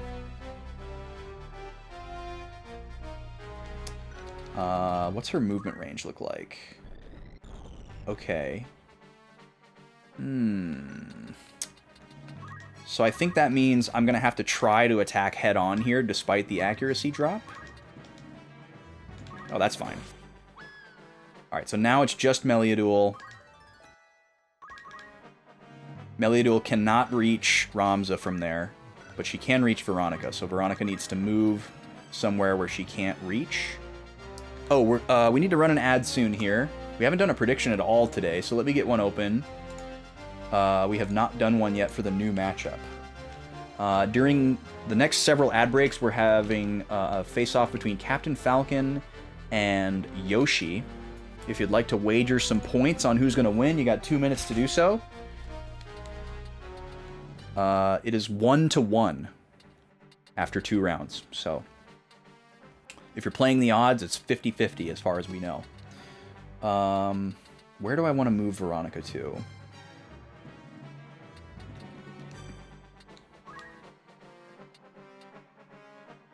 It'd be fun to have her try to steal something else from her, but I'm too afraid that she's going to attack me and then get countered. I cannot believe that we got both her sword and her accessory on the first try. That is unbelievable luck. Alright, so we're just going to play tag with Meliadul for a couple of turns here. What if I accidentally threw the sword? That would be so bad. Can I steal Gil from myself? No. That was another thing that I did in the off-stream grind, was I stole Gil from the last enemy that I kept alive. So I actually farmed a little bit of money while I was farming JP as well. It's kind of nice. I probably ended up getting about an extra, I don't know, 10,000. Because I was getting about 500 or 600 Gil every time. Yeah, apparently you can steal forever. I was stealing money from a chocobo, and I was getting like 500 or 600 every turn. Sometimes it would counter me when I stole, which was funny. But the accuracy was really high. It never missed.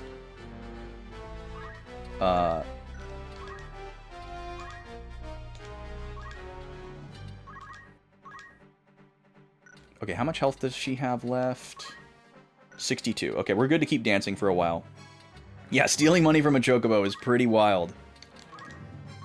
Matsuo, you can accumulate. I want to see where she moves before I move any of them. Salome, you're good to keep dancing. Or are you just going to leave? My brother really wanted to save this rotten kingdom. Our plans may be violent, but reform requires pain. If there's no pain, then there's no true reform. Or gain, you might perhaps say. A baby like you who can't even deal with your own fate can never change the world. You don't even know who we are. Well, maybe she does. We just don't know if she does. Oh, she's not going to leave. Okay, she's just smack talking. Cool, so we might be able to do this. So we basically want to just keep moving to be just outside of her movement range while we kill time. And I think the answer is going to be... We don't want to get too far away from these corpses because we need to pick up whatever they drop. That's kind of what we're doing this for, more so than the experience in JP that we would farm. So I think I'm just going to go to those 2 corner spots. We have a higher movement stat than her, so we'll always be able to go farther than her.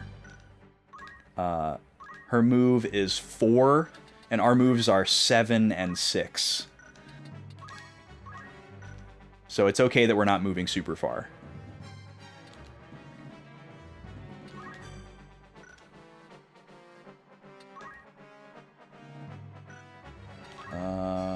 And I'm not doing anything to farm.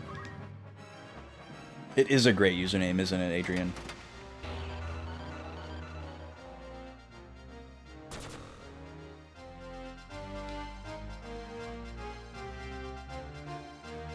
Oh, I think we just won. Ugh, you're strong. No wonder Vigraph lost. Listen, the next time we meet is the day you die. Remember that. Alright, that's fine. I'm fine with that. Okay, we need to write some things down, though.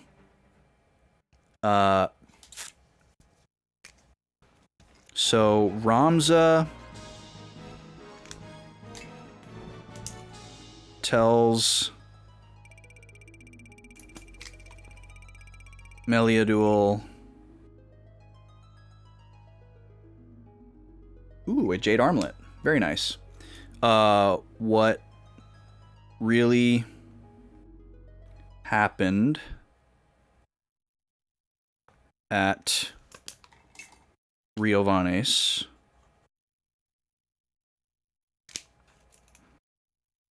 But, okay, I need to, let me see. I'm going to go into Al-Islam's record really quick and see if I can get Meliadul's pronouns.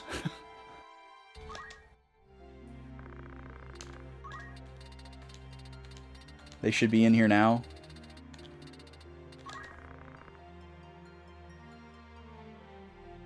Okay, her. Okay. She doesn't believe him. And then what else? Oh, yeah. Ramza called her and Islud pathetic puppets.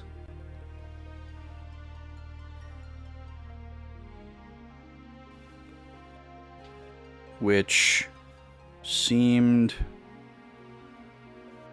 a bit too harsh and out of character. Meliadul did not appreciate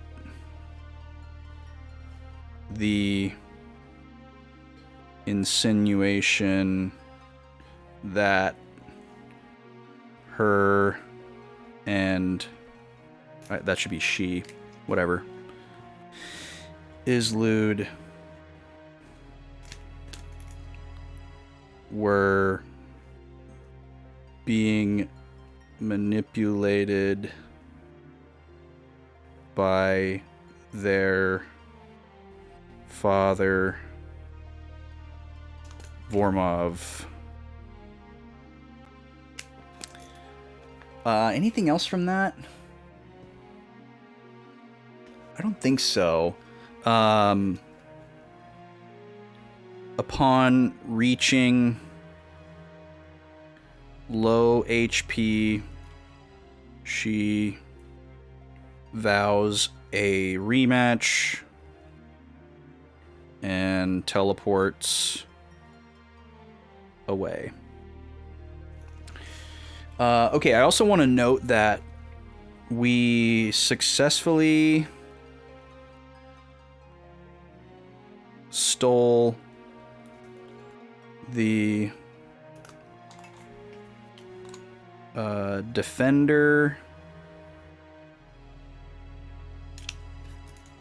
sword at 34% and the chantage, I'm assuming it's French, accessory at 24%. Incredible. What does Al-Islam say while we're in here? Temple Knight of the Moran Glabados Church, daughter of Temple Knight Vormov, her brother Islud is thought to have been killed by Vormov. To avenge for the death of Islud, she is after you, though.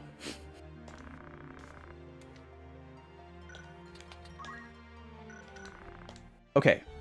Let's go into the formation screen, as we do after a battle.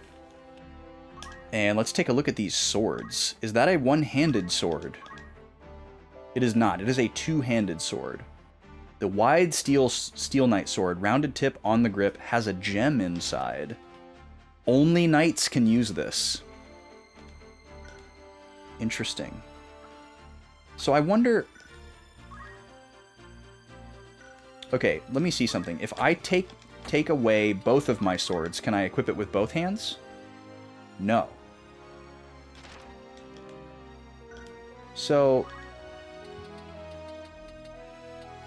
Okay, I know there's a two-hand ability where you can choose to use a one-handed weapon with two hands to make it more powerful. I wonder if that would allow you to use the defender, or if you just have to be a knight. Plain and simple. Okay, so we lost... I'm also going to write down... We had one...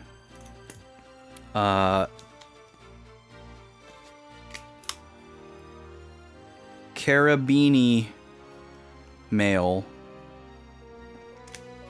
broken by a ninja. We will need to purchase or steal one more.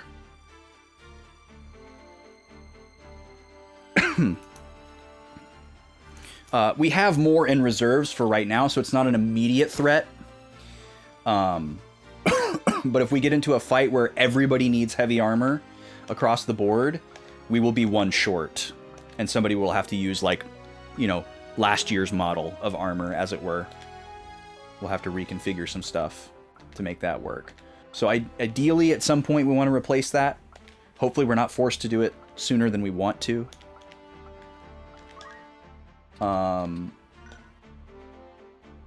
Okay, let me look at something else here. Ability, learn. So there's no knight ability for the two-handed sword. Where is the other? The two-hand ability, I believe, is from Samurai. Yeah, two hands. Hold weapon in both hands, raising destructive power. This isn't meant for this purpose, but I'm wondering if that ability would allow somebody to use the greatsword defender while being a different class besides knight, or if we can only use that when we're a knight. Because usually we're swapping to... Part of the reason why we swap to knight... Sorry for the notes. Usually part of the reason why we swap to knight is to have a shield. That's usually part of the reason. But not necessarily, so... That could be a thing. Matsuo has learned all the geomancy that we want him to learn. I guess we could potentially... We could potentially swap him over to be a knight. And then give him elemental instead of basic skill. But losing the access to the squire abilities would kind of suck. It would kind of suck. Roberto's done. We're not touching him. All right, Salome. How many chemist points did you get? Not very many. Not very many at all. Don't care about Eyedrop or Echo Grass. We'll probably need to save up for... I don't know, Ether? Probably be the next one that we get. I don't think we'll be getting any of the rest of these. Is there anything else we need to touch on? I guess we could take a look at Veronica's steel abilities. We have everything except for Steel Shield. It would be nice to have her learn that, but I don't think it's worth swapping somebody to Thief. I guess there is a world... There is a world where we could swap her to Thief and then give her two swords. And she wouldn't be that different than what she is right now. But I think I'm okay with it, especially until we, like, you know, see some kind of rare shield that we really want. It would have been cool to steal her shield in that last battle because it's one of the ones that's just, like, good right now, but it's not, like, a unique one that isn't available at a shop or something. That extra crystal helmet that we got, too, is very awesome. Really happy about that. Okay, so questions are, do we want to change Matsuo to a knight? And do we want to change Veronica to a thief or something else? We could have Veronica go to monk.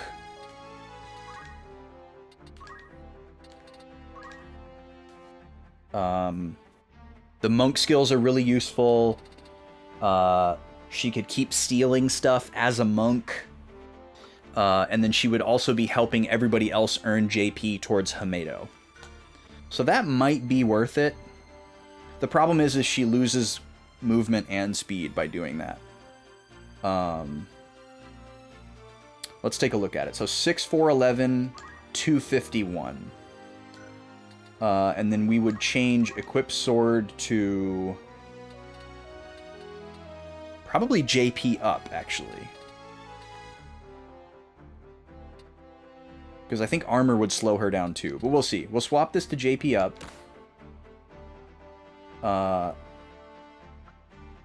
That gave her an extra move. Interesting. Oh, probably because of the accessory? Yeah. We're going to give her sprint shoes. Always sprint shoes. Salome, though, is going to take this chantage. So she's going to have re-raise and regen all the time, which is amazing. Which I guess means we should take away her regenerator ability. Why does this look like a battery? It looks like a Duracell. It's supposed to be a perfume, but it looks like a Duracell AA. This is the one that removes Petrify Stop. That's good to have one of those in back.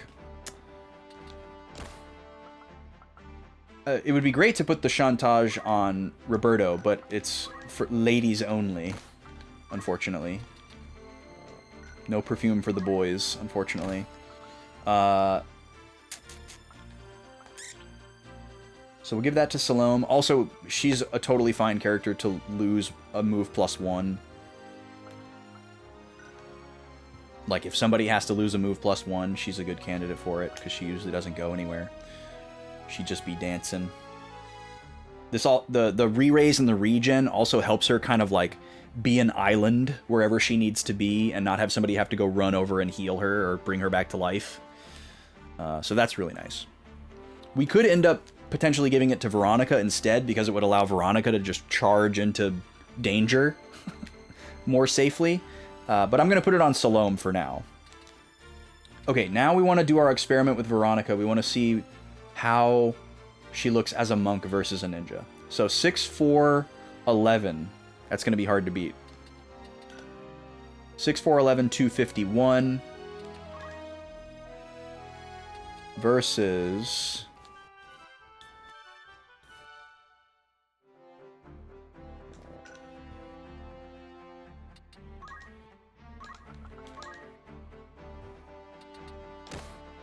Uh, 5, 4, 10...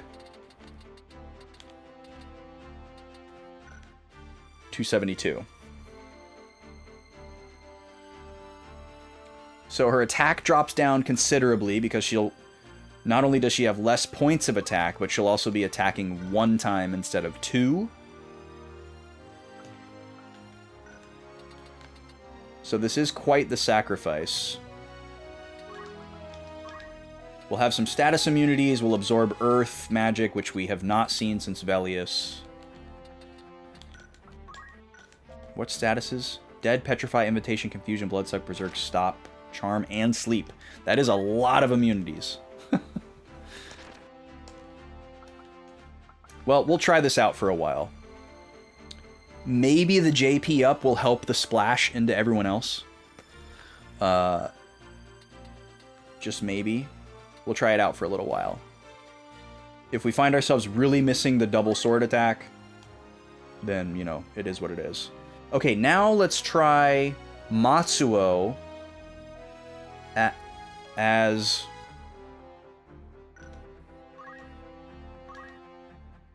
a knight?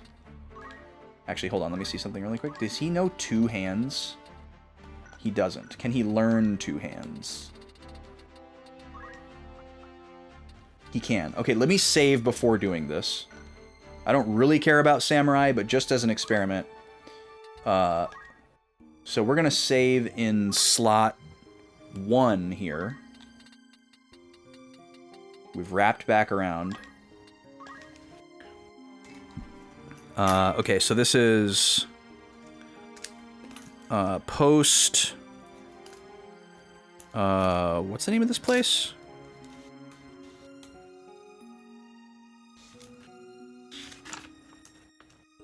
Bervenia. Post Bervenia. JP spend. Pre. Finath.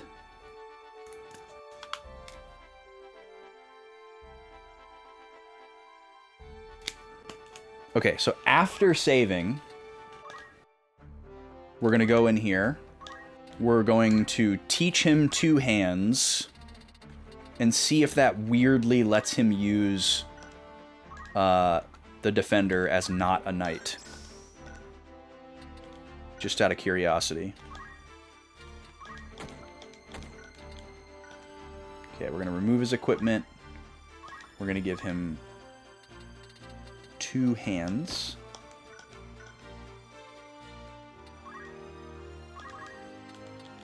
It does not. Okay. So you just have to be a knight. You just gotta be a knight in order to use the defender. There's no way around it. That's very interesting. We haven't seen a... an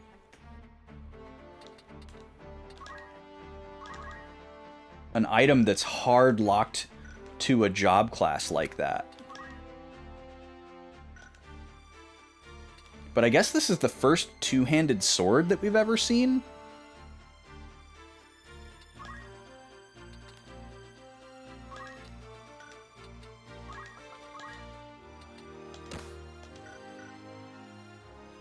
Because, yeah, equipped sword doesn't change anything for a squire. Okay. So, let's do a comparison now of Matsuo as a knight versus a geomancer.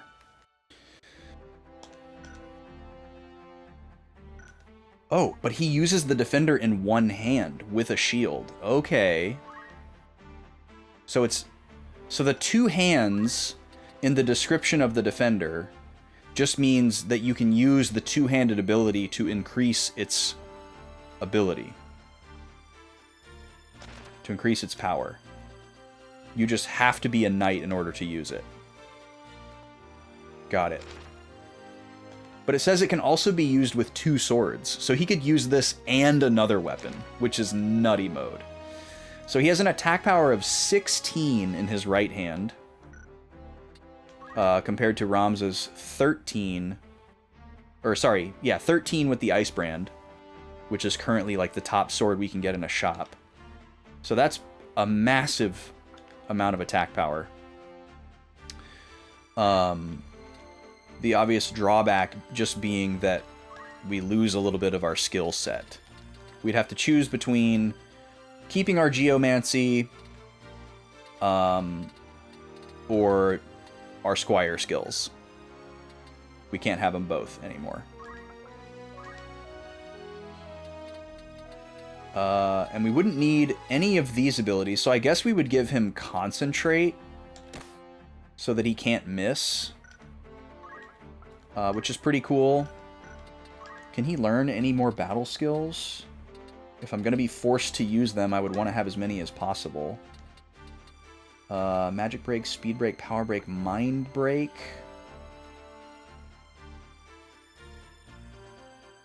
Don't want Weapon Guard over Counter.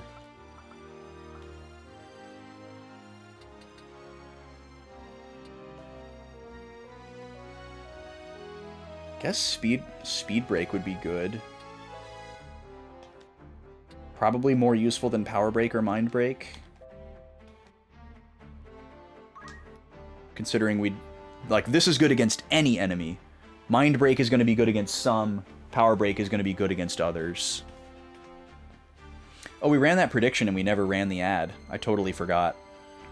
I'll run it in a minute. Love that speed break. Break that speed. Okay, so what would we give him here? I think like, not knowing anything, basic skill is probably more universally useful than elemental. But elemental has better, like in an ideal scenario, elemental is better. But not knowing anything, you'd have to go with basic skill. But I'm going to give him elemental for now. Make sure to buy multiple fuses. Good recommendation, Frogsy. I appreciate it. Thanks for the follow. Welcome in. Do we want the diamond shield or the flame shield?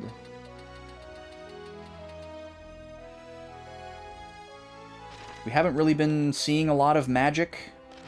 So, yeah, we'll probably just go with diamond shield there. But we do want sprint shoes for that extra speed.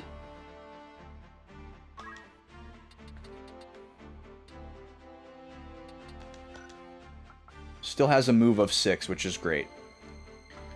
So yeah, we'll try this out and we'll see how amazing the defender is. I want to say we went through all that trouble to get it, but it was super easy.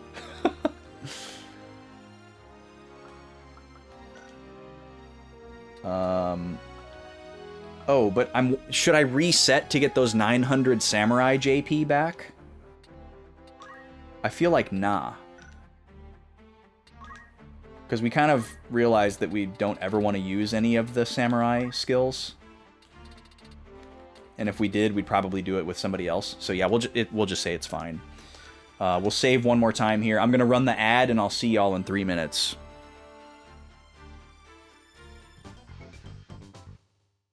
Free for all. 3, 2, 1, go!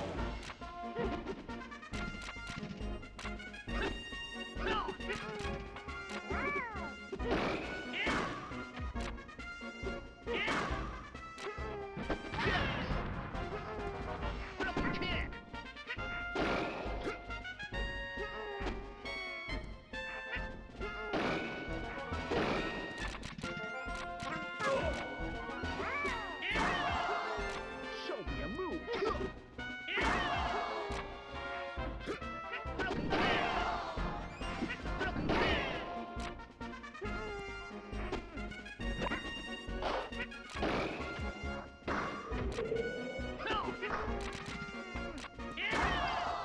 Show me a move.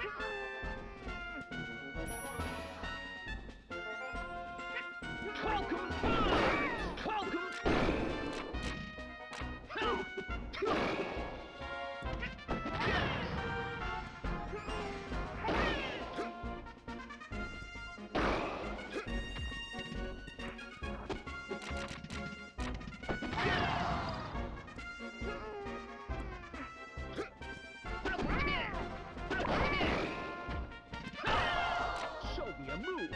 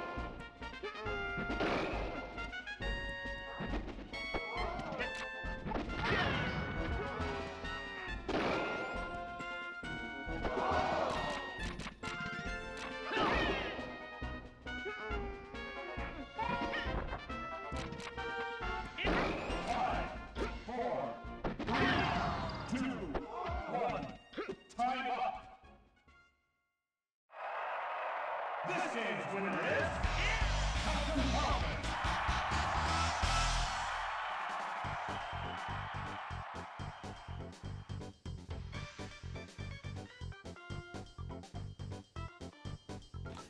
All right, Captain Falcon wins round 3.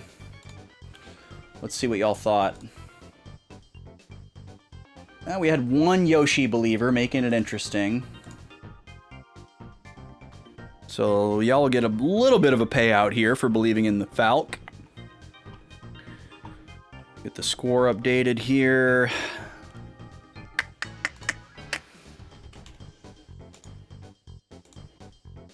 All right. And then we can come back over here. All right, I saved again after the changes. 70 BBs. Congratulations. All right, we're going to head over to Finath River, which sounds really funny if you think about it, and see what's in store for us.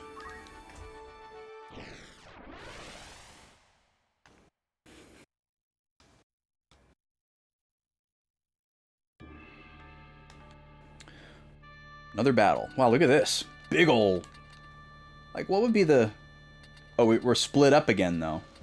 Like, what would be the reason to, like, utilize such a wide area for 3 people? Like, could there really be that strategic of a configuration where it's like, oh, I need to put one guy right here, and then my other guy, like, right here? Especially, like, not knowing anything, you know? Alright, we'll send Veronica with... Ramza, along with Roberto, and then we'll send Matsuo and Salome together.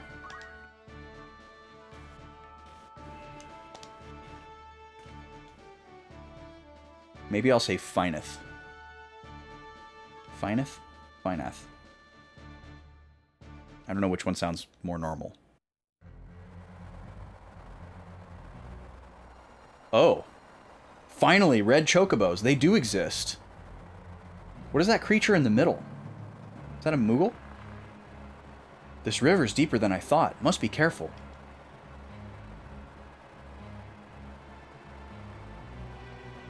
Okay. So this is just a monster battle? Interesting.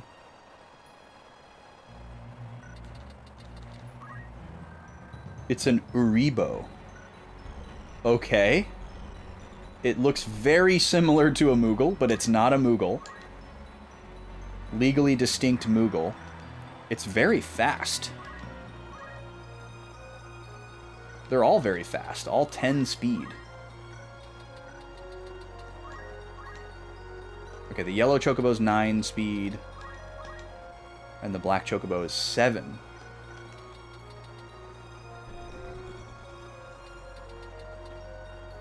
We've been trying to get a red chocobo this whole time, but we've been unable. They're so cool looking. I don't know how they're all different. Choco Attack, Choco Ball, Choco Meteor. And then Black Chocobo has Choco Esuna.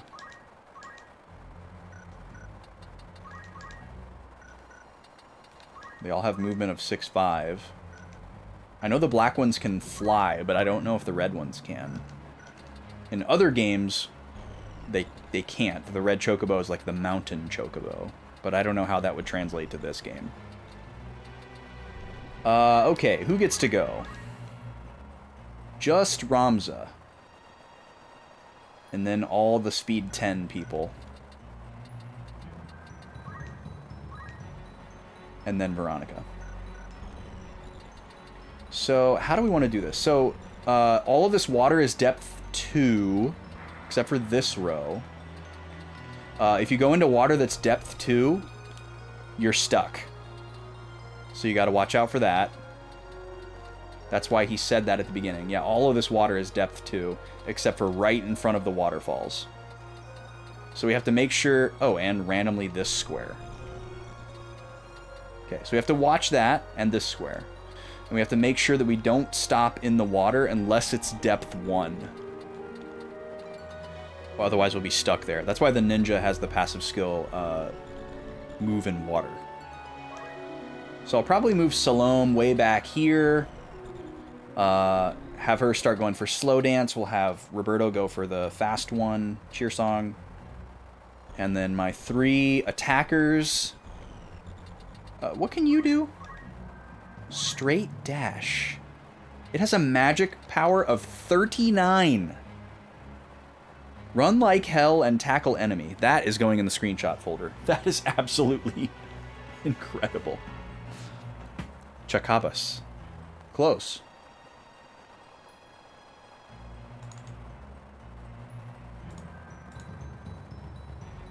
Alright, well hopefully this thing doesn't have any magic abilities, because holy crap. Also, what kind of name is Ritersete? Or Writer Seat? What a crazy name. So is Iantiti. I feel like we've seen that one before, though. Prochner. We've definitely seen the name Two Cross before. Okay. Focus, focus, focus. Ramza can move far. Matsuo can move pretty far. Veronica can move pretty far. I'm trying to see if there's a way I can group up my 3 physical people into one spot. It looks like not really. Neither Veronica or Matsuo can get across to the other side in one go. Well, Veronica can get to right there. So yeah, maybe I'll move Ramza right here.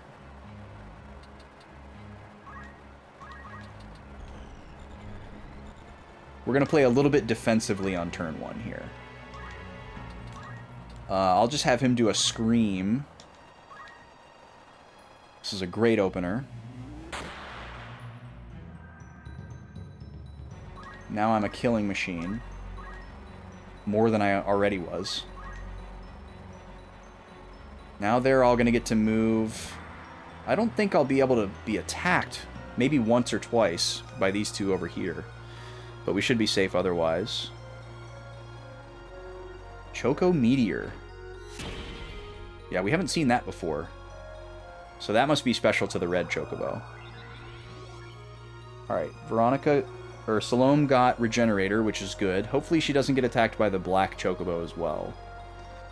But she does have Re-Raise. Alright, Veronica's getting walloped as well.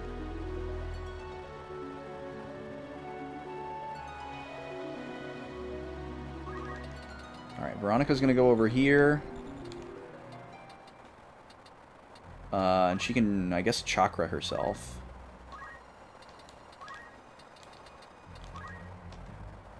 That's something.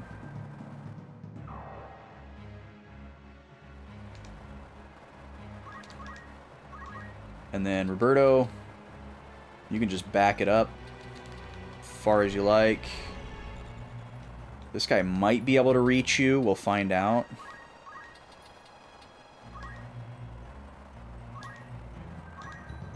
And then you can start doing cheer song.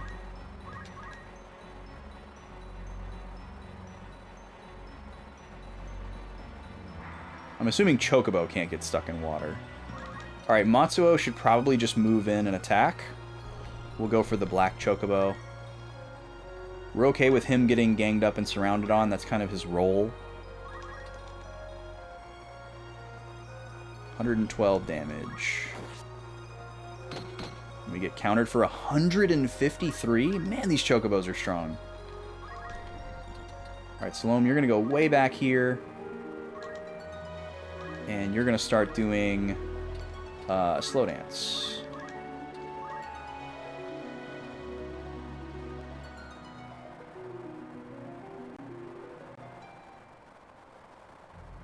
Alright, you're coming for Veronica. She's dead. Oh, not quite. Counter missed. That's unfortunate. Does she have like 1 HP? That was a really bad cheer song. She has 7 HP. Oh my god. Can I get you with a Wave Fist? Oh, I don't have Wave Fist right now. So I guess Ramza has to go for the red Chocobo here. So yeah, it seems like the red Chocobo is actually more dangerous than the black Chocobo. In my mind, the black Chocobo is supposed to be better, but I guess not in this game.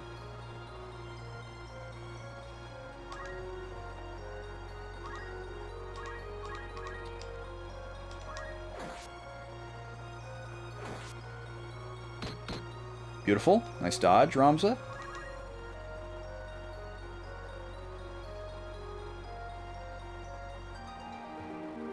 So I guess the red Chocobo has better attack prowess, or at least better range, and then the black Chocobo has better movement.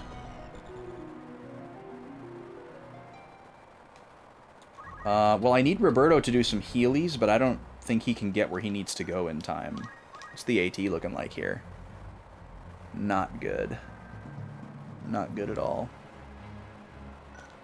I think I gotta just have him stay put.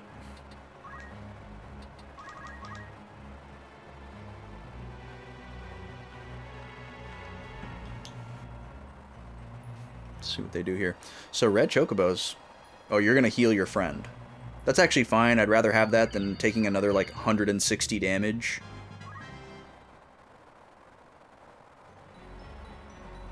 But you're probably going to attack. You're probably going to go for Veronica. Oh, you're going to go for Matsuo. Fair enough.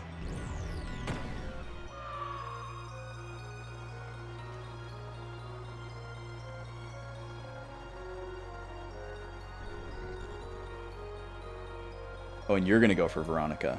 So we have 2 dead characters now. Not good. Not good at all. We really need this to hit if we're going to hope to catch up.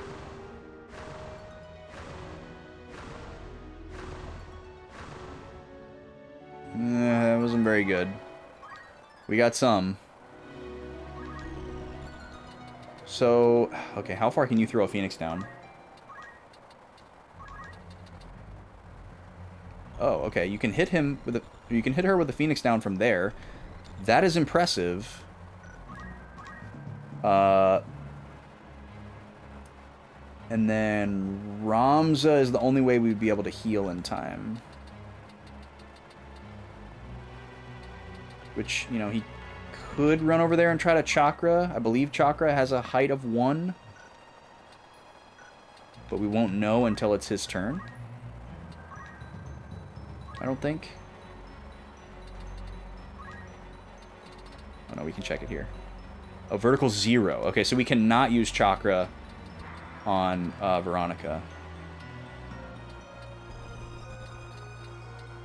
At all.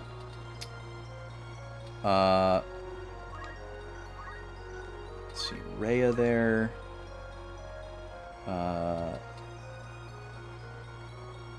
So I guess we'd have to pray that, let's see, where is this? I'm just calling this thing a Moogle because it feels like a Moogle. Wouldn't have to worry about this thing.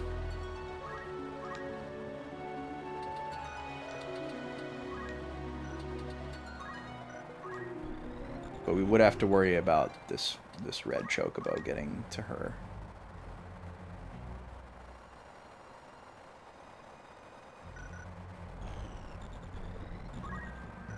So Ramza should be able to take out this thing. Unless it has like weirdly high defense. Which it does not appear to. Although it looks like it might have really high evade. Which is scary.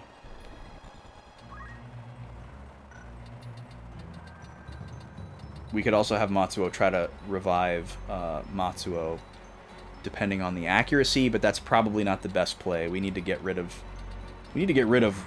at least one of these red Chocobos as fast as possible. But Salome and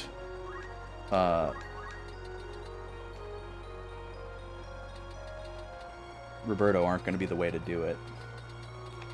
64 damage from here is great, but I think it would need to be a kill in order to be worth not doing the revival here. So I guess what we have to try to do here is Phoenix down, try to kill the legally distinct Moogle, and then get Roberto close enough to try to heal Veronica. He's not going to be able to get anything off fast enough, though. He's going to be stuck. He's going to be stuck in the water if we move him much closer. He could go over here, but the only way he could do a heal immediately would be if it's a direct attack, maybe a Cure 1, but that's not going to get her out of Cure range from this guy. So I think we just have to wait, unfortunately. So the best thing for Salome to do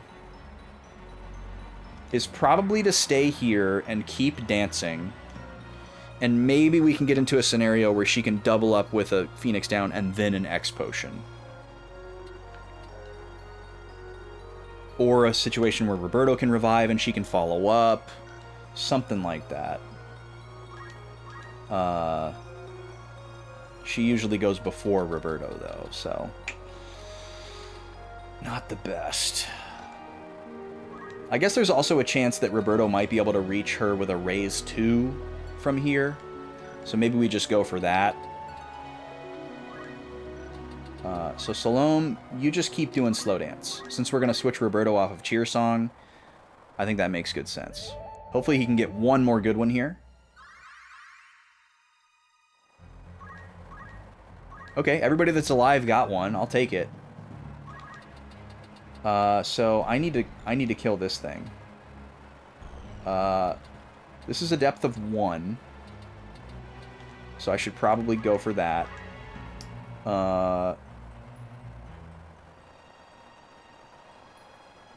Yeah, we gotta get rid of one of these reds. I don't know what this thing is capable of. I'm a little bit scared of it. But I know what the red chocobo is capable of, so... let's get it out of here.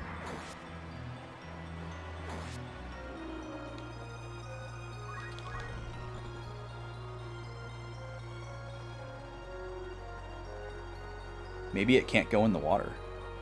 Okay, can you reach life 2 from here? I'm assuming not. No, not quite. But I bet if we move over here, you can.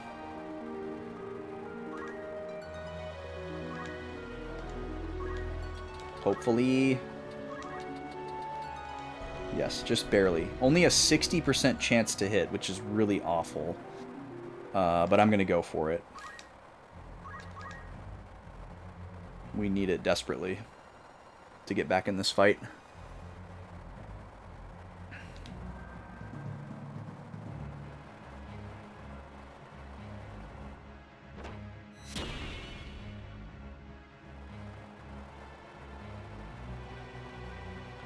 It doesn't seem like the little Moogle guy can go in the water.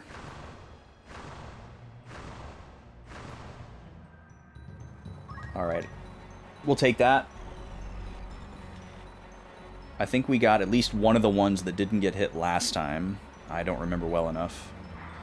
Alright, they're ganging up on Ramza. I don't think he's going to die to this. Oh, no, he did die to that. Okay. I'm pretty sure we lost this fight. There's a chance that if this Raise 2 hits, we can get back in it, but it's going to be very difficult. Need Regenerator here. Do get it. Okay.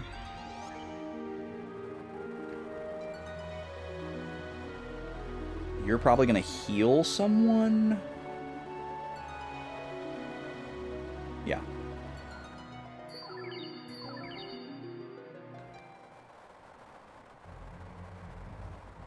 Okay, Salome.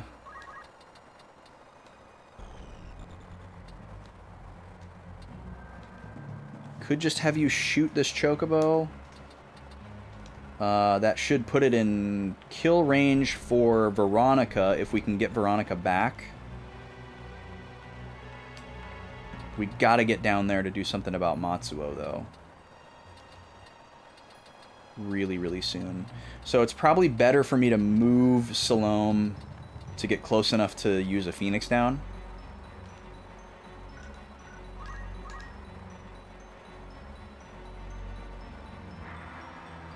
We get to find out if the Raise 2 works right after this.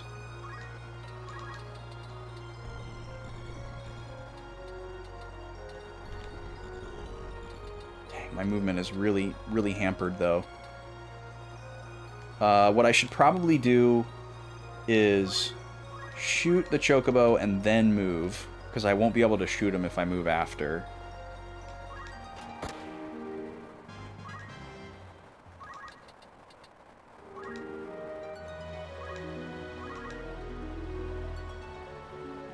Trying to get closer to Phoenix downrange for Matsuo is the thought there.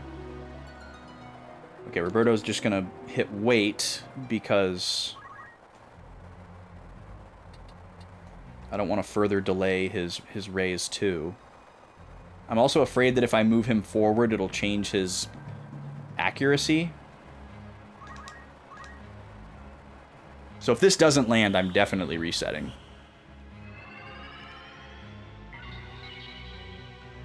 Okay, we're resetting. This is a tough fight. These red chocobos hit super, super hard. So one possibility would be switching everybody to heavy armor. This is one of the situations that we are prepared for. So let's take a look at everybody. File 1. Do.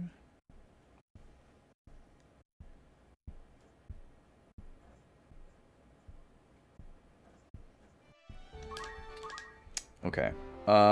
So let's see. Ramza would have to change around a little bit in order to get heavy armor on.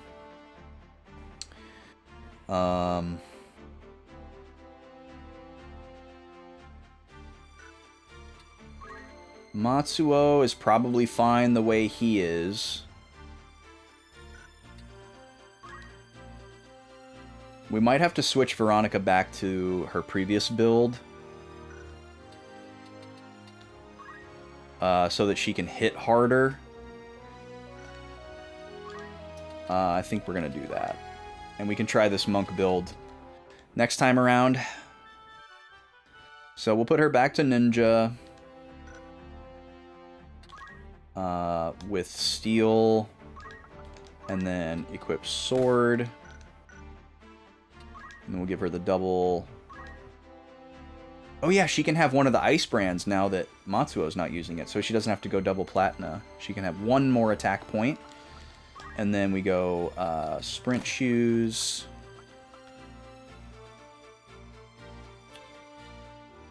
Salome, you can stay with the chantage. We could potentially give Veronica the chantage in this fight. Gobi is snoring like crazy, if y'all are hearing that. She's like dreaming and snoring.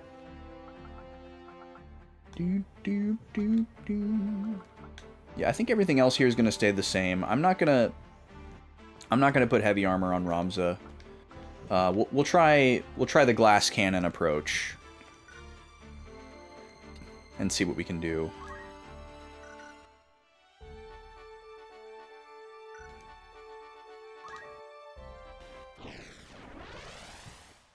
I can also do my formations a little bit differently.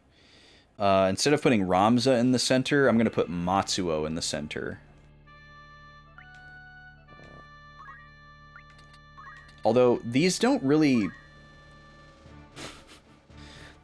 actually put you where they say they're going to put you, which is kind of annoying. I guess I will put Roberto way in the back here. And then I'll put Salome right on that little spot. Put Veronica right here.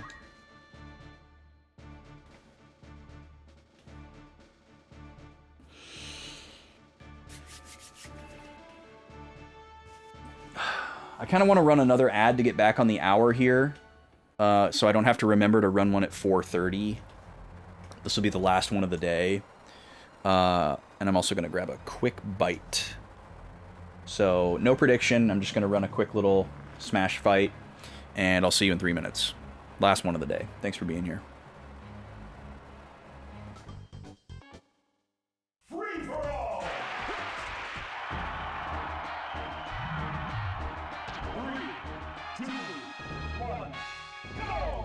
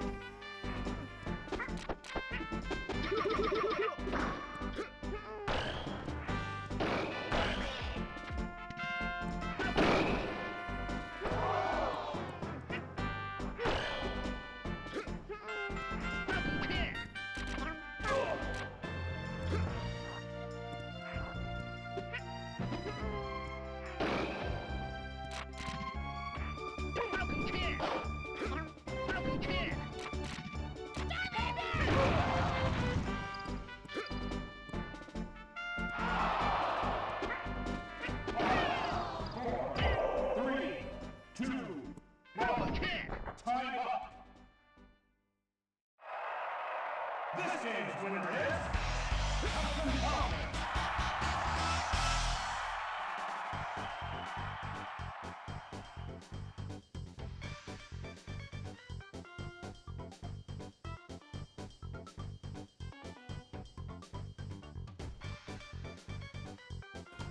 Captain Falcon takes another one. And it wasn't close. Score is now 3-1.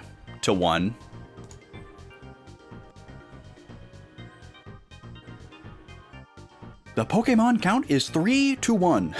I heard that immediately, and I had to like dig through my memory, like what core memory video game is that soundbite from that just popped into my head? It's Pokemon Stadium.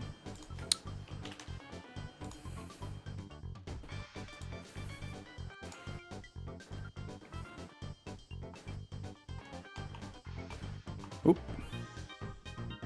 Okay. Thanks for sitting through the ads. If you got hit with them, we're back. Slightly changed our configuration here. We're going to see if we can do a little bit better in this fight. See, Rams is still in the middle. Okay, I guess, okay. if we do this again, I think I know what to do to get Matsuo in the middle. Hot new sitcom coming this fall.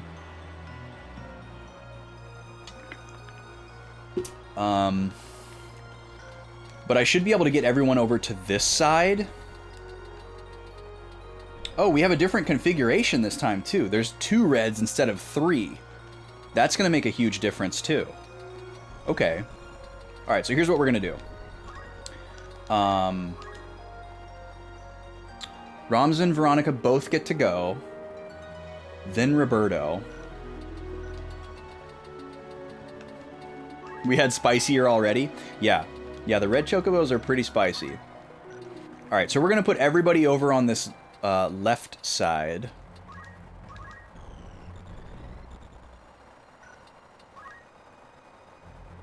We're going to form up. Because they can hit at range, but it's not AoE. So we don't care about grouping up together. It'll keep us from getting surrounded by physical attackers, which is good. So let's put Veronica in front of Matsuo, and then we'll put Ramza right here.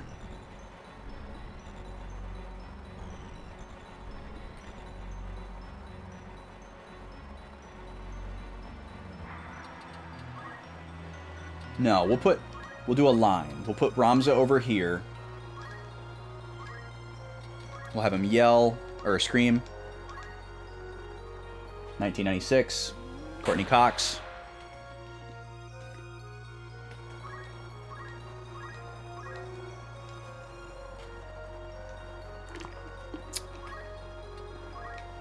This is good. I mixed my chocolate protein powder with my maca powder that's kind of like loosely cocoa flavored, and a scoop of the mushroom coffee that's kind of like a little bit chocolatey, a little bit like chai spice. All 3 of them together. Tastes really nice. Alright, we're going to go over here. And we are going to do nothing. Well, actually, can I hit with a shuriken from this far away? No. So yeah, unfortunately, this is a situation where it's really dumb for Veronica to have steel.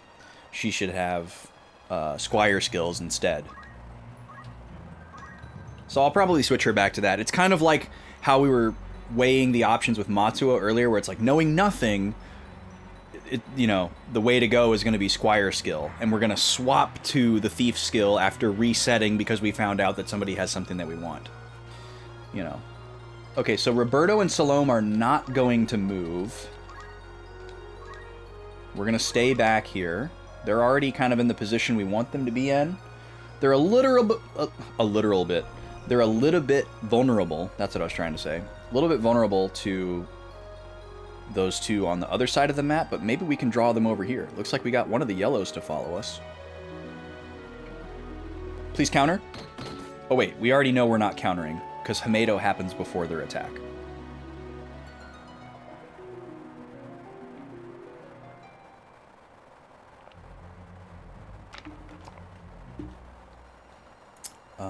Matsuo, where are you going, buddy?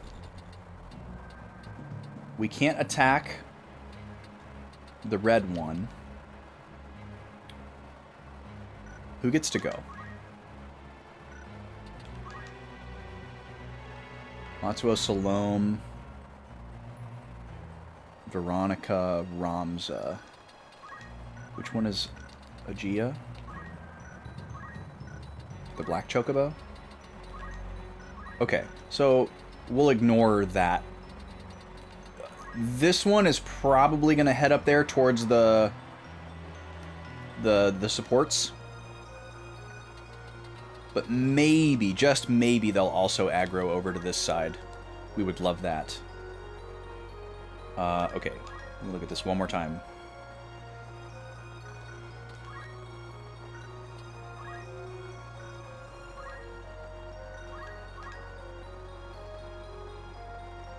Matsuo goes first.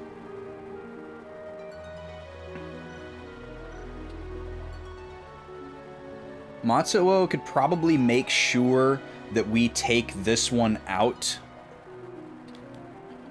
We need Ramza to get a big hit and heal, which could be off of the killing blow to this Chocobo.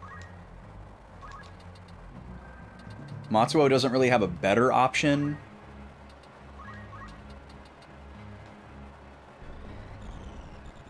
Yeah, that doesn't hit. He's standing on a stop square right now. This is grassland. This is grassland. This is rocky cliff. Oh, it actually tells you the ability. That's really nice. Local Quake. Hell Ivy. That's super useful. Water Ball. Pretty obvious.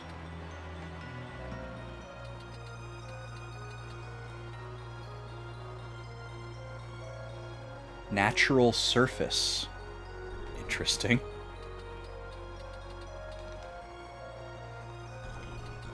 What a name.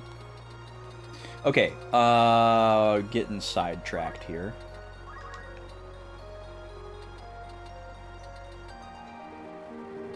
So the only thing I can really do is back attack this Chocobo with Matsuo to ensure that it's in kill range for either Ramza or Veronica. If Ramza's accuracy is decent, I'll probably just have him do that and then stay where he is. And he'll be pretty decently protected. Alright, let's do it.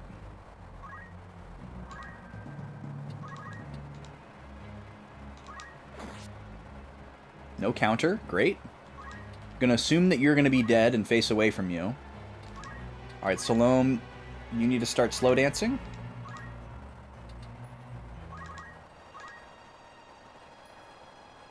Alright, what are you gonna do? Okay, it worked. The aggro worked. We got what we wanted. Everybody's coming over here. Veronica, then Ramza. Okay, I don't want Veronica to be the one to go after this Chocobo. It's going to be Ramza. If he has to move over here to the side to get safe accuracy, that's what we'll do. Veronica, probably not safe for you to go and attack this red Chocobo head on.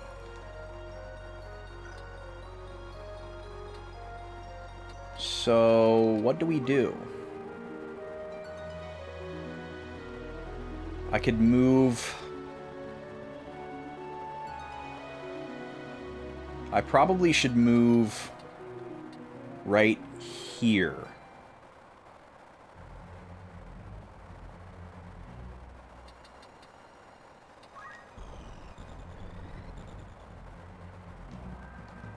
Because I'm not going to send Ramza down there.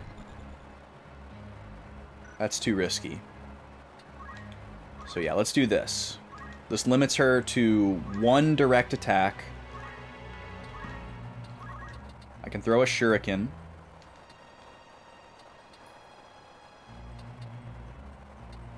I don't have 100 accuracy on anybody. I'll take the 90. This is who I'd most like to hit anyways.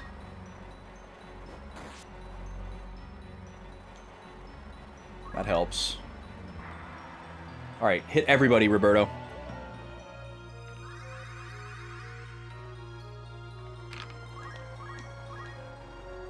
Okay, we only got Veronica up front, unfortunately. Alright, so what accuracy are we looking at here? 85. Yeah, I'll just go ahead and move to protect Veronica's back.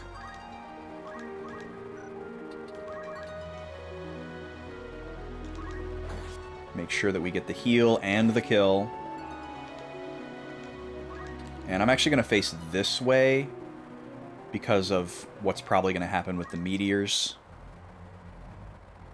Berto, you keep going. Alright. Now it's going to get interesting.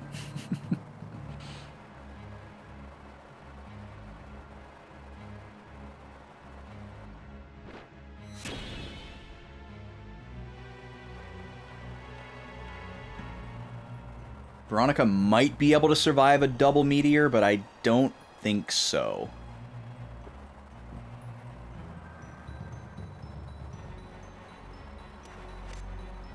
You're going to attack Ramza. Hamedo, Hamedo. Oh, we can't Hamedo that. It's a skill.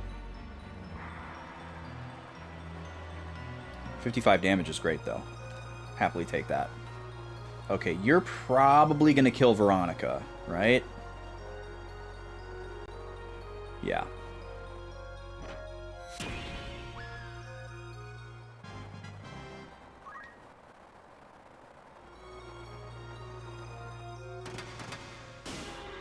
So we need to create a safe environment for Roberto and Salome to come down and try to do that revive. That was a terrible slow dance. Salome needs to start moving in. Can you shoot the Chocobo from here? Not quite. I'm worried that if I move her as far as I want to, she also won't be able to shoot him. But we're just going to deal with that if so. Okay, we can shoot. We will take this.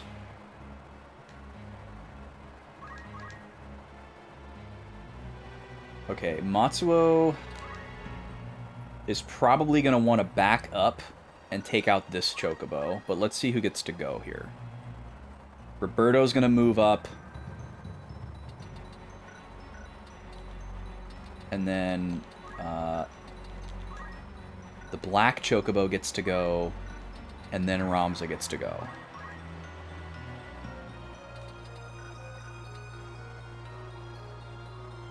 I don't think Matsuo is going to be able to take this guy out, though, so maybe we have Ramza do that.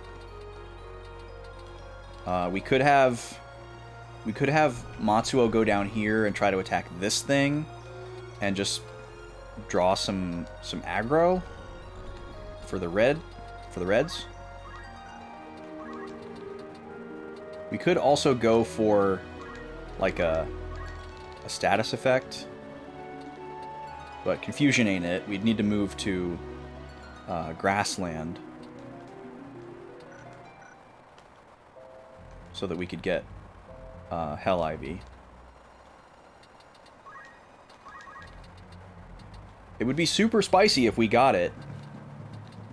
There's also a chance that we might be able to target the two of them at the same time. Maybe that's worth going for. Let's do it. We'll go down here. Let's see what kind of odds we're looking at here. It only hits one of them. Darn these tiny little slopes. So 30 HP stop, 24 HP stop, and a chance to also stop the black Chocobo. I guess we gotta take the 2 target as the highest value. See what happens here. Alright, no stops. That's too bad. I don't know which way to face. I guess I should just protect my back.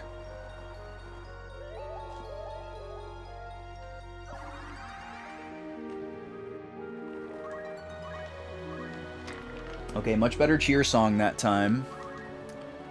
Alright, Roberto's going to move down here and get in position to revive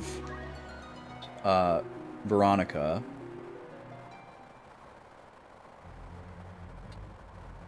And next turn is going to be pretty scary. Ramza's going to have to use his turn to kill this Chocobo and fully heal. And they're going to start throwing meteors at Roberto and Salome.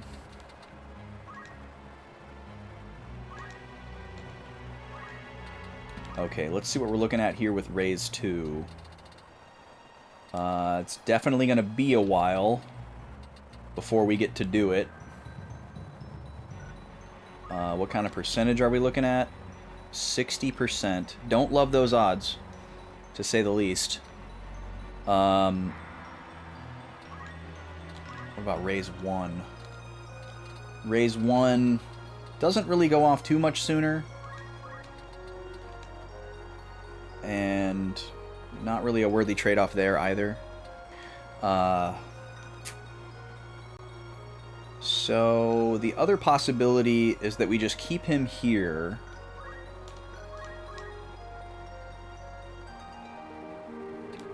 Because Salome can get a free revive. And we could set Roberto up to do a cure right after the Phoenix down. So we're looking for after Salome's turn, but as soon as possible. So Cure 4 could work.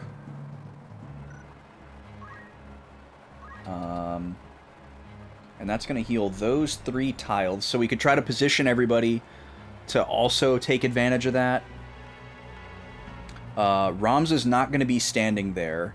He's going to be standing right here. So there's nothing we can do about that. There's nothing we can do about getting him included in this cure, but he's going to fully heal himself off the Chocobo anyways.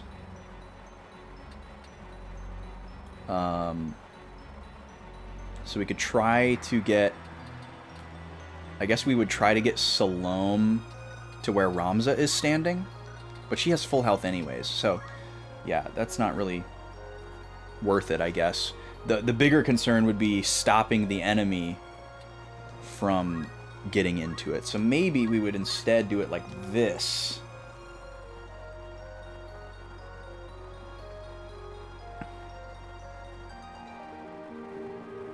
Because that would considerably lower the enemy's chance of jumping in the way of it.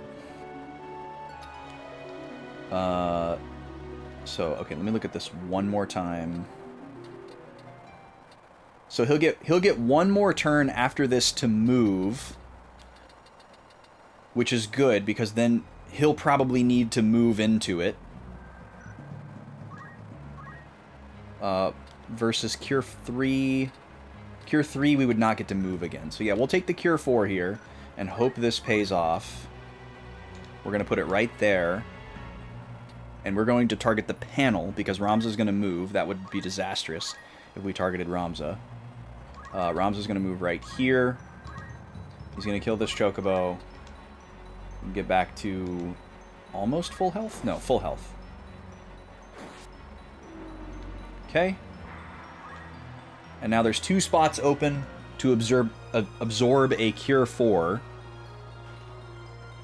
Let's see what you do.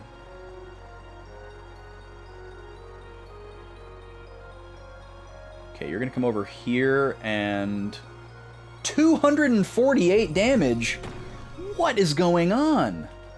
How are they able to do that much damage? Holy moly. Hopefully they go after Matsuo here. We really need them to take the bait on that.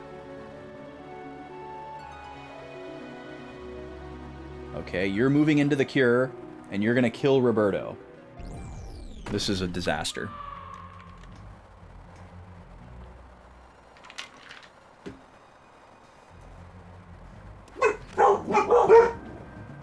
And then you're going to go after Salome. Okay, she will survive this. Getting the regenerator is good.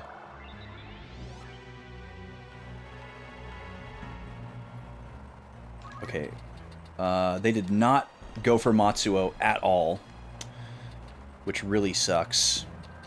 Now we don't really have a way to take out a red this turn because of how they've positioned themselves. We've got Matsuo and Ramza that are going to get a chance to attack. We don't care about this guy at all. We can just leave him down here. So we should probably try to double up on this guy somehow.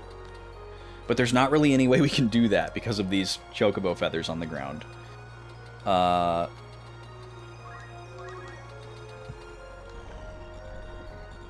Matsuo doesn't have any ranged skills other than Elemental.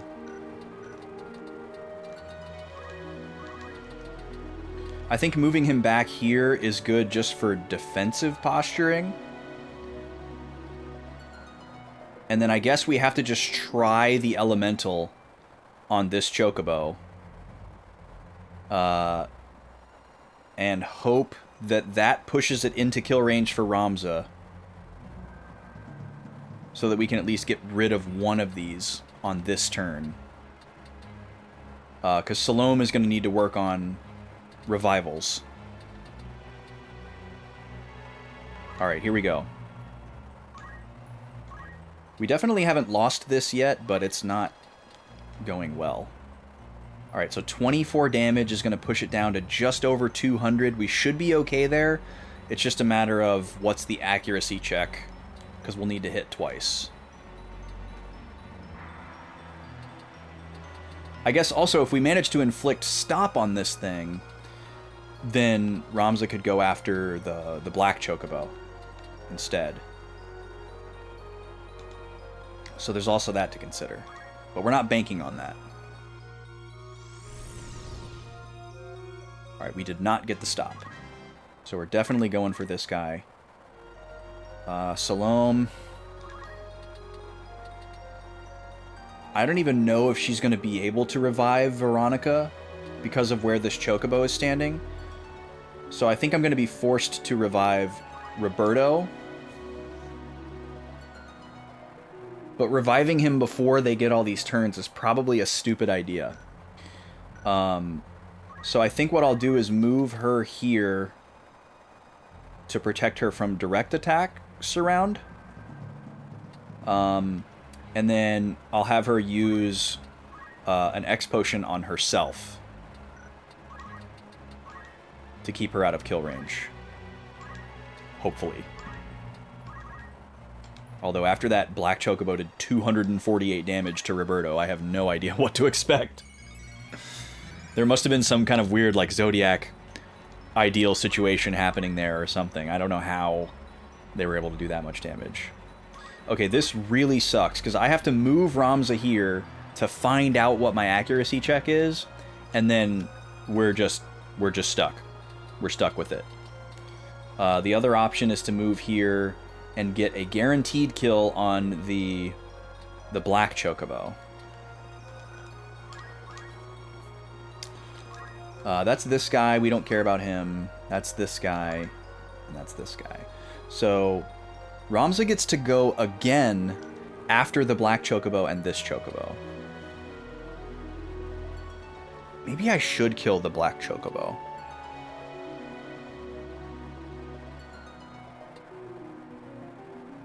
Well, if I stand right in front of this guy, he's either going to be forced to directly attack me, which we would love, or move to be able to use Choco Meteor. This guy, I don't really know what he's going to do.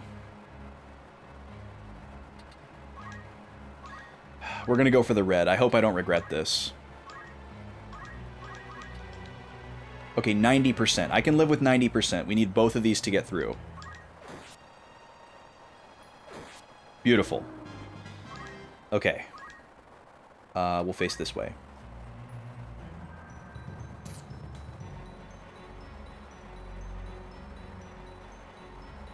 Now, as long as we can survive this turn, we should be okay. It would be great to dodge this. No luck. Okay, Ramza gets to go again. This guy's in a weird spot. Okay, we can get behind him, so we should get the kill here, as well as a pretty decent heal. It won't be a full heal, but we definitely gotta take it. We can't go for the red, unfortunately. Who gets to go right after this? So the red actually might still be able to take out Ramza. We'll see.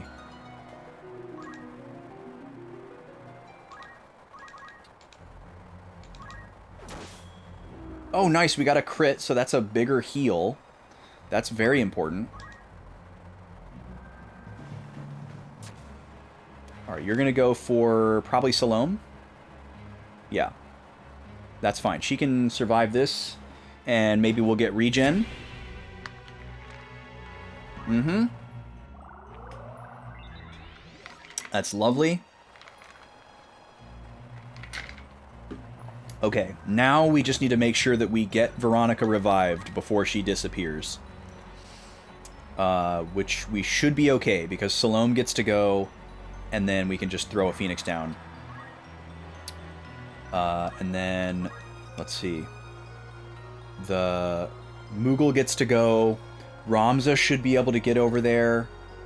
And hopefully protect her, if not Chakra. Oh no, he doesn't have chakra right now. Yeah, I don't know. I mean, at the very least, we just reset her counter and then we revive her again. That's totally fine. Okay, whose turn is it? Matsuo? So yeah, Matsuo's good to go down there and attack somebody. He also needs to block for Veronica. Although that might not really work. I'm wondering if I should go down here and see if I can kill this thing, or if I should just ignore it and just go for the red. I think I gotta go for the red here. Because what'll probably happen is I'll revive Veronica, and the red or the Moogle thing will just immediately kill her again. But pushing this thing into kill range is really important. Dodging that is great as well. Okay, so we're gonna Phoenix down. I think because I'm a chemist, the height difference is not gonna matter. Praying that it's not.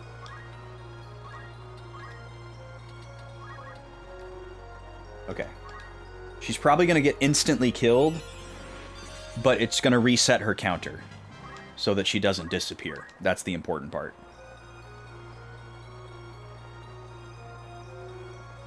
Can that thing even attack? What is going on? Let's see. Ramza actually can't get into the action over here, which is odd. So I guess I'll just run over here and scream.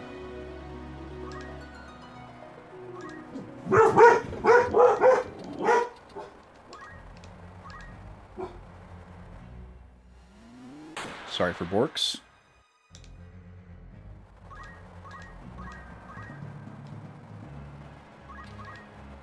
Okay, Veronica does get to move here, so we might be able to get her out of harm's way. I think the best thing for her to do here is to throw a shuriken to make sure that the red is in kill range, and then get the heck out of there as far as she can. She probably can't get far enough away to get out of this thing's range, but we can try. Again, it doesn't matter if she dies again, as long as... Alright, this is not quite a kill. This is not quite a kill.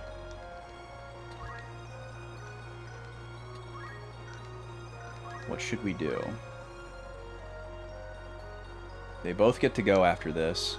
I think what I want to do is just stand right here to block.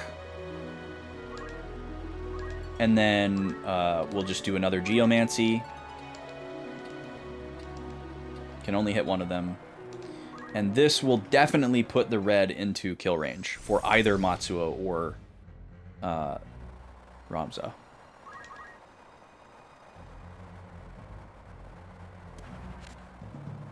Okay, it can still get up to Veronica. That's really annoying. But that's okay, she'll be fine. Now we gotta either revive Roberto or end this battle before he disappears to make sure we're safe. So I'm gonna move Salome over here, and we're gonna Phoenix down Roberto to make sure that he doesn't disappear. I don't know what Gobi's barking at down there. At first I thought the lady was coming home, because it's about that time. But it's been like 3 false alarms in a row now. Okay, who gets to go here? Ramza Roberto. Okay, so what we'll do is we'll have Ramza kill the red, finally.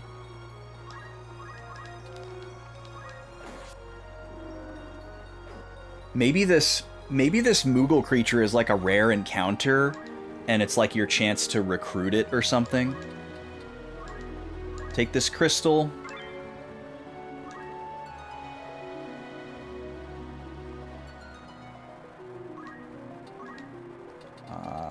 How far can I raise? Not far enough. But I don't have any of the abilities that would allow me to, like, capture this thing or get its fur or anything like that. And monsters can drop chests, but I feel like they're usually not very good items, so I don't think I'm going to wait around for any of these. So I guess I'll just wait here. Because this thing hasn't even attacked me. Oh, it's finally attacking me.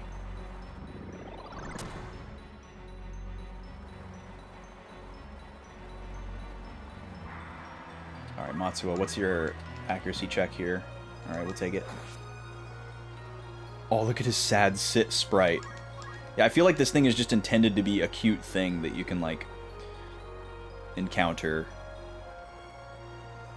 Or maybe it has, like, a bunch of money or something, and you can steal from it. Ramzo, you can just wait. Roberto, we'll have you come back here. And revive Veronica. Hopefully. I guess I should have done Cure and then had Salome do a Phoenix down here. That was kind of silly of me. I can also just end the battle by shooting the teddy bear. We'll do that. It's funny for it to make that sound. Alright, we made it through. Veronica's on the ground, but she's okay. They don't have to be up at the end of the battle, they just have to not disappear. Woo! 25,000! That was a nice payout. I wonder what determines those.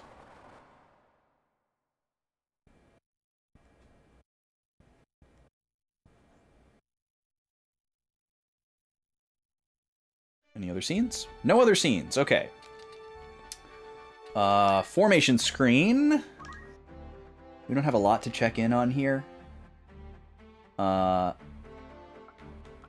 guess we'd have to decide if we want to put Matsuo back to Geomancer with Squire skills, or if we're liking the extra HP and attack power. Salome, how much JP did you pick up for Chemist? Not much. But enough to open up High Potion or Ether.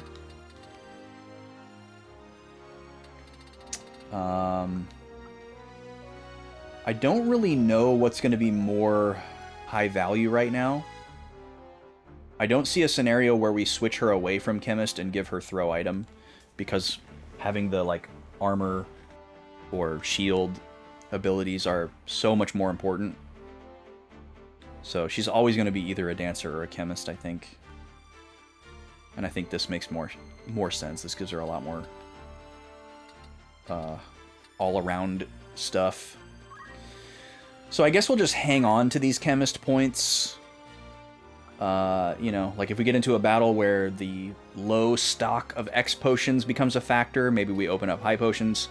If we really need a lot of MP for something, and Angel Song isn't enough to do it, then we could do Ether. If we run into a specific status effect, we have some of these in reserves that we could open up. But until we know, I'm fine with just leaving it alone and saving up for some of these other items. We really already have, like, the important ones that we need. Remedy is tempting to save up for, but it doesn't even cure all statuses, which blows. So, we'll just hang on for now. Okay, so I think we're good there. Roberto has already learned all of his priest abilities. Roberto is done. Veronica is not learning anything as a ninja. We could try switching her back to monk again, which is what we would like to do. This would help everybody. So we'll do that again. But it seemed like we kind of needed ninja for that last fight, and it's quite possible that a lot of these fights will need that extra attack prowess. This next fight is probably going to be harder than the last 3 that we've done.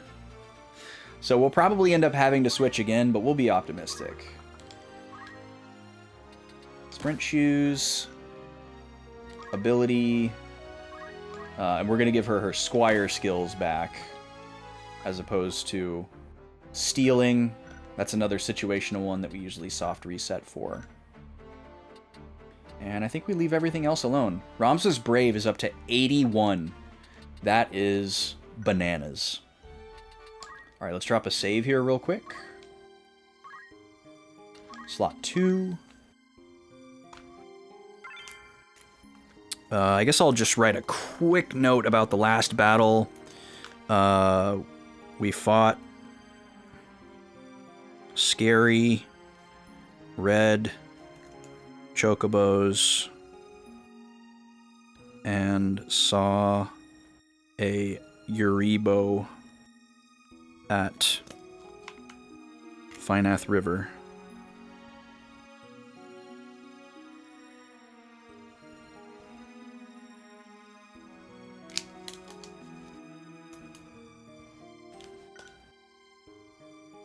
Wait, did I save?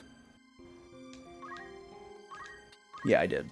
I just didn't write down my save. All right, so SS2 is post Finath and pre Zeltenia. We're going to Zeltenia next. I need to go move the little guy into his nap spot. He is asking me to do that. Be right back.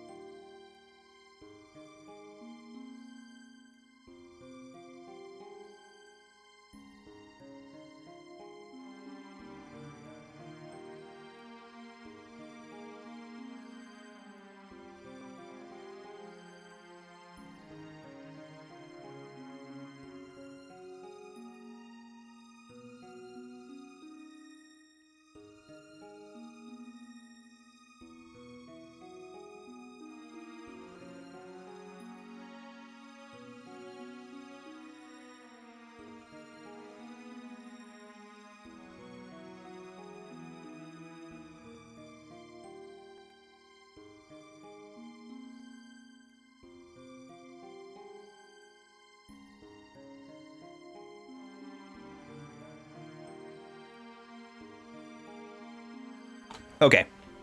Thank you for that. Now,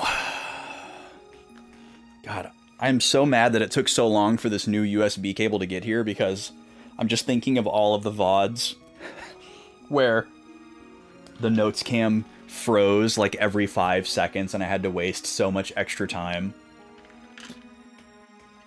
unfreezing it, or times that I didn't realize it and you're just watching me look over here and there's a screenshot of like my hand.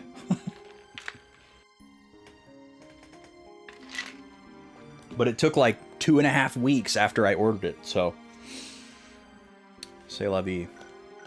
All right, let's see what's in store for us at Zeltenia. Almost at 100K in the cash fund. That's great. I feel like this is going to be a big one. We're going here to see Delita. But I'm sure we're going to see more than just Delita. If I had to wager a guess.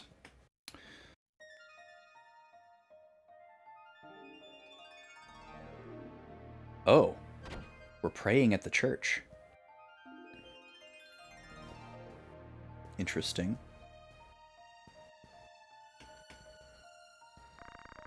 A heretic coming to church. Pretty bold. I have no time, so I'll ask you straight out. Why did the high priest send you to Goltana? What? Okay, hold on. We're immediately writing. At Zeltenia, Ramza and Delita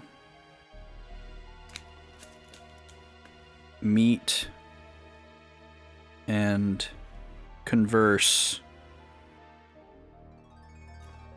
while praying at the church. Ramza asks Delita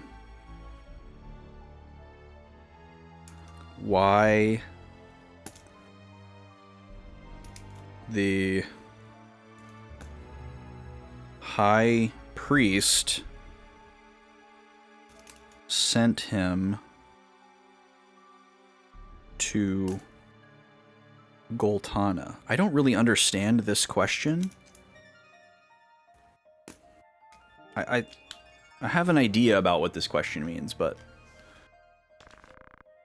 You came to Zeltenia to ask me that? Fine, I'll tell you. My duty is to assassinate Goltana and Orlandu. Whoa! I was not expecting this straight of an answer. Okay, so... Delita says his assignment is to assassinate Goltana and Orlandu. So my question for Delita would be, why do you care what the High Priest wants you to do?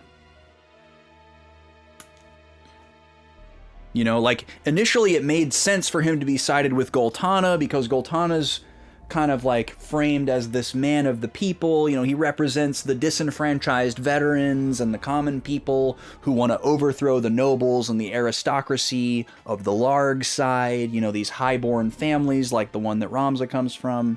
That made sense. But Delita being interested in helping the church, knowing their goals, doesn't really make sense. So maybe they just have him believing that their aims are different than they are. What? Shh, lower your voice. This is the real plan. We're trying to incite those dissatisfied with the government to revolt. Okay. Okay, so... Delita says the, quote, real plan is to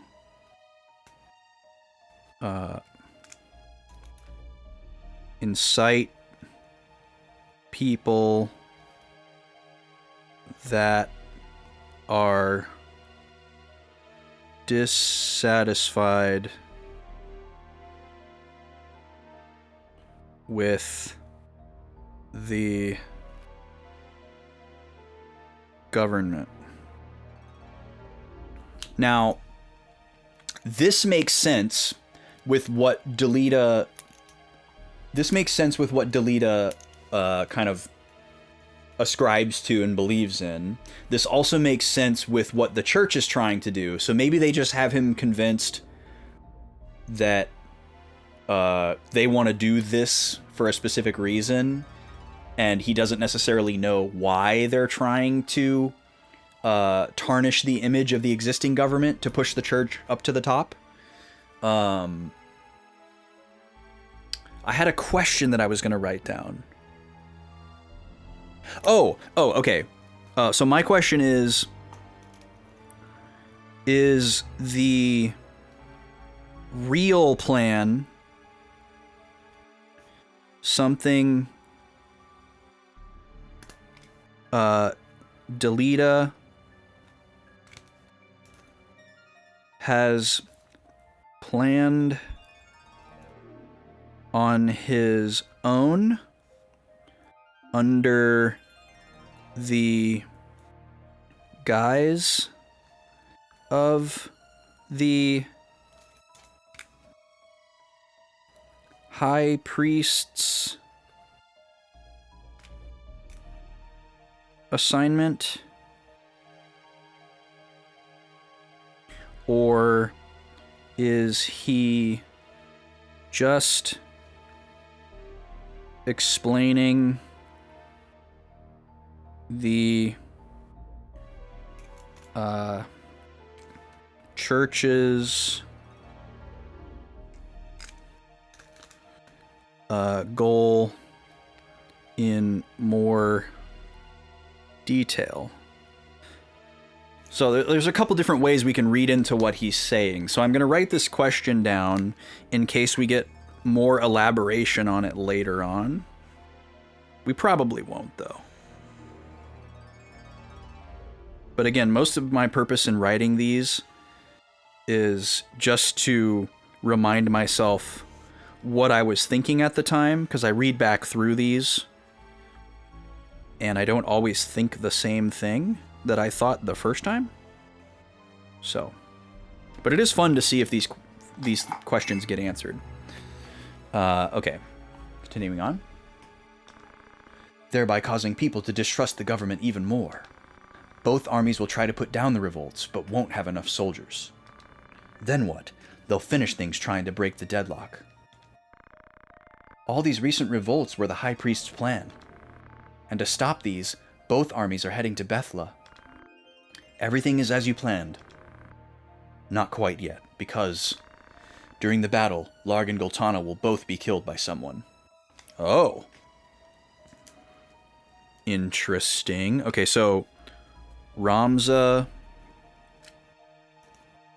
comments that everything is going according to Delita's plan, and that Larg and Goltana's forces will exhaust themselves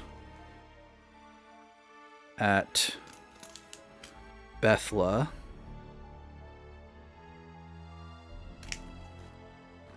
But there's another twist.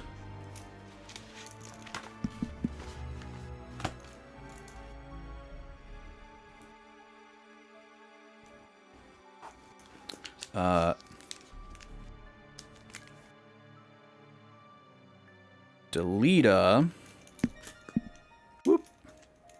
says someone is set to kill both Larg and Goltana at the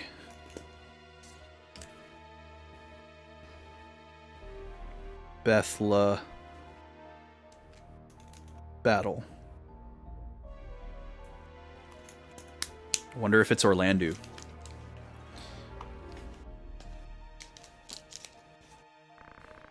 Of course, the leaders will also be killed.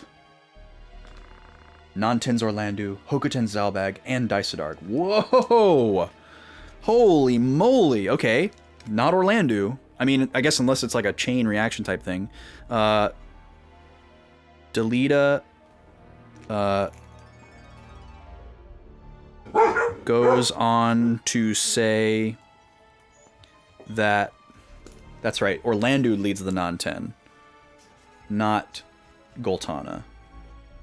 That Nanten's Orlando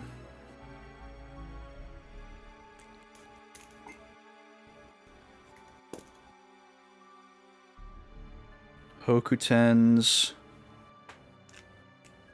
Zalbag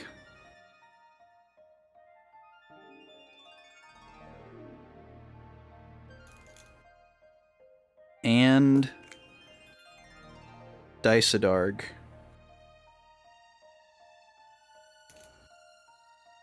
will also be killed. How are they going to do that without using demons? Because I feel like the church knows that if they use their demons out in the open in a big high-profile battle like that, they're not going to get their public image that they want. So they'd have to, like, sneakily assassinate them with humans somehow. And who's going to be strong enough to kill Orlando, Zalbag, Daisadarg, and Larg and Goltana? Like, who are they picking for this job? Even if it's a different person for each one. Like, we know that all of those people are really, really powerful. Maybe not Larg, I guess. We don't know if Larg and Goltana are powerful, but they have powerful people around them. Losing their leaders, both armies will stop fighting and turn to peace. Yeah, right. Delita thinks the armies will choose peace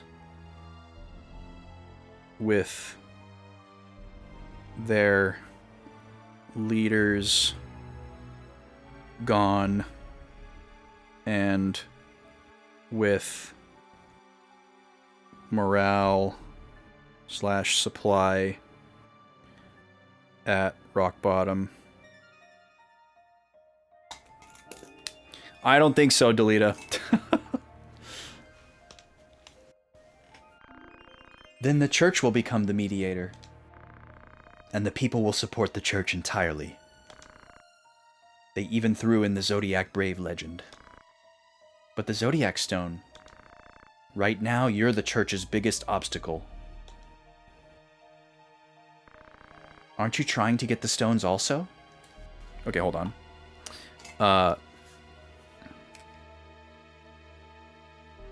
Delita says Ramza is the biggest, parentheses, only remaining, question mark, obstacle for the church.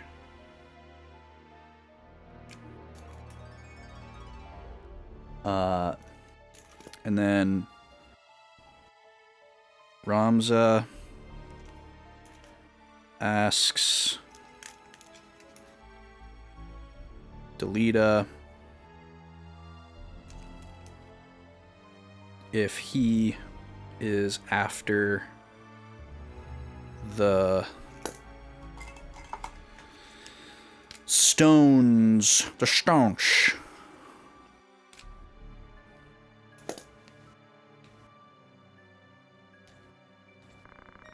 I'm not working for the church. What do you mean? It means I'll kill you if I have to. What? The church would love if I was dead. That doesn't prove that.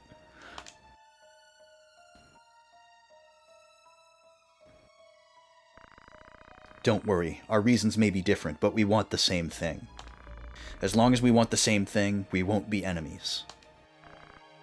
Come with me. Sorry, I can't. She needs me. She? Prince or princess. It doesn't matter as long as they are easily controlled. Okay, more to write down. So... Delita denies being controlled by the church.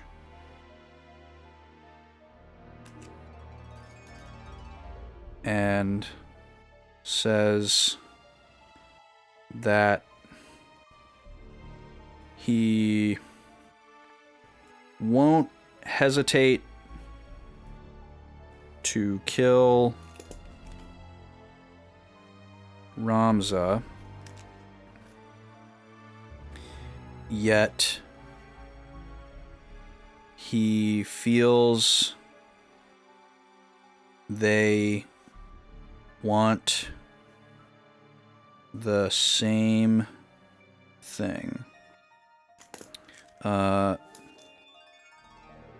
Delita alludes to Ovelia needing him, but does not invoke her name. He says, whoever takes the throne needs to be easily controllable.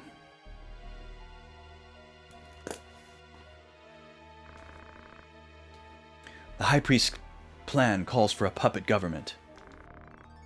You're just using Ovelia for your own ambitions? I don't know, but... But what? I would give my life for her. Delita. Is that strange? No, I believe you. Oh. I don't think that was a lightning bolt. I think that was a gun. Ramza! The church is surrounded. Come out quietly. That voice. It's Zalmo. Oh, Zalmo's back? I did the wrong voice for Zalmo. Let me guess. Zalmo has a Zodiac Stone and he's going to turn into a demon. Oh, okay. I think this is actually the perfect stopping point for today because we're at time anyways. So let me quickly write down